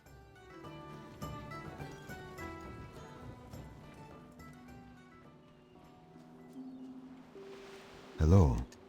That's a weird voice from a blood elf. Yet another ship from my fleet has been lost to those overzealous humans from Theramore. Their new rear admiral's parked himself right at the coast here. He's boarding or sinking any vessel that doesn't heave to at his whim. Travel down there and bring me the medals of his marines and deckhands. Execute his lieutenants.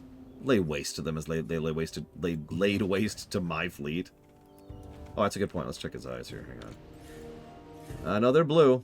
Blue. I think you're right, Magister.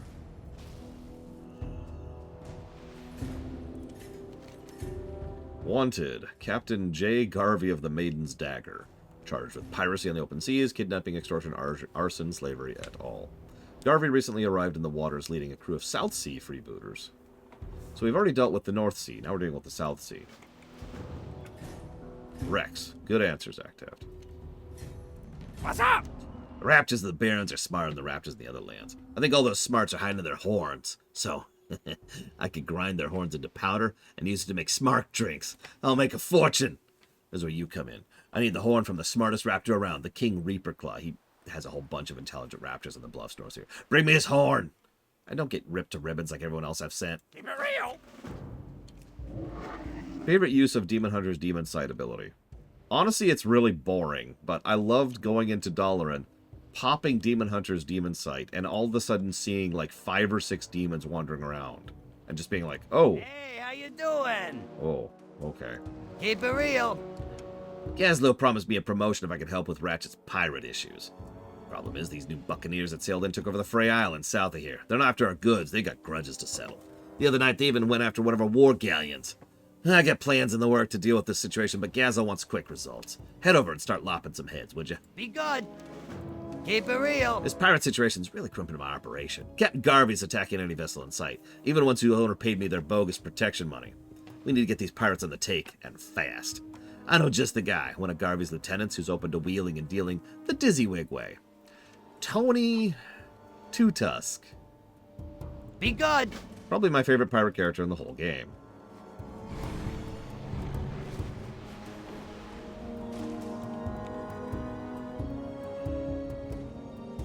I'm not, like, willingly ignoring you, Rikersbeard. The conversation has ended. I wasn't speaking facetiously. Like, if I really like tomatoes and you really hate tomatoes, we've effectively ended the conversation at that point, right? Like, there's no possibility of any kind of compromise or understanding or anything. So at that point, conversation done. So I just kind of walk away from it. Hey, you looking for work? Let me know if you need a crew. We actually have Gazlo's voice actor here. Oh, this new friction can alliance of the Horde is leading to the windfall profits. Until Rear Admiral Hartley sailed into my harbor and started poking his prow into my business. He's been searching and seizing vessels flying Horde colors with the goal of depriving them of a neutral port. I'm not about to let some fat-fingered human cut into my profits. Give me the schematics to his flagship. Business is booming. That dirty pirate Baron Longshore was the terror of the seas before the Alliance demolished his fleet and rounded up the survivors. Am I happy about that? Do I look like a bundle of joy and good cheer, Andinukes? Longshore raided some of my most valuable cargo before his capture. Rumor was that he buried it before he was caught. I want my goods back. Find Longshore in the Alliance camp and see if you can get him to reveal where my treasure is. Plenty more where that came from. If Illidan had become a druid, do I think Ashara could have still been stopped? No.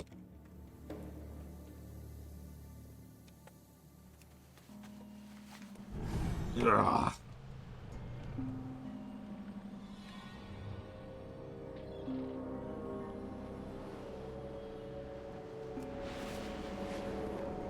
Oh, for the record, I don't tend to hold that attitude, Rikersbeard. Now, I'm not going to agree with you. I do think proper difficulty options are a good thing in gaming, and I'm not going to walk down from that opinion. But, like, one of the things that irritates me is the idea that a game is... I'm saying this wrong. The thing you said irritates me, too. Let me put it that way. Like, Will Rikersbeard is just an elitist dickhead who doesn't no, that's nonsense. The Horde caravan was not merely robbed, it was savagely brutalized.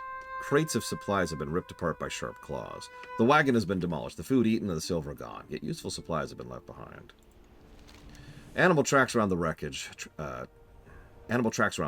tracks made by enormous curved claws. Raptor tracks. My first instinct is raptor riders, but the impressions aren't deep and there's no animal tracks to be seen.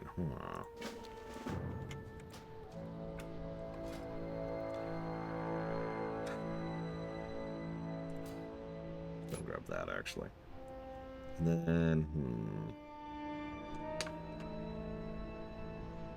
let's get that one.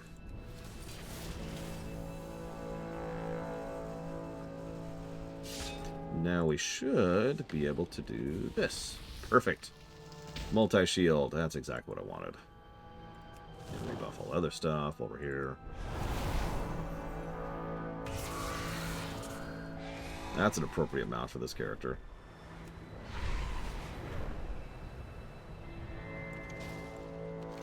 Before you lies an entire community of raptors, ducking in and out of hovels, snarling at each other, and working together to construct huts. Collections of shiny things surround their nests. Mystery solved. It's clear these raptors acted alone to steal the Horde silver. Time to teach these beasts a lesson. Oh, sorry, him.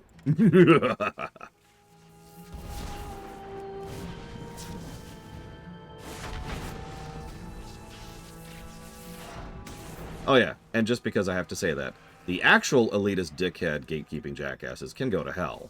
And I have met plenty of those, too. But, like, obviously, not everybody who thinks that way is that way because, duh. Last I checked, this is still real life. Hang on. Yes, okay, we're good.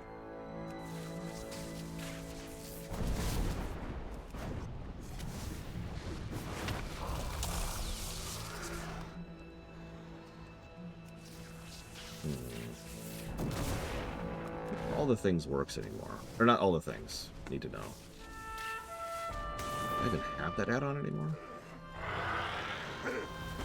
Look, you can stand on the gate all you want, Huthor. You actually prefer vanilla Ashara over Kata Ashara. Like that's the end of that right there, as far as I'm concerned. There's no reasonability. Huthor, afraid he's been declared legally insane. I have to admit, I tend to get really tired of the difficulty argument in general. Mostly because I've been hearing it since I was 5. That's not even an exaggeration. I can actually remember the first school I was attending when the difficulty argument started entering in my world.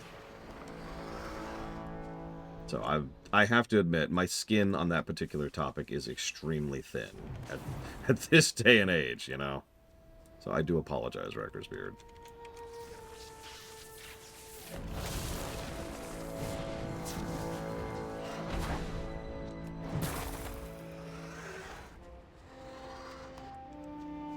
And we'll go ahead and grab our silver here. Thank you very much.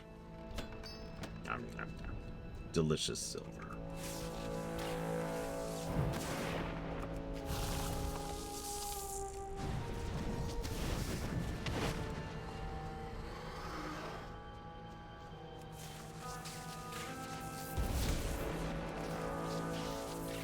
I do kind of wish that this is a very, very, very minor thing, but I kind of wish that coppers actually meant something in this game. So, like, a silver would be a large amount of money, you know? I don't know. I was thinking about it earlier because someone was like, oh my gosh, you know, here's all my money for this thing. And I was like, holy crap. And of course, I mean, we're literally getting silver for the guards' wages, right?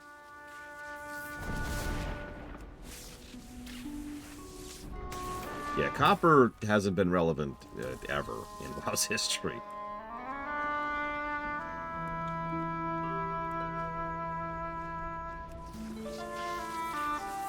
Silver's, I'll give you that. Some of you who watched the very, very first stream we did, the one where my sister was there with me in Classic, you may or may not remember that... It should be like right here. You may or may not remember that we were at the point where we couldn't afford to repair stuff or train stuff. And I was like, oh my god. That's amazing. More of that.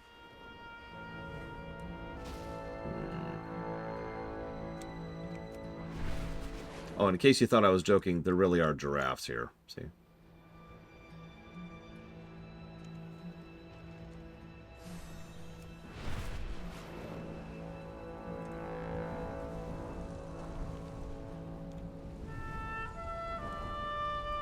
What do you want? Who you be? Okay, hang on. Let me, Wap the twapping can be woof, but I've designed new wap the twaps that can eliminate much of the whisk. Set the twap on the ground, it will squeak like a wapta, luring one of the twap. When a wapta steps on the wap the twap, it'll shrink down so it's dangerous. It's very easy. I would do it myself, but recently I ran across King Quillboar. Be seeing ya.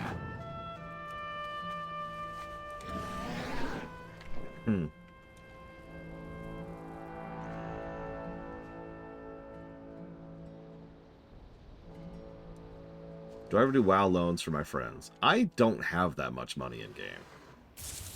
So I guess by default my answer would be no. As weird as that sounds. Like, you know how a single WoW token costs like, what is it, 300,000 or whatever? I guess I can check. What is it right now? 290. Yeah, I can afford one of those on my entire account. I have enough running around money. I don't actually make real money in this game at all. Yeah, I can spare $2,000, but not 200.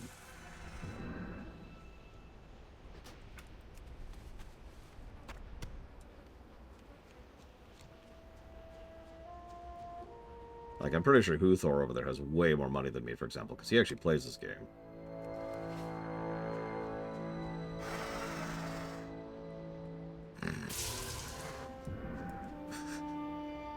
Yeah, that's right. Everyone, give me like hundreds of millions of gold really quick. For no reason. Just so I can have it, you know. I just want to bathe in it. There he is. Well, that does make you richer than me, Uthor. So, point made.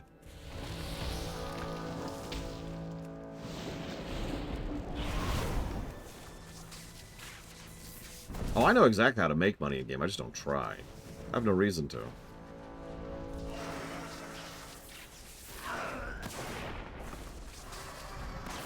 It also takes up time. And time is not something I have an abundance of.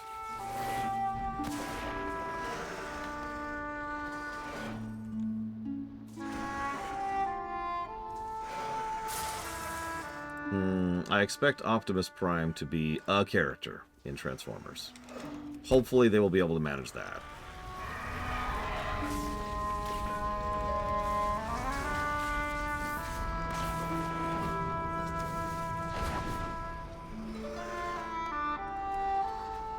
Like, I can actually tell you right now how to make money in this game if you really want to. First, be max level. Second, run around doing all the events and world quests every week. Third, there is no third step. You're done. You did it. There's other ways to make money, but that's a guaranteed method right there. Boom.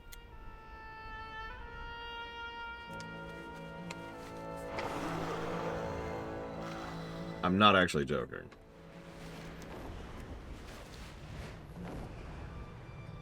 Like, most world quests give 1,000 gold nowadays.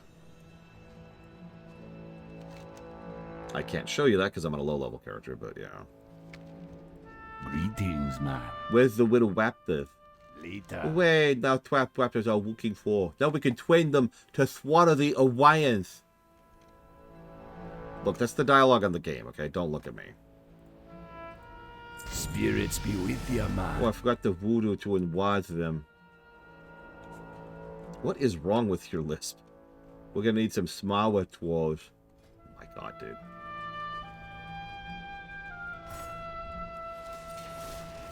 Get off my bar.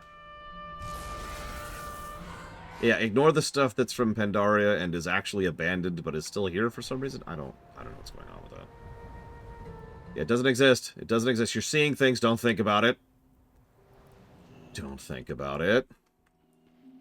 Nope.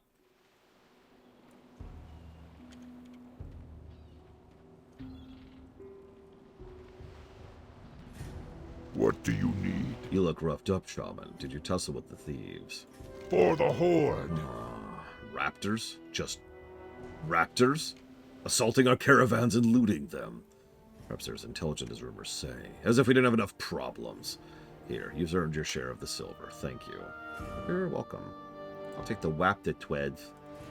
That's actually the name of the item. Go with It's honor. not actually the reward for this. So Go forth to victory. That's a bug I've been seeing a lot more of recently. There's my Wapta Tweds. Mage Brain? Time is money, friend. Did you get the King Raptus one? You test my smart drink. Glad I could help. Great, you got it. Let me grind this up, mix this with some wine. That Hurry sounds back, really yo. gross. Keep it real. Hurry back. Now let's try it. Just have some Kajamite, man.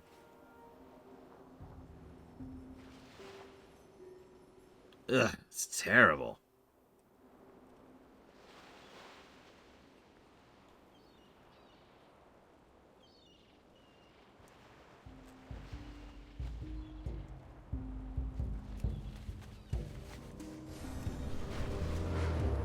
People don't tip you for portals. Just charge. I, of course, did, Spartan. Unfortunately. What in the world? Horde scum. What? Which race do I think gets the most fleshed out story in FF14? Unironically, Lalafels. Think about how relevant Lalafell characters are for a huge portion of the game. Speaking of which, Blade Taval asked a question I never finished answering, because he clarified and then I moved on to other things, as so often happens. So let's see. We've got Jaina. She's human. We've got Thrall. He's an orc. We've got Anduin. He's human. Let's see. Oh, Jesus.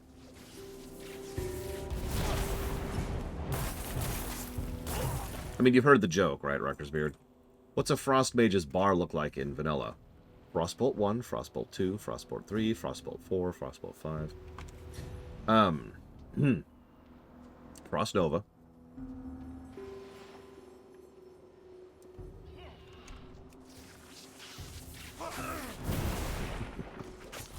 Okay, so hang on. Let's think. Let me do this in order. That's why I was screwing myself up. So they really started doing the main character thing in Pandaria, I would say. So we've got Vol'jin, he's a troll, Thrall and Jaina, and Anduin, and Varian. So that's 3 humans, an orc, and a troll so far. Then we have Chen, and I'd argue Cho. So that's 2 Pandarans.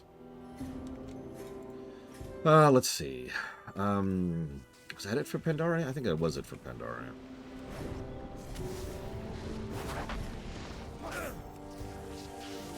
So then we move on to Warlords. Warlords had Khadgar, human.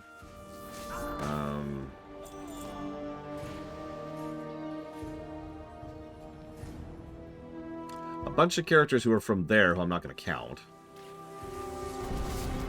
I mean, I guess we could. So, like, so okay. So we've got all of the orcs, and then we've got all of the Draenei. Let's just kind of do a hand wave over that one. I suppose alternate Gul'dan does count as a main character. Oh yeah, I forgot about Terran Zeus. That's 3 Pandarans from Pandaria. There's probably more. I'm trying to think of, like, the most main characters, like the most overall plot relevant stuff. Which is why I thought of alternate Gul'dan immediately. And I suppose we should also add Grom, alternate Grom. And Garrosh. So Garrosh, also an orc. We got a lot of orcs and humans so far. Let's see. Then we've got Legion. A lot of characters in Legion. So we got Maiev. She's a Night Elf. Malfurion, Night Elf. Tyrande, Night Elf.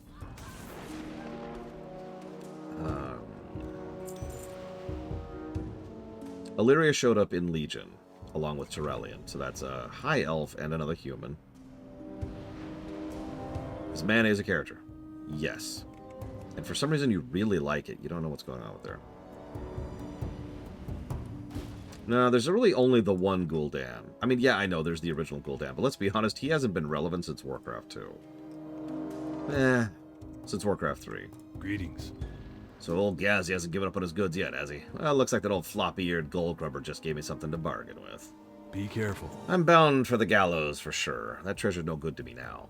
Unless I can use it to buy me life. Make a deal with York. Smash these manacles, I'll tell you where the treasure's buried. Oh, me word is good. I used to be a real baron, you know. Have a good one. It's not in your favor. Hey there. Fine. See you around.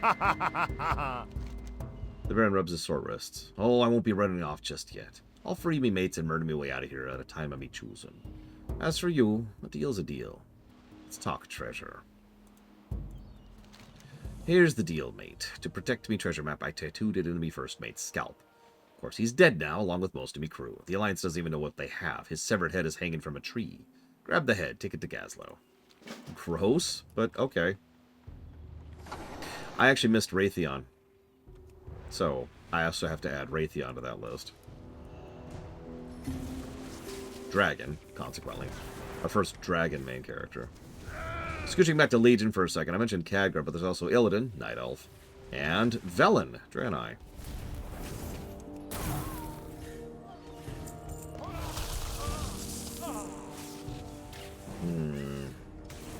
I have 2 characters at 80, by the way. Only the 2. Hopefully that'll go up a little bit soon. And yeah, I already mentioned Maiev, so that's another Night Elf. Demon Hunters are Night Elves or Blood Elves, but most of the character Demon Hunters are Night Elves, because they've been around longer.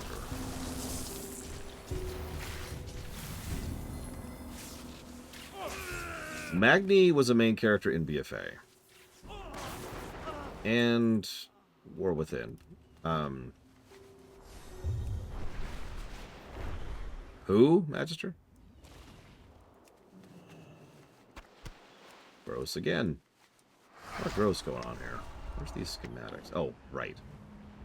Okay, let's do this first.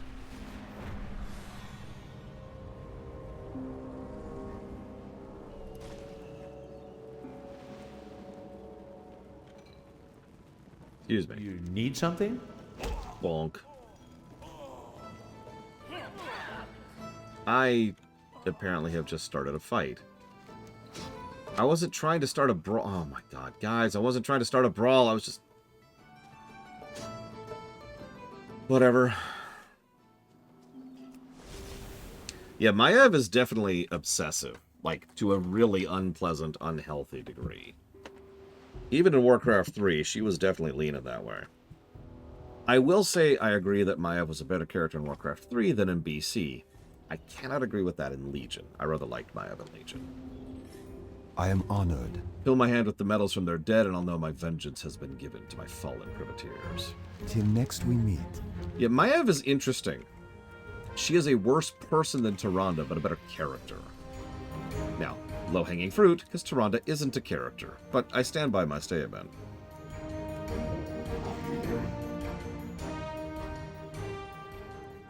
Got a contract with your name on it.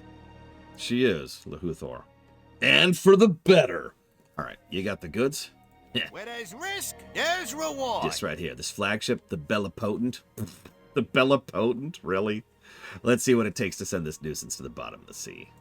Let me know if you need a crew. Alright. There.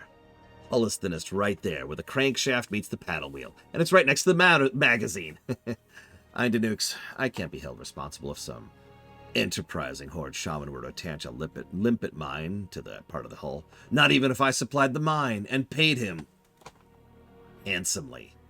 The ship is anchored just southwest of here. Go get to it. Oh, and then radio me with the stolen gnome recorder. Business is booming. Where there's risk, there's reward. Wait, was Baron Longshore alive? Do you got anything for me? Plenty more where What's this? I send you to fetch my treasure and you bring me a head? Business is booming.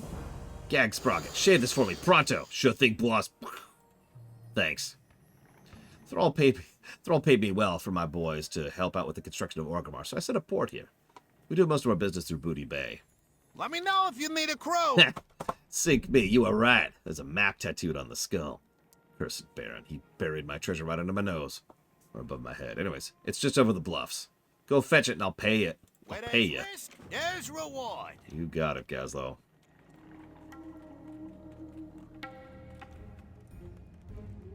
Kinda, yeah, Aurelia. No, Maiev is a well-written, terrible person. There's a few of those in Warcraft. Ironically, there should probably be more.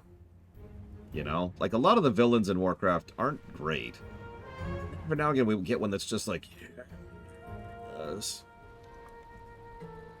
Yeah, I'm sorry. Maiev was a villain even back in Warcraft 3.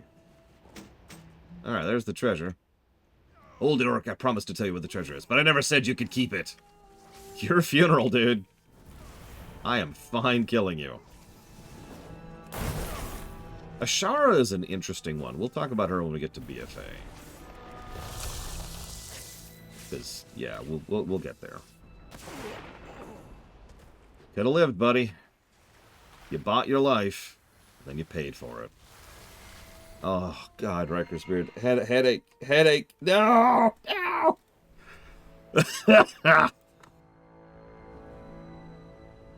Ashara pokes her head in Cata. We've actually already seen her. We already did Darkshore. But she's not really a player in Cata. She doesn't really show up until BFA. In fact, I think that's when she got her new model, right? Her modern model. Oh, God, Denathrius. Ironically, Denathrius will be the source of a negative, or, to be slightly more accurate, the jailer will be the source of a negative. But Denathrius, whoa. I only deal with the best. Plenty more where that came from. I'm gonna close my eyes. When I open them, I expect to see treasure. Deal? Where there's risk, there's reward. Nice work. Oh, the Baron tried to stop you, didn't he? I hope you gave him a pounding. As promised, here's a cut of the goods. Let's see, what's 1% of 0.5%? Uh-huh. Let me know if you need a crew. Enjoy your cut of the loot. Hate to share, but business is business, and that double-dealer Nozzlepot is guaranteed a 10% cut of the treasure. Can you deliver this to him at the outpost to the north? He's got a little research station upstream. If you travel northwest of town, he can give you a free ride on the riverboats. Business is booming. We'll do that as soon as we're done on Ratchet.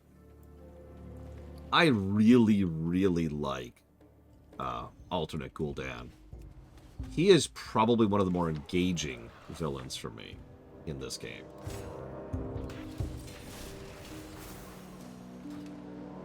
Go ahead, make fun. I'm not even gonna argue. It's just he's so understandable. I guess that's just, that probably says something about me.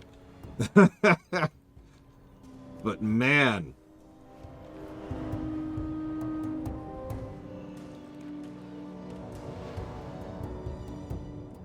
in a bad way, I should mention, or I guess in a good way. My point is, he's a horrifically horrible person. But God, it's so understandable why he's such a horrifically horrible person. He reminds me of Senator Armstrong, a character who really has no right to be as engaging as he is.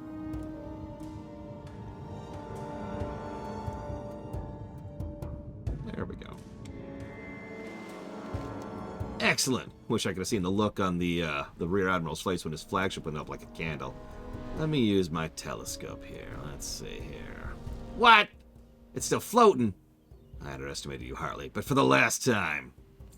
Harley must have unloaded all his ordnance on the beach. Let's pull his teeth out. Run along the shore and look for the munition stockpiles. Light him up. He'll be landlocked and unarmed while the Bellipotent is repaired. I'll meet you back at Ratchet.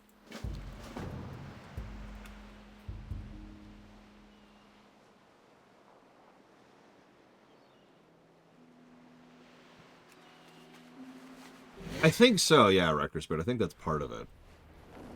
Because, yeah, I happen to unabashedly like most takes on Palpatine as well. But no, like...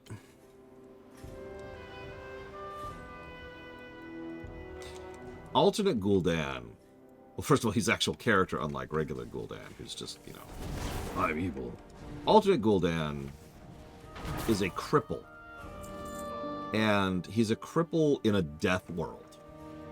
I've talked about this before. We talked about this during BC.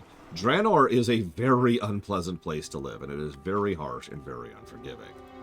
And he was a cripple. And so he was born with all of those disadvantages, and he absolutely constantly relied on the generosity? Charity. I cannot explain it on Father's Time. He constantly relies on the charity of his tribe in order to literally survive. And they hate him for that, and he hates them for that. Like, the bitterness and resentment is such a huge part of who Gul'dan is as a character. Well, alternate Gul'dan. I need to keep clarifying that. I think of him as the main Gul'dan, even though he's actually alternate. Sorry. That's my fault. Don't. Okay, fine. You get to die too. You've just killed your friends. Congrats. Oh, that's a cast? That's interesting. Look, all I'm saying is alternate Gul'dan is so good. Yeah, actually, that's a great comparison. If you've seen Toy Story 3, he's a lot like the villain from Toy Story 3. It doesn't make him a better person, it just makes him a better villain. And that is a very important distinction, because some people look at alternate Gul'dan and they're like, oh. And it's like, no, wrong reaction. That is a monster.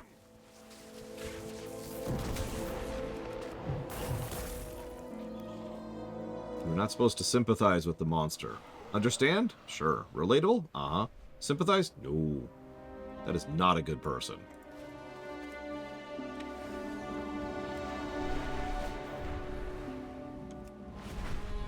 I mean, I have to admit, I've literally been crippled in my life. So I suppose I have a little bit of a perspective on that.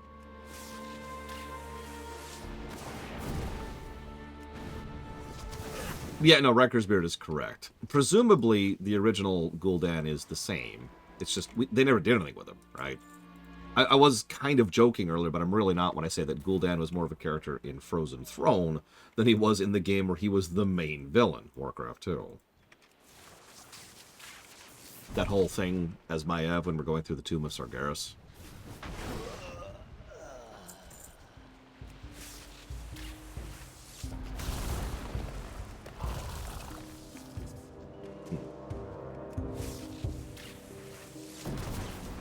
Yeah, you're still horrifically evil.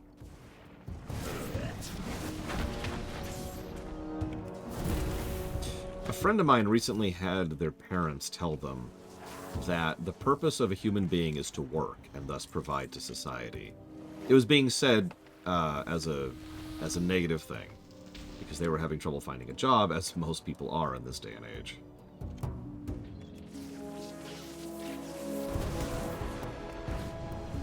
Anyways. I know, right, Crispbeard? God. It's just... Oh, that would be a fascinating what if. Hey, it's Tony Two Tusk. My man. I'm not going to give him a positive here, maybe. We'll see, we'll see. Hello, man. Hey, man. Dizzywig send you? Good, good. You bring the money? No? What about the guns? Be seeing ya. What? Leave it to Dizzywig to expect a mutiny on the cheap. No matter, man. We make this work. First, we need money. Captain Garvey likes to hoard the loot. We've been earning the money I used to pay my hand-picked mutineers. The treasure pyre is just outside. You'll need to take care of the treasurer first. Now, Glump ain't no pushover, believe me. I tried pushing him over once. He don't budge for nothing. Stay away from the voodoo.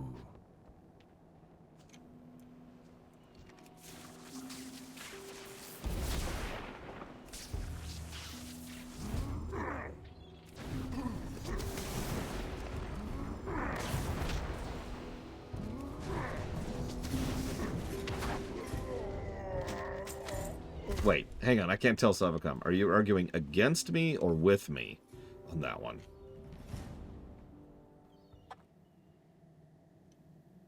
How you doing, man?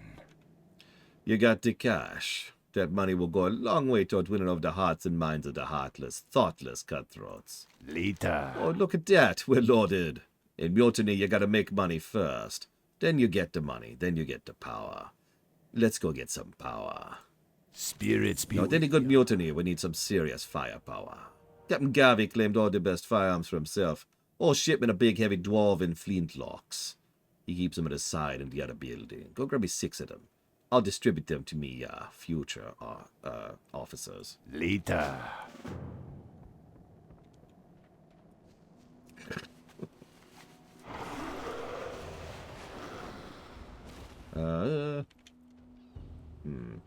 Yeah, I'm gonna have to fight my way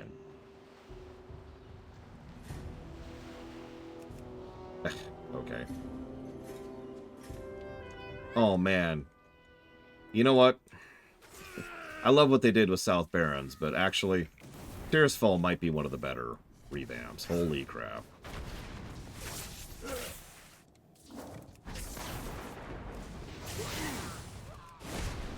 Granted, I'm a little biased there. It even does an actual nuanced take on the Forsaken suddenly being more evil, as opposed to just...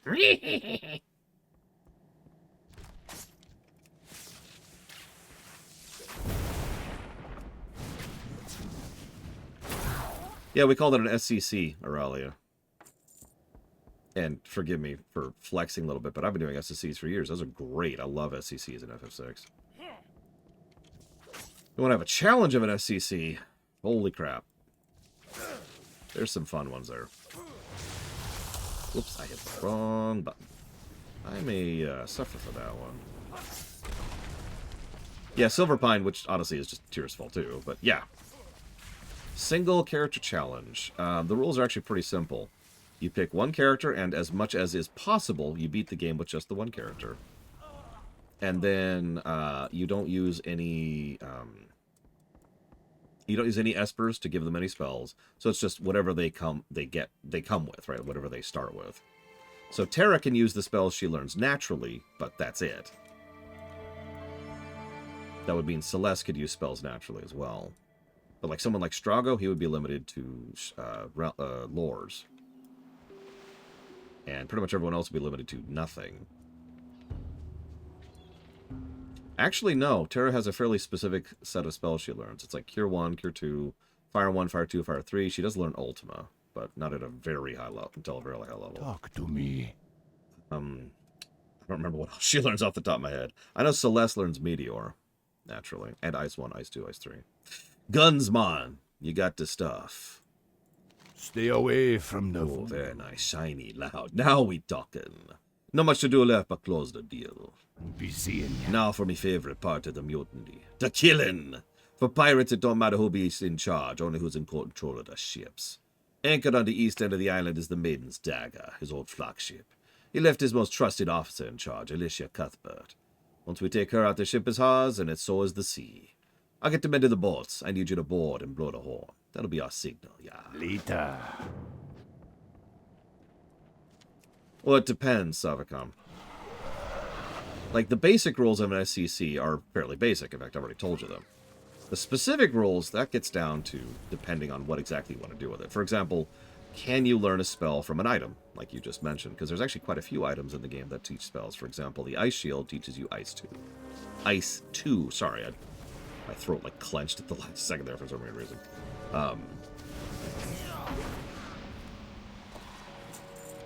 Alright. Join us, Mimon. Mutiny.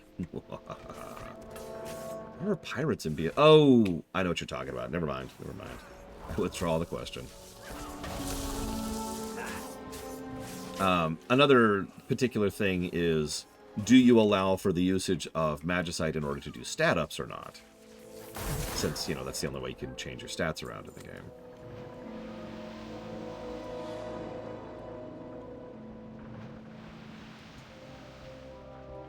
And yeah, do you use items or not? Do you use... So, okay. You can obviously have items, like, you know, thrown stuff. Obviously, you want to have thrown stuff for if you're doing a Shadow SCC. But, do you allow for the usage of items that cast spells themselves? Or, to use another example, do you allow items that when you use them in battle, like weapons, like you can break rods to cast spells, do you allow that? Stuff like that.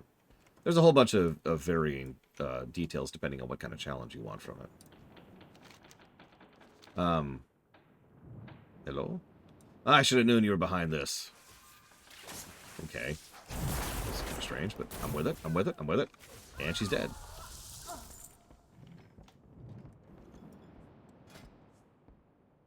Go ahead and grab Healing Stream Totem. There we go. We did it. Maiden's Dagger's mine. All mine. You tell Dizzywig I'm open to negotiations. Sure thing, Tony. Never see him again.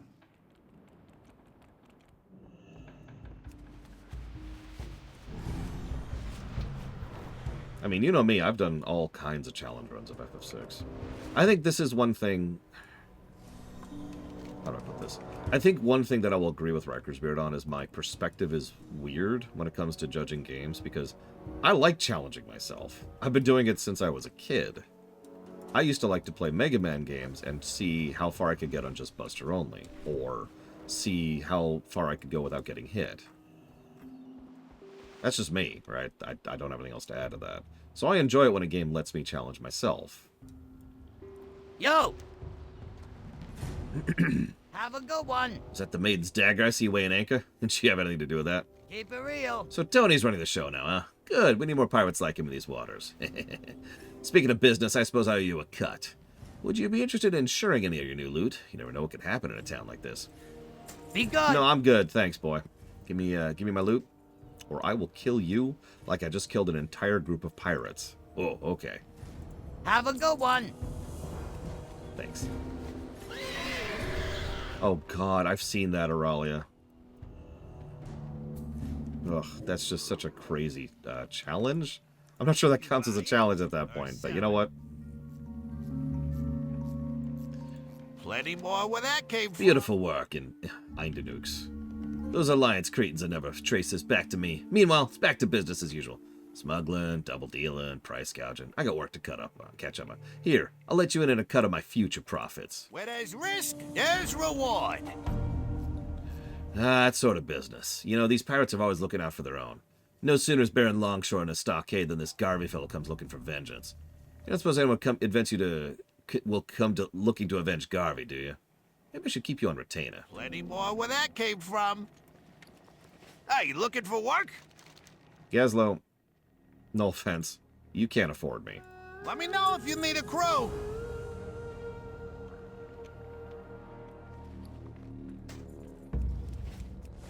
Alright, is that everything for here? Yep. 2 quest hubs left. God, I forgot how big North Barrens is. I was really hoping we could finish before the lunch break, but my lunch break was 10 minutes ago.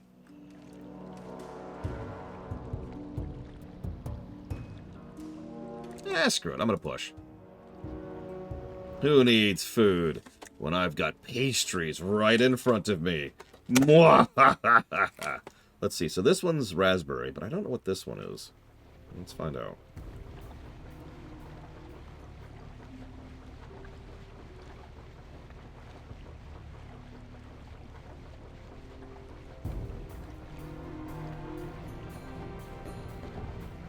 I'm not sure what that is.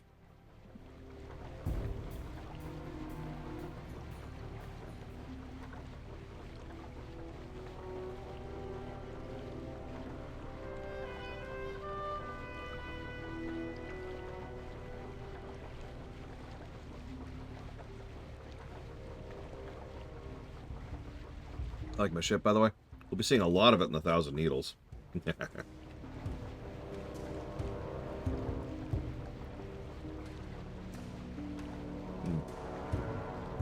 That one's cherry. That's easy.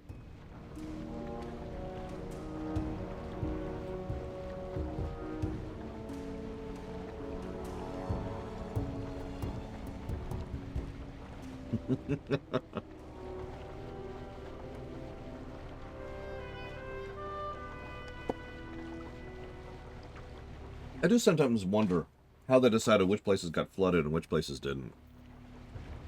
Like, on the one hand, you think coastal places, of course they got flooded. But actually, plenty of coastal places didn't get flooded.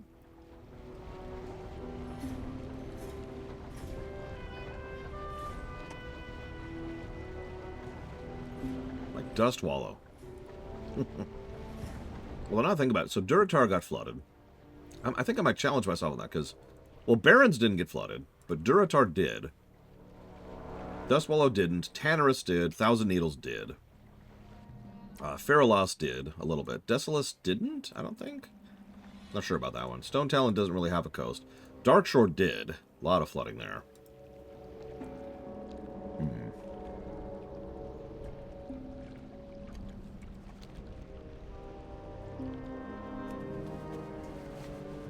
I guess there was a lot of flooding. Never mind.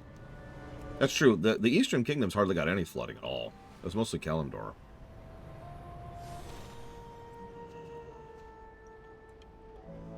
That's true. It makes a lot of sense that, you know, Thousand Needles is now flooded. Because, you know. I would say yeah, Auralia. Conversely, it's interesting you point out Oblivion as an example there, because Oblivion's own difficulty options are the worst difficulty options I have seen in gaming to date. Not exaggerating. Many wares. They are the worst design difficulty options I have ever seen. We gave that many negatives when we were doing that review.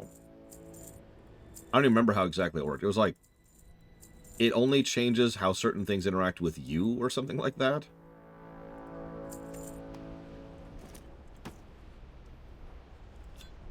And so, as a consequence, you know, it would screw with you, but not like your summoned allies or pets or enemies. God, it was a whole weird thing. Anyways, whatever. Moving on. It's my way or the highway, pal. Security. Welcome, Shaman. Fresh off the boat from Ratchet. Any news? Hey, I got your back. Gazlo calls us 10%. You tell him I'm going to weigh these. I suppose he expects me to pay you a delivery fee. Fine. Have some spoils. This gig ain't so bad. Get lost, will ya? Hey, we got a real problem here. There's an overpopulation of hyenas just west of the sludge fen, and they're starting to become a menace. If I have to listen to them caterwauling one more night, I might go crazy. Vernon over there says the hyenas might have even made off with one of his stabled pigs, and we can't have that happening. I need you to go out there and thin out their numbers. You'll find them parading around in broad daylight to the west. If you can make it here, you can make it anywhere. Hey, you see this footprint? Found them all over the camp last night. Nothing's missing, but all their belongings have been examined. The muddy trail leads towards the sludge fen. Someone's been sniffing around. I don't like that one bit. Can you go west and investigate? See if you can find any more tracks like this one. Don't try anything stupid. I will admit, though, a game that's engaging doesn't need difficulty. Takoida mentioned something earlier which I agree with. A lot of people have this automatic association of difficulty equaling fun, which is not actually true. Difficulty can be fun, but difficulty can also be frustrating. Easy can also be fun, but easy can also be boring, right? Game design is game design, as weird as that sounds. And it's all about the specifics of how you implement it.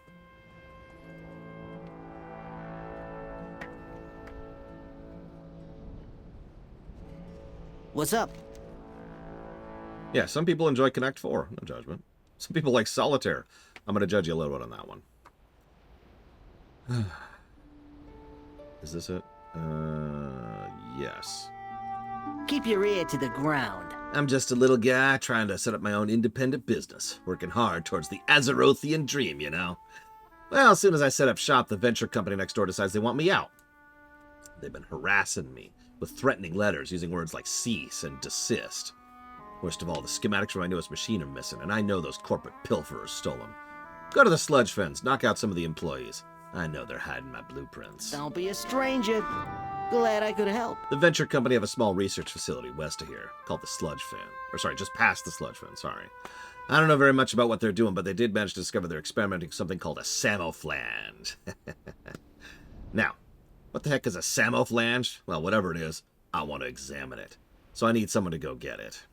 I obtained a copy of their control system operating manual. You should be able to figure out how to disengage the samoflange from it. I'm sorry, what the heck is a samoflange? Go get him, champ. Sorry, that's a reference. I apologize. Ahem. So what's the new survey say, Luthor?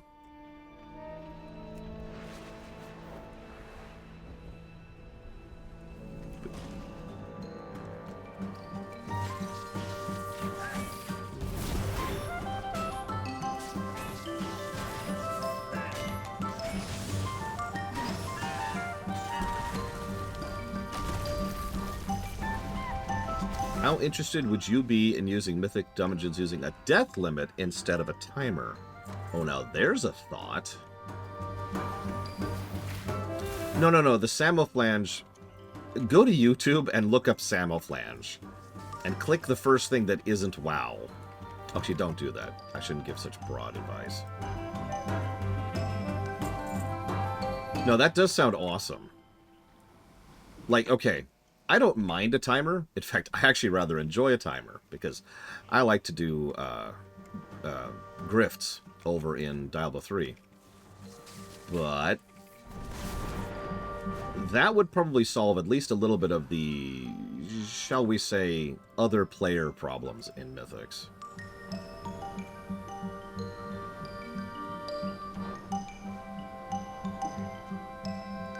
Is it really all WoW, Taqueta? God damn. Okay, hang on. Let me figure out what you need to search for to find the correct reference. Give me a second.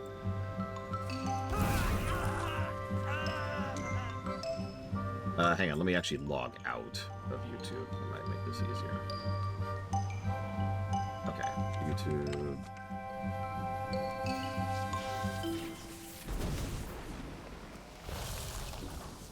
Yeah, exactly, Kira White Noise. That's exactly what I'm thinking. This is Goblin music off the deep end. Do you not like it? Okay, Samoflange. Original, maybe? Okay, Thundercat Outtakes got me it immediately.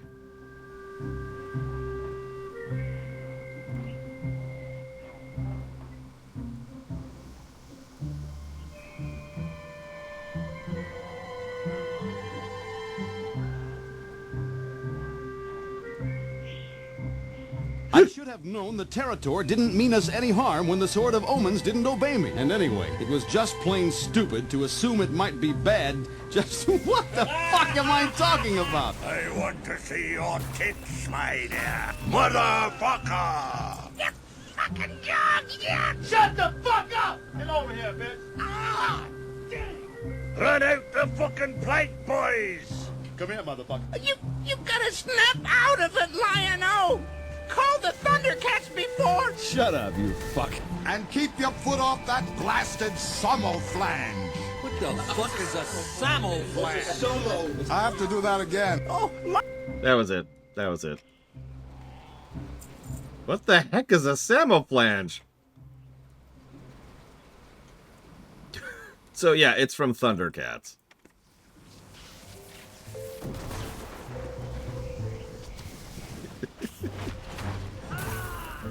I don't even remember the context specific, to be quite honest with you. It's been a really long time. I haven't watched Thundercats since it was new.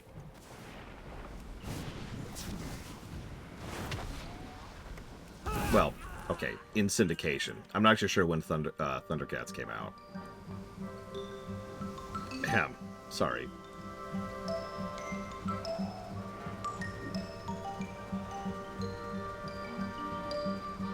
So, sorry, Riker's Beard, you asked a question earlier. I apologize. I got out in the weeds before I got to answer it. Am I a sweets man or a salty snacks man? Believe it or not, it depends entirely on my mood. But I'm going to go ahead and share a little tip for you. For anybody, okay? This is one of those little life hacks, okay? This is going to sound very stupid, but please believe me on this. You want a snack that you can just munch on and not have to worry about it screwing up your teeth or making you feel sick after a while or making you fat or whatever. Go to the grocery store and get one of those bags of salads. I'm dead serious. Just pour the bag, wash it out first, but then pour it into a bowl and just munch on like the lettuce, and they've got radishes in there, they've got like bits of cabbage. Carrots are usually in there. And just munch on that. It's crunchy, which is a really important thing for snack food in general. It's basically water. You're not going to get sick of it. And it's surprisingly satisfying. I started doing that earlier last year. And I have already gotten my niece, my eldest niece, addicted to the same thing. Like if I'm sitting down here munching on a bowl of salad, she'll be like, grab! And just take the salad from me. You look around and notice the lake is covered in slick oil. This once beautiful oasis has been ravaged. You feel a deep sense of foreboding. Whatever is lurking around the sludge fen, it doesn't appear to be human. Judging from the remains around the tracks, it's also dangerous. You decide to follow the tracks down to the bottom of the lake.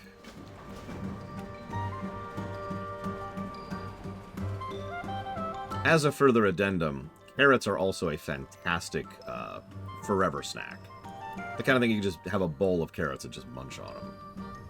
Now, the interesting thing there is how exactly you eat them, because you could just have carrots, you could have a bunch of baby carrots, but something I found is more appropriate for snacking, for like the psychological side of snacking.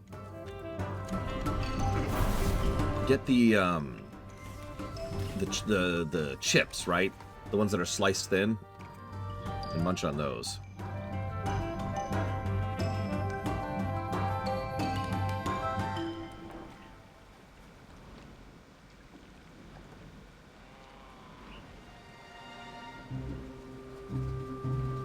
So anyways, that's neither sweet nor salty, which is why I answered that right here. Talk to me.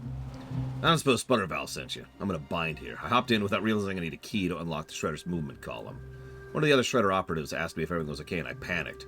Instead of telling him I was missing the key, I told him there's some sort of mechanical problem. We need to get out here on the double. Search the upper level of the deck. Glad I could help. Okay. They are more expensive, Savacom. That is the price for that. You have to walk in knowing what you're paying for, right?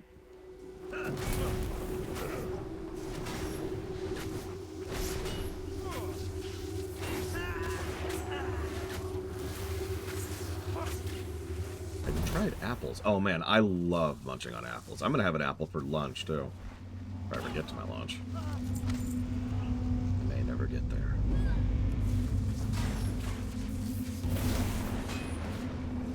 Having said all that, I never answered your original question. Sweet snacks or salty snacks? Unfortunately, it really does depend on my mood.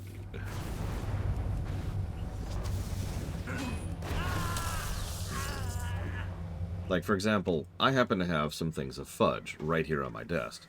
But I also have some nice, I don't even know what they're called. They're chips, but like, I wouldn't call them normal chips.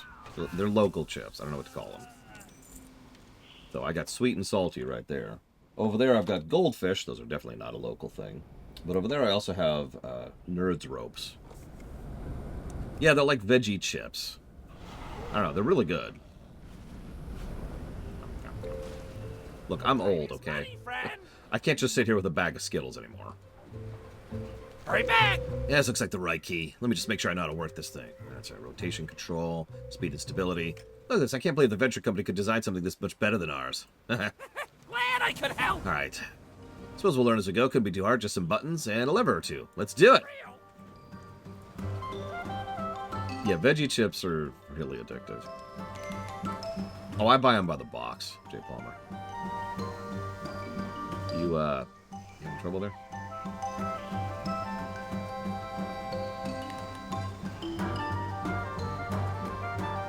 So, Mythic Plus with a death cap, where if you reach checkpoints, you regen lives. Ooh, I like it. I also am sort of automatically assuming that there's kind of a... you only progress if you get to the end with I'm saying this wrong. I'm assuming that the amount of upgrade to your key would be tied to how many lives you have left at the end. That's what I'm trying to say. So if you have no deaths and you're regenerating lives at the end, you would get to, like, made-up number, 8 lives at the end, right? So that would give you a large boost to your key for the next tier, for the next Mythic Plus.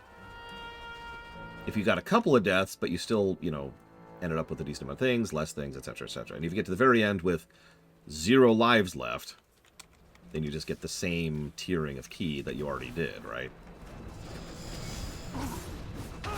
Or maybe that would be 1? What do you think, Uther? Help me out on this.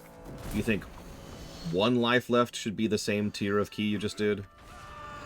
Or 0? That's a good question, Jay Palmer.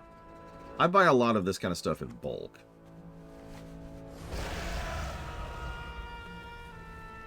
See, I'm torn on that, because 0 feels like a fail state.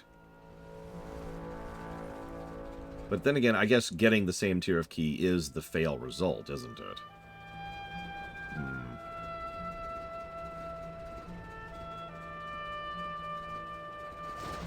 Well, and he's dead. Oh no, he jumped out. Do you mind? Okay. What did he just do? Okay, he hit a blinking red light. Got it. Note to self, don't do that.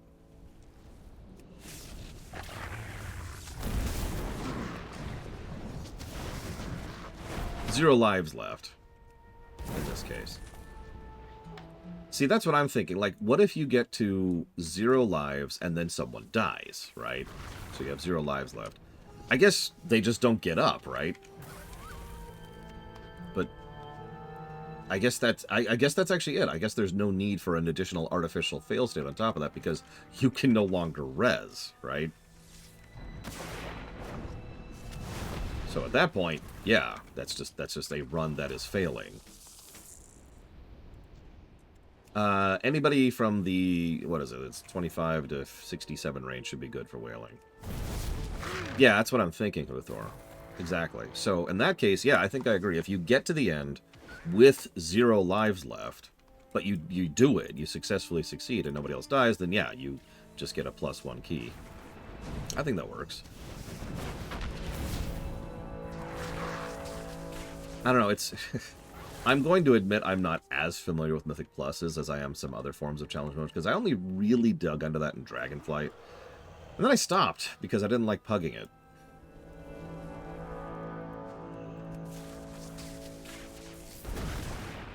Like, don't mistake me, I didn't have any bad experiences. Quite the contrary, I actually met a lot of cool people in the Mythic Plus cycle. But I just don't enjoy doing hard mode stuff with strangers. That's what that boils down to.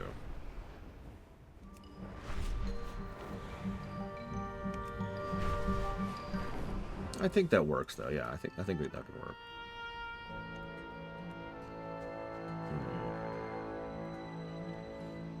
No loitering, whatever that means. Good riddance. Those filthy pests are more trouble than they're worth. You ever need anything? You saw sludge being dumped straight into the lake? I wouldn't be surprised if the sludge beasts were a product of their carelessness. Yeah, that's right. Even other goblins look at Venture Company like, Jesus, guys. Do not get on Gallywix's bed, son. Maybe pull back a little bit on the flagrant destruction of the environment. Hey, how you doing? Be careful out there. I can't believe they'd stoop so low. Did you get my blueprints back? Catch you on the flip side. Thanks for working on it. Now I can work on the silver bullet X83 to 1. 831. Jesus. Around, friend. He wrecked it. If we're able to get something of value from the wrecked shredder prototype, my business depends on it. I'll start tearing that sucker apart, see what it makes it tick. Oh, here's something for you, Trouble. Have a good one. You're welcome. Let's go get the Samoflange. True, J. Palmer. I think I'm going to default to salty, Wreckersbird. Yeah, I know, I'm still chewing on that stupid question. I'm sorry. Because salty is something I can enjoy more commonly. Sweet, I have to be in a pretty specific mood to enjoy, right? Like, I need sweets in my life. I've actually talked about that before. It's a psychological thing. If I don't have access to sweets, then I'm reminded when I was starving. And I know that sounds really dumb. Brigwin, that's you. God! I just ran through like 5 names in my head before I landed on Brigwin. Jesus Christ, Laura. I know it's stupid, but it's true. It's an associative thing, right? Having access to sweets means I'm not in a situation where I'm running out of food. Right? Because you only ever have sweets when you've already got regular food covered. But I have to be in the mood for sweets. I don't have to be in the mood for salts. A variety of buttons, levers, and blinking lights are somewhat erratically arrayed on the face of the control console. A small gauge indicates the apparatus is currently operating within optimal levels, and indicates the control valve 1 through 3 are currently open. There's a small keyhole set to the lower right side of the control panel. The 3 control valves are currently opened. The various readings on the control panel lead you to presume they must be shut off before the apparatus can be shut off. I can do that. Let's just go hit this one over here. Honestly, I'm actually completely with you on that, Record Spirit. What the hell? Oh, you're right, Uthor. And that would lower the barrier to entry for Mythics, too. Mythic Pluses. I like it.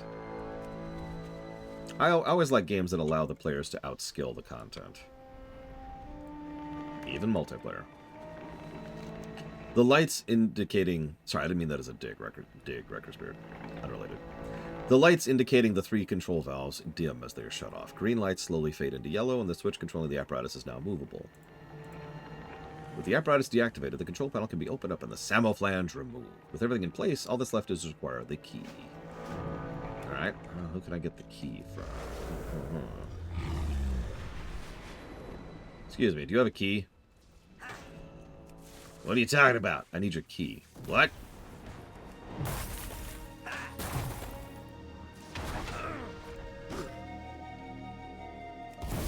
I mean, yeah, that's one of those things, right?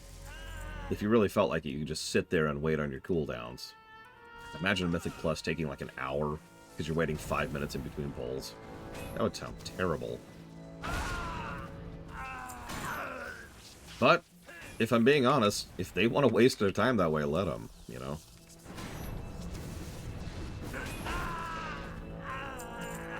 Preferred dessert for birthdays? Cheesecake.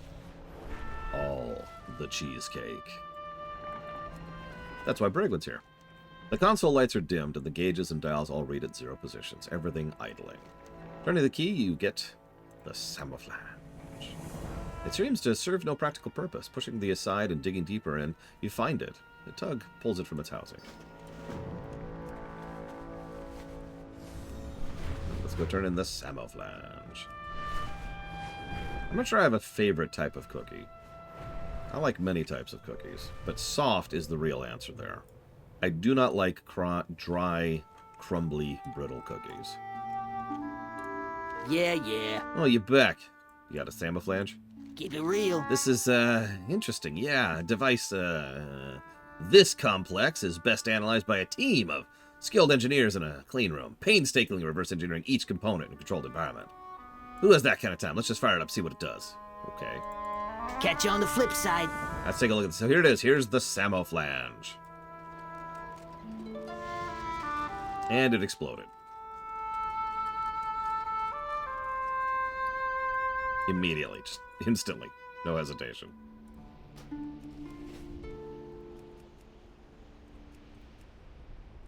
What's shaking? Well, that didn't go as expected. I think I busted it. No need to panic. Do me a favor. Walk this across the way to Brack. He'll bang this sucker back into shape real quick. Keep your ear to the ground. Go! Did you say Samoflange? Careful out out there. Sputter valve scored us a Samoflange. Let me see that thing. Yeah, we can get this working again. Here, hand me that huge mallet. Hit the road. Move it. Need to knock the centrifugal rotary ball clutch back into alignment. Easy. Billowing clouds of white smoke. Is that by design? Yes. What? I think I really put my foot into that one. Looks like I might have knocked one of the load-bearing fluxers into the spokes of the deregulator gear. We can fix this. Easy. I know an expert on triple expansion piston drivers who would love to get their hands on a Samoflange. Take the broken Samoflange to Winnicky Bolt Bucket, just south of the Morshon Ramparts. She'll patch you right up. Here, no need to walk. This gives me a perfect opportunity to test my personal people porter device. Go, go! You have a what? Quickly, quickly! On your way! Wait, that looks like a gun. Ah! Wah! It's raining orcs.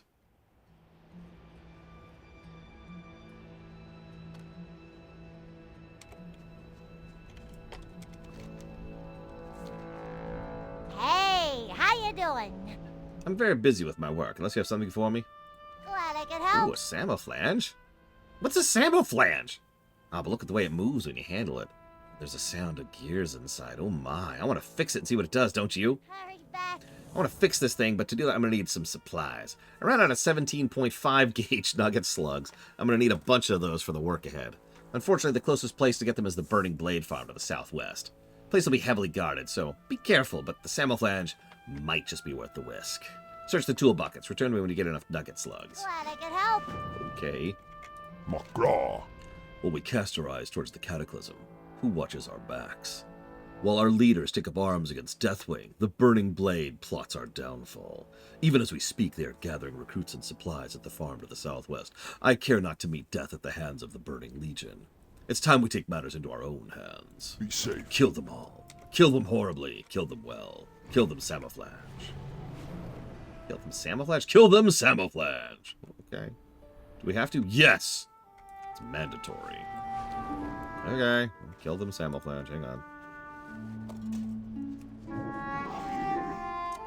on. Let's go with chunky chocolate chip.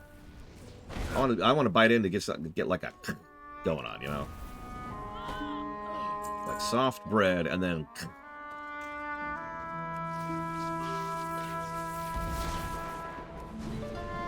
Actually, recently I became aware of something. And you're going to laugh at me because it's going to sound so simple, but I didn't even know it was a thing until like 5 months ago. Okay, so imagine a croissant, but it's glazed like a donut.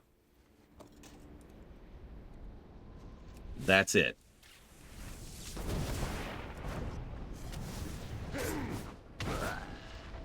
It's a glazed croissant. It's really good.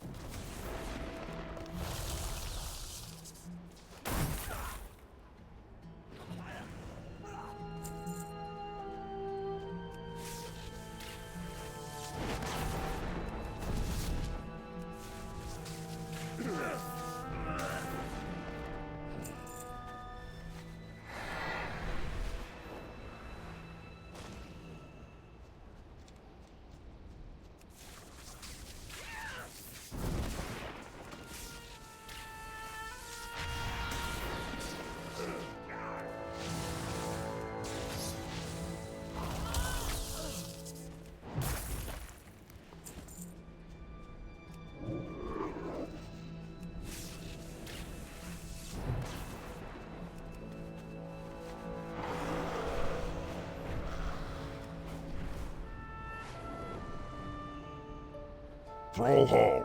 Thank you. This old orc will sleep more safely at night now. May your blades never dull. You have the nugget slugs? I've been eyeing the Samoflange and I can't wait to tinker it. If you ever need anything. Okay, let's get started.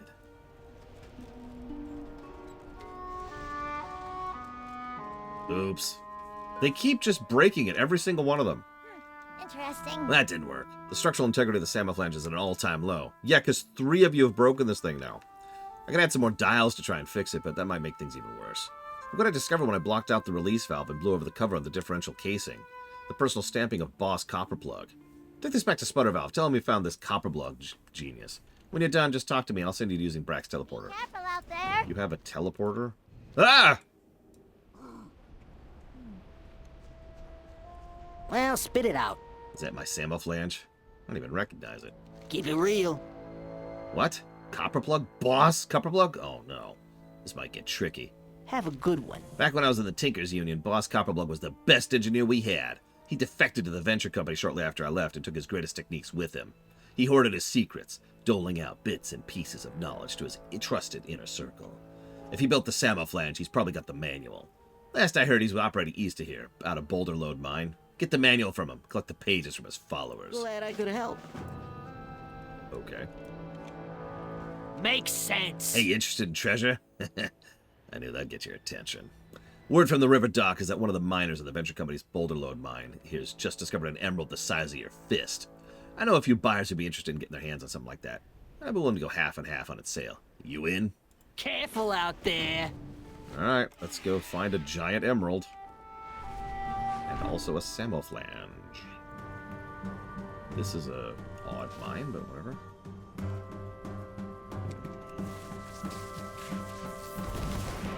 Listen, the Draenei would have no idea what a Samoflange is. Something of this level of complexity. I mean, it doesn't even have any crystals in it. Come on.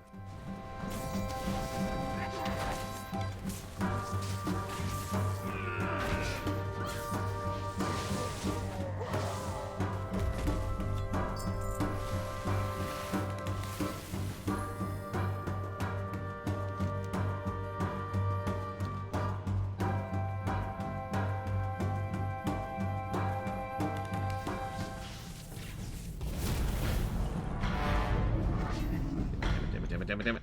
Eh.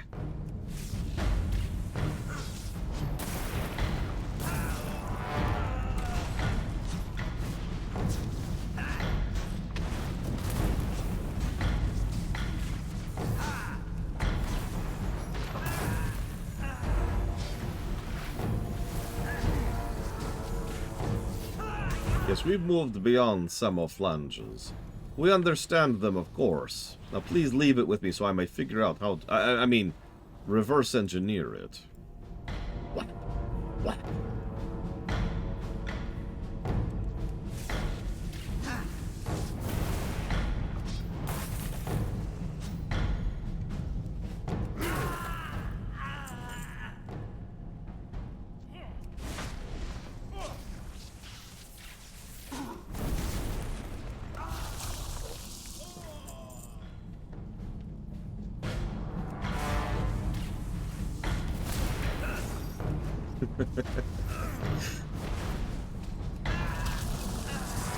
Sorry, I'm just picturing far too many stupid things about the Samoflange. I probably should let that go. Anyways. Yeah, all of a sudden we're just doing Warsong Gulch. I don't know what's going on here.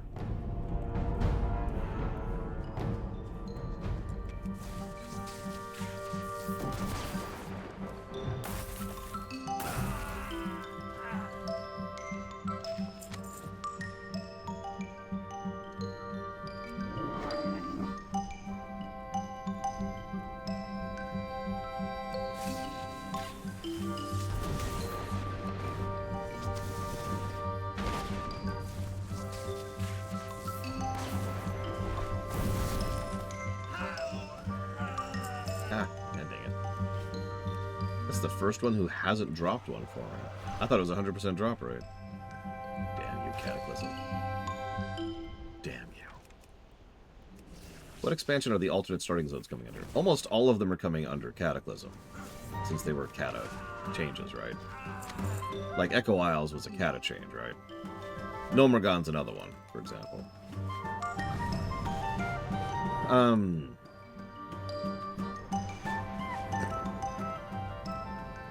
What other one?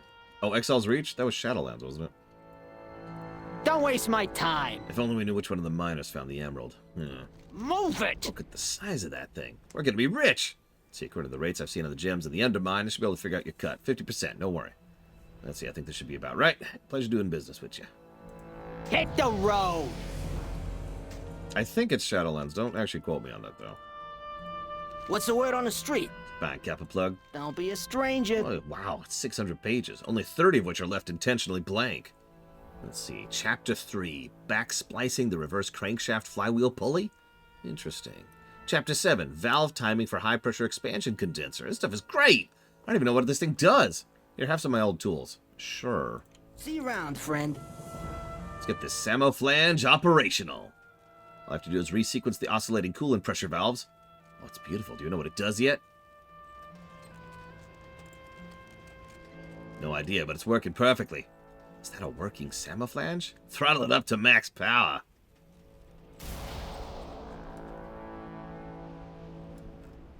Sputter valve, you're a genius. I'll take 30. Why? Right away, Nas. GTL, friend. Gambling, tinkering, laundry. Looks like your work here is done, Shaman. You better head back to the crossroads. Luckily for you, my silver bullet is finished and she's ready for a test drive. What do you say you do me a favor and take her for a little spin? One of my assistants will accompany you. Your sweet, sweet ride is waiting on the platform behind me. Go get him, champ. Okay. Yeah, Exile's Reach. I actually am in favor of the idea. Really. Wow, I can't believe Sputter Valve actually let me drive this baby. Have I mentioned this is my first time flying? Don't worry, I got everything under control. Why is this the music choice for those? Man, look at the amazing views. Are those lions? Whoops. Almost let go of the steering wheel there. Those are not lions.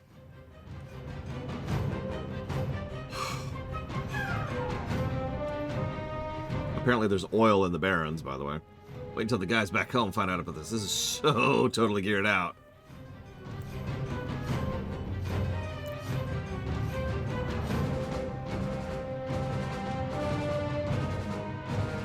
My dream is to be as brilliant as Sputter Valve someday. You should see his design for a two-wheeled tricycle.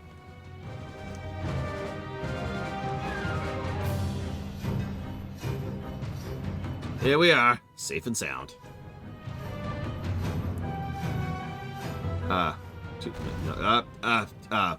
Okay, hold on.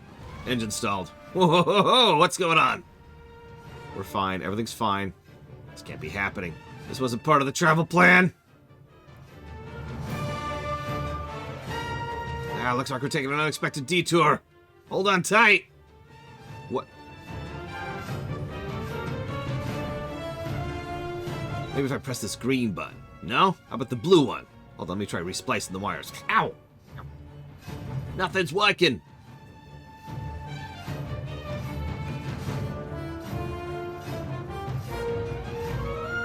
I can't stop it.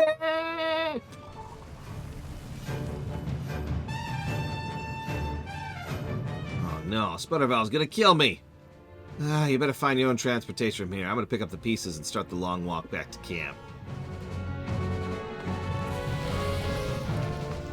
Okay. Yeah, we overshot a little bit. Crossroads is, you know, whatever. Strength and honor. Victory. I thought you were a goner. Still glad to see you're in one piece. It's an emergency hatchet. Strength. Since you're here, maybe you can help me with a small problem. The blasted harpies have been ravaging our supply caravans for too long. It's time we slit a few of their throats and diminish their numbers. The most devastating attack will destroy a good number of the lower chain of command, and we can work our way back up to the top. Farewell. For the horde. The only way to stop the Harpy Raiders is to destroy their chain of command. The Harpies are led by fearless lieutenants, Slayers. If the Slayers fall, the rest will follow.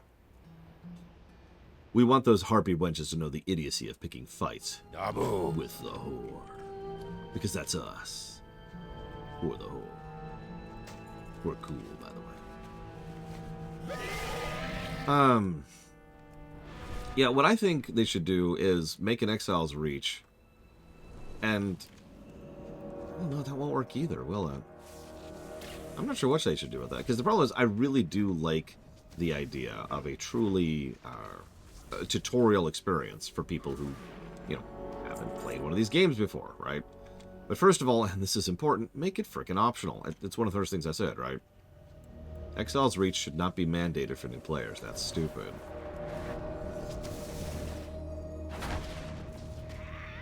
But, far more to the point, the narrative choices for Exile's Reach are very questionable. And what I can't decide is if there should be a narration for, like if there should be a story to the Exile's Reach at all, or if it should just be the tutorial zone, right? Like, imagine you walk in and it's just, you know,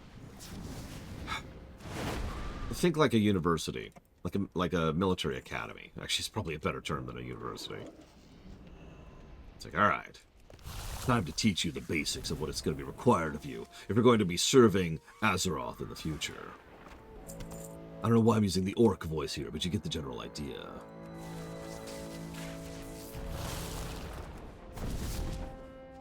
Why are these harpies so mad at me?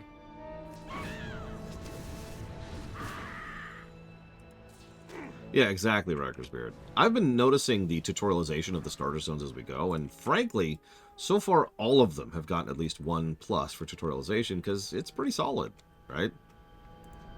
Like, there's some decent stuff there. Here's what interacting is, here's looting, here's yellow mobs, here's red mobs, here's your basic rotation. There's usually a single mob who's a little bit harder than the other ones, so you have to try on that one. Yeah, I'm with it.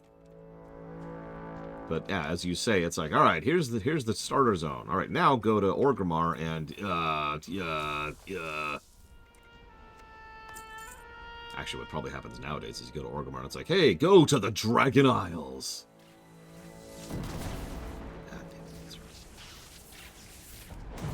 Yeah, the Dragon Isles await. Raytheon, I'm gonna need you to shut up, okay? Raytheon, no. I know you love the sound of your own voice. I am not one of those people.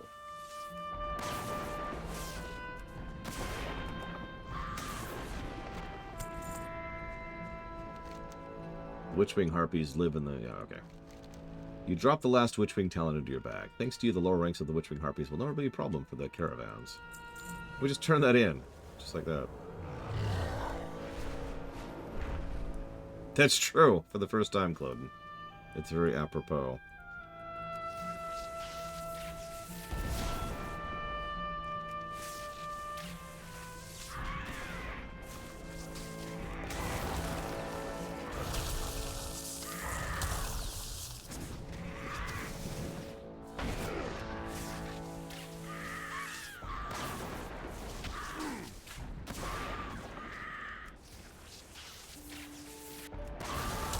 Look. Shadowlands, we don't talk about that. Shadowlands is the, God, what's it called? The Star Wars Holiday Special.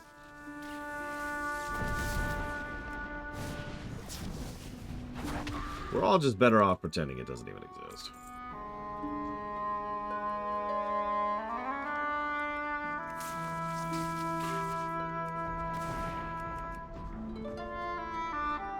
Real statement. I put real thought into just ejecting Shadowlands from this review. Obviously, I did not decide on that, but it was something I put real thought into.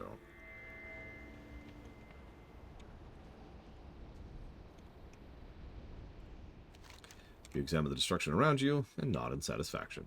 The Harpies' leaders have been dealt with. For now.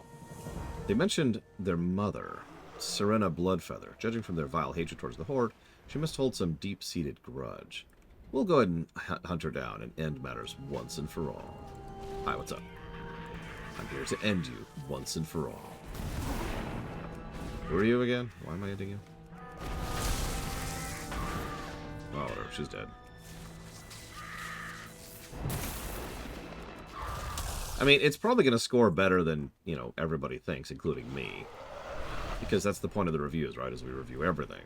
So it's like, alright, so here's all the garbage. But also here's this good stuff, I guess. God. Blood and thunder. You're not getting anything until I see Serena's head. Victory. Well done, well done. I wasn't sure you're up to the task, but you've proven yourself quite the cutthroat. Literally. Do you get it? Because you... Farewell. Now that the frontier's been stilled, you should return to the crossroads. Strength. Sure. You gonna give me a ride? No? Okay. Why, J. Palmer, if you don't mind answering?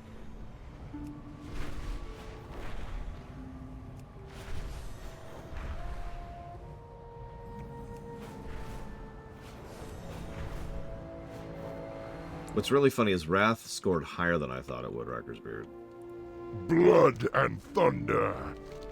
Hello, I've heard of your deeds. You're a valuable shaman of the Horde, indeed. Strength. The battle in Ashenvale rages on without relent. Our forces at the Morshan ramparts are in desperate need of reinforcements and supplies. We have a major shipment of medicines and food headed north, and I need a capable shaman like you to guard it. Okay. Dabu. What?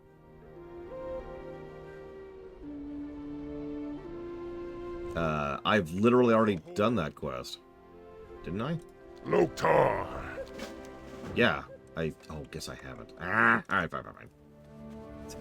Now we're gonna be done with the Barrens. It's just like real life, oh god! I mean, at this point, that's not even to surprise me, Huthor. Yeah, we all know Dragonflight and War Within are gonna score best because they're not getting abandonment negatives. Well, no. They're getting less abandonment negatives. Even Dragonflight gets abandonment negatives. There's no vehicle to do heroics anymore, so that's those negatives. You can't do the raids anymore, so that's those negatives. Subsug. Dabu. I've heard about your work, Shaman. Your timing is fortunate. I have a major offensive in the works. Go with honor. Hezril Bloodmark is the leader of the Kolkar Centaurs of the Barrens. He is fierce, brutal, and cunning. Defeating him would disrupt and fracture the Kolkars, greatly reducing their threat to us. So kill him. Bring me his head so I'm mounted to the outpost. Strength. Go for. The Centaur leadership relies on a core of trusted, disciplined warriors to keep the others in line. If we reduce their number, the Kolkar will have no might with which to support their rage. So I have a bounty for you. Go kill them. For the Horde. Okay, I can do it. Can someone do me a weird favor? Can someone go check the World of Lorecraft? See you around, J. Palmer. Can someone go check the World of Lorecraft for North Barrens? I want to know how long it is. Because I have a feeling it's like a minute. Because there was so little to talk about here. And I just find it funny because we've been here for like 5 hours now.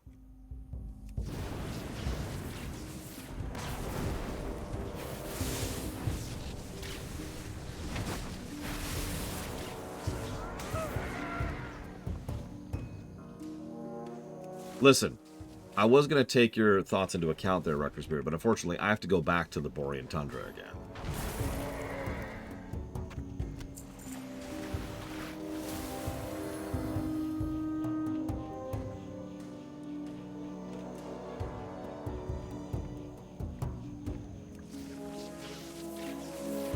For the lore. Oh my god. So, 2 minutes and 6 seconds. Thank you, 5. I haven't decided yet off the deeper end. Something being long does not make something padded. But there have been several quests which are a little padded in this zone. To the point where I've actually called this not the standard for catazones.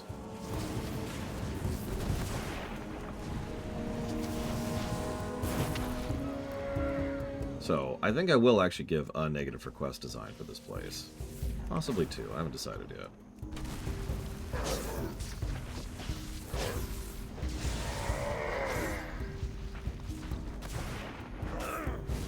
I will say this, I'm really liking where Elementalist is at.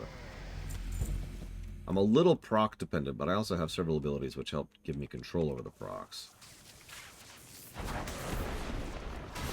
Kind of like that. I think going into the Frost Shock thing, getting Ice Fury was the right call.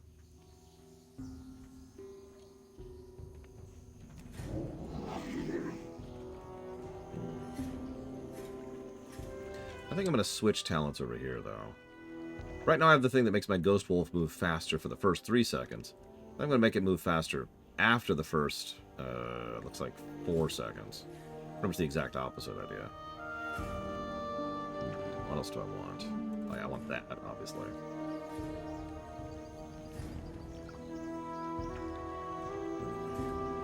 I don't want anything else here?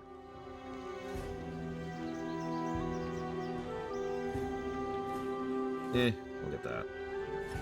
And over here... Oh. Oh, I have no idea what the official reasoning was. I mean, obviously the result is two very different zones with very different stories, but I don't know what led them to start doing that, right? Let's do that one.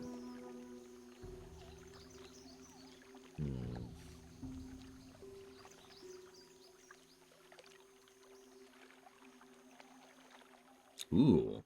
Increase maximum maelstrom by 50. Yes.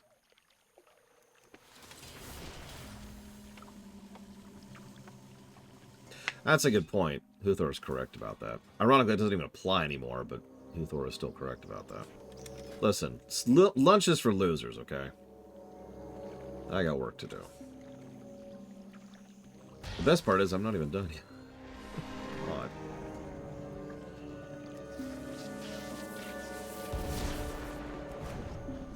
I will admit, I don't remember the North Barrens being this long. God.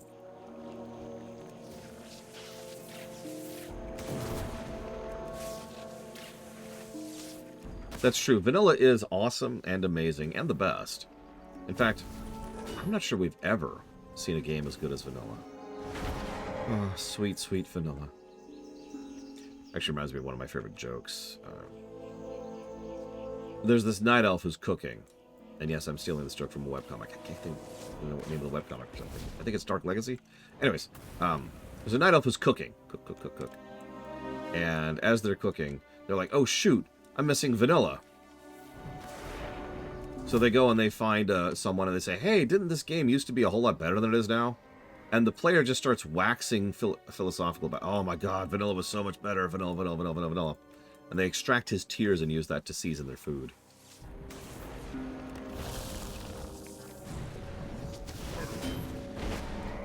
Yeah, I think when I normally do North Barrens, I do the primary chain here, which is like something we could have finished in 30 minutes. And don't do all the other stuff we've been doing. I think that's where the difference is coming in here.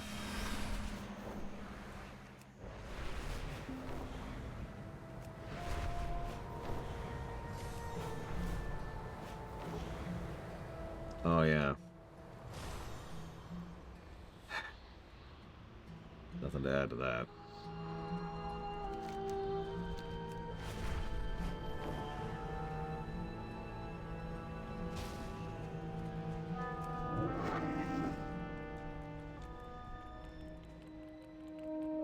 Strength and honor. Hezrul defeated. Go for. I commend you. These centaur are not undisciplined and cannot focus their rage as orcs can, but they are fierce nonetheless. In defeating them, your valor is proven.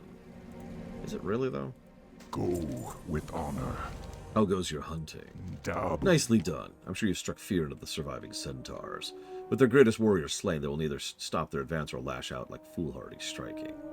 They will lash out at us in a foolhardy strike. God, I keep screwing up my tenses. Strength. The Horde commends your success, but the Kolkar themselves are maddened. I have reports that a contingent have traveled to Barrens from their home in Desolus to seek vengeance. My latest report is that they move against the bunkers from the west. This is a 3-player quest. This should be interesting. Let's see if we can do this, because if we can't, we're just going to move on.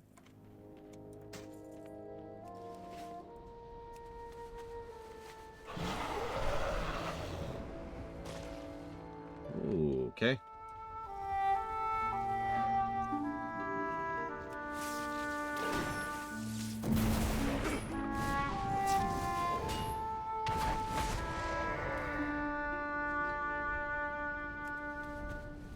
Oh god. No, I haven't, Riker's Beard. Let me guess. It's just a picture of checkers.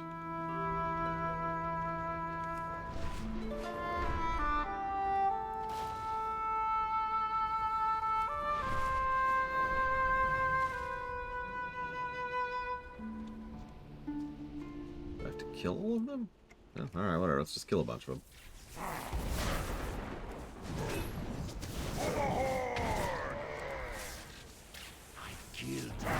Time for killing.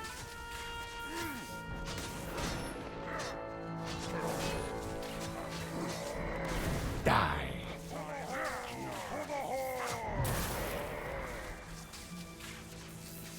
Time to die. Yeah, that's why I'm trying to just pull them back here. Ads deal with some of this crap.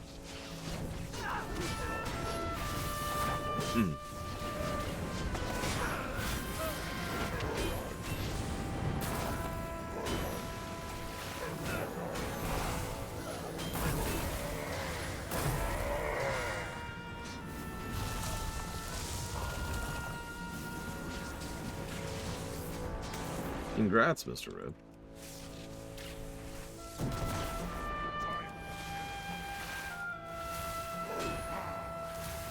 Interestingly enough, if there is one thing I agree with, it's that developers in general need to stop being obsessed with balance. Time to die.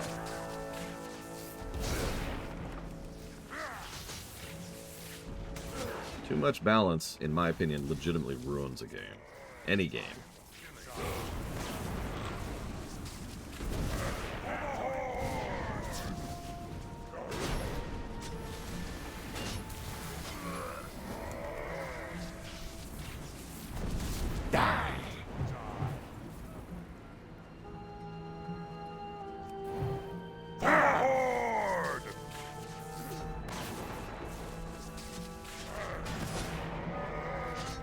Oh, there he is.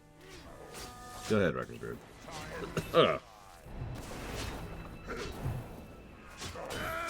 Not that I'm aware of, Trahexia. I don't even really remember any of the new games that were showcased. Whoops, that is the wrong button. I may pay for that.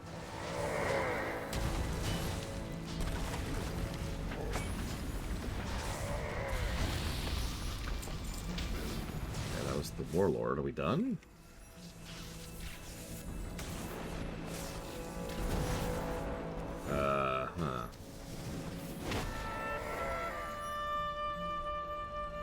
Oh yeah, I guess there's Witcher 4. What?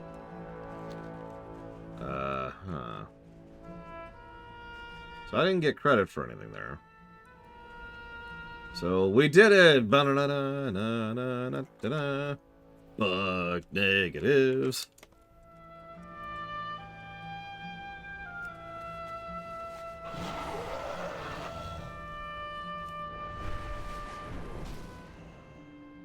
Yep, nope, so, okay.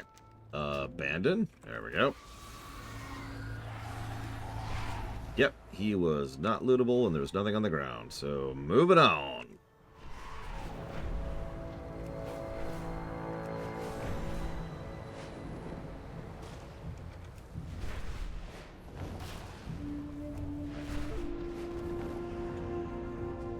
What do you need? For the Horde. Speak, friend. Be safe. Alright. Off to the rampart. Oh god, it's so slow. It's so slow. That's okay, we'll make it. I'll jot down some thoughts while we're here.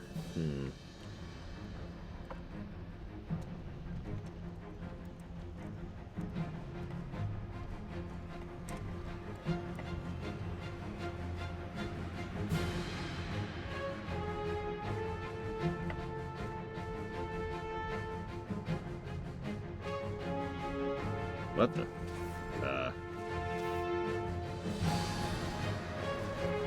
Our enemies wouldn't dare attack us this close to the crossroads. He says as we are actively being attacked by a Savannah Huntress. Yep.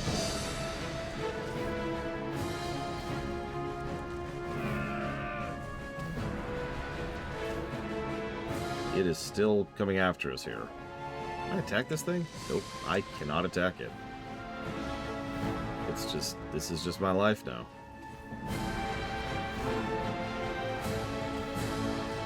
I bet you didn't know that a Kodo can eat its own weight in grass every day. Sure is a lot to shovel when it comes out the other end. You want to give up there, Miss Huntress?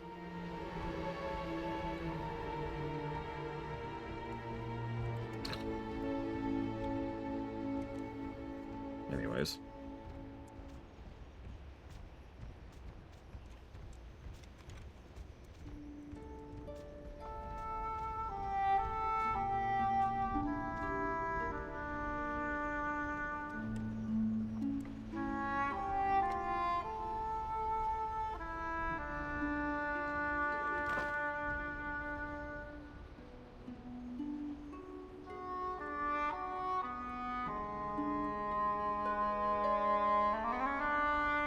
Quickly, grab one of them while I take the supply cart. Which one should I take?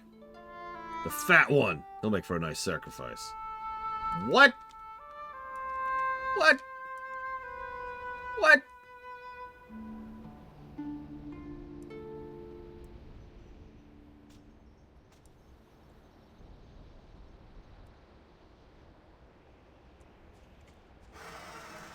Hey, you're, Okay, so I'm gonna read that out loud, because our enemies wouldn't dare attack us this close to the crossroads. It's further out we have to watch our backs. My family's been running the caravan routes in the Barrens since Orgrimmar was settled. We raise and train the Kodas ourselves. My sister Nagala is the best Koda breeder outside of Mulgore.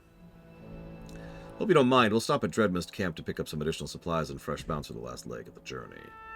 Nagala will have her famous grilled zebra chops waiting for us, no doubt. She says I need to cut back and eat more vegetables, but I don't think I've gained that much weight, do I? And then they went and they took the fat one. Mogra! This is terrible news. At least you arrived safely. Be safe. They took Balgor and the caravan supplies from our very doorstep.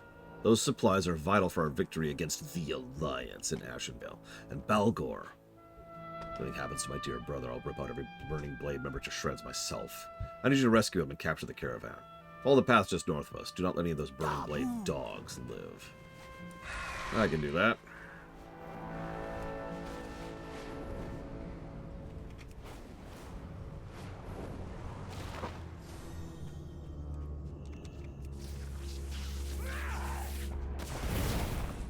Magra. Eindinux. You came for me. Yeah. May your blades never dull. We can't leave yet. I managed to overhear their plans while they were preparing for the ritual sacrifice. They're planning to use a powerful artifact called the Demon Seed to launch a full-scale attack on the Horde. They're keeping it under close guard over in that cave. See if you can get your hands on the Demon Seed. We should need to give it to my sister. She'll know what to do next. Go forth to victory. They're planning to sacrifice me. The demons are already licking their chops over my corpse. Ugh, makes me think twice about my own diet. Anyway, they've got a guard watching my every move. I can get out of here, but I need a good distraction. Strength. Yeah, it's probably my job. Hi.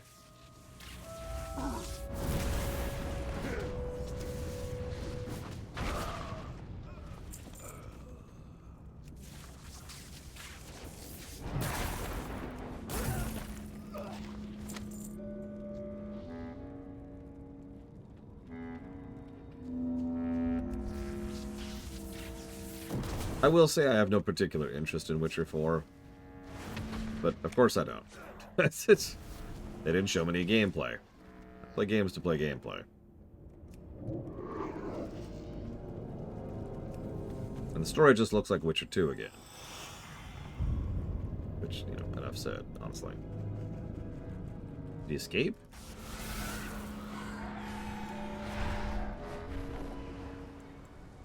Hello?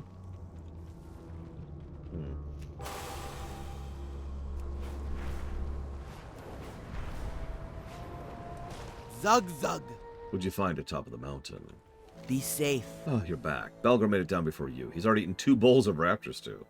Considering his appetite hasn't suffered, I'm sure he'll be fit to travel in no time. I'll make sure this artifact's taken care of. You've done us a great service this day. Farewell. You've managed to stir the Burning Blade's nest. Our scouts report they are gathering for an attack. You must complete the caravan's journey before they arrive. Supplies are packed, Koda's arrested. I hope you don't mind, but I made a few adjustments to your gun. If you meet up with any resistance, shoot first. Ask questions later. May your blades never dull. For the Horde! You heard her.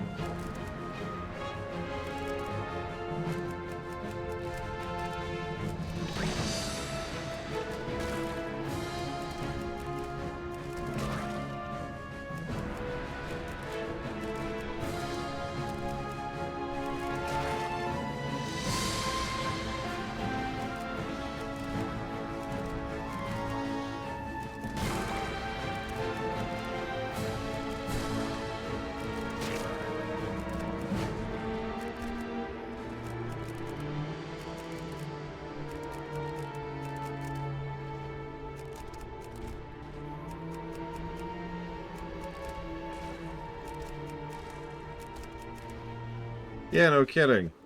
Sorry, I'm not even talking because I'm trying to keep up with all this nonsense. Where did the Burning Blade get this many recruits? God.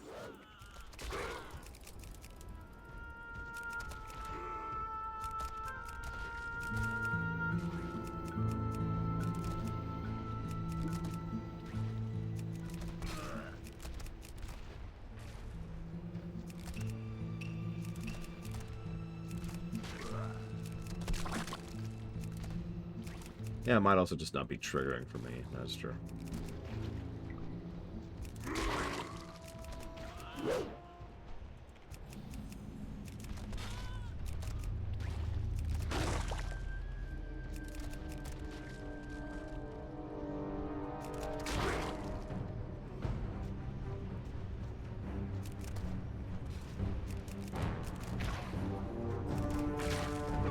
Okay, we made it. Ah! Help! Help! Okay, we're okay. Whew. Blood and thunder. Some days we gain quarter. Oh, hang on. Go forth. By the skin of our teeth, we made it. I haven't seen shooting like that since, well, ever. Wish we could ride together again, but Kadric has more important work for you. Thank you for the delivery, as usual. Of course. What do you need? Go. Some days we gain quarter, other days we are beaten back behind our walls. Every day we bury more of our brothers and sisters. Not only have the supplies you brought strengthened our troops, but your heroic deeds have inspired them as well. Thank you, Shaman. Strength for the Horde. How may I aid you? Okay. May the eternal sun shine upon thee. And other than the quest that bugged out, that is the North Barrens. Holy cramoly. So, I'm going to go ahead and take a brief lunch break. When we get back, we'll do a couple things. We're not going to finish Ashenvale, even partial Ashenvale in a single shift, so we'll be back in a few.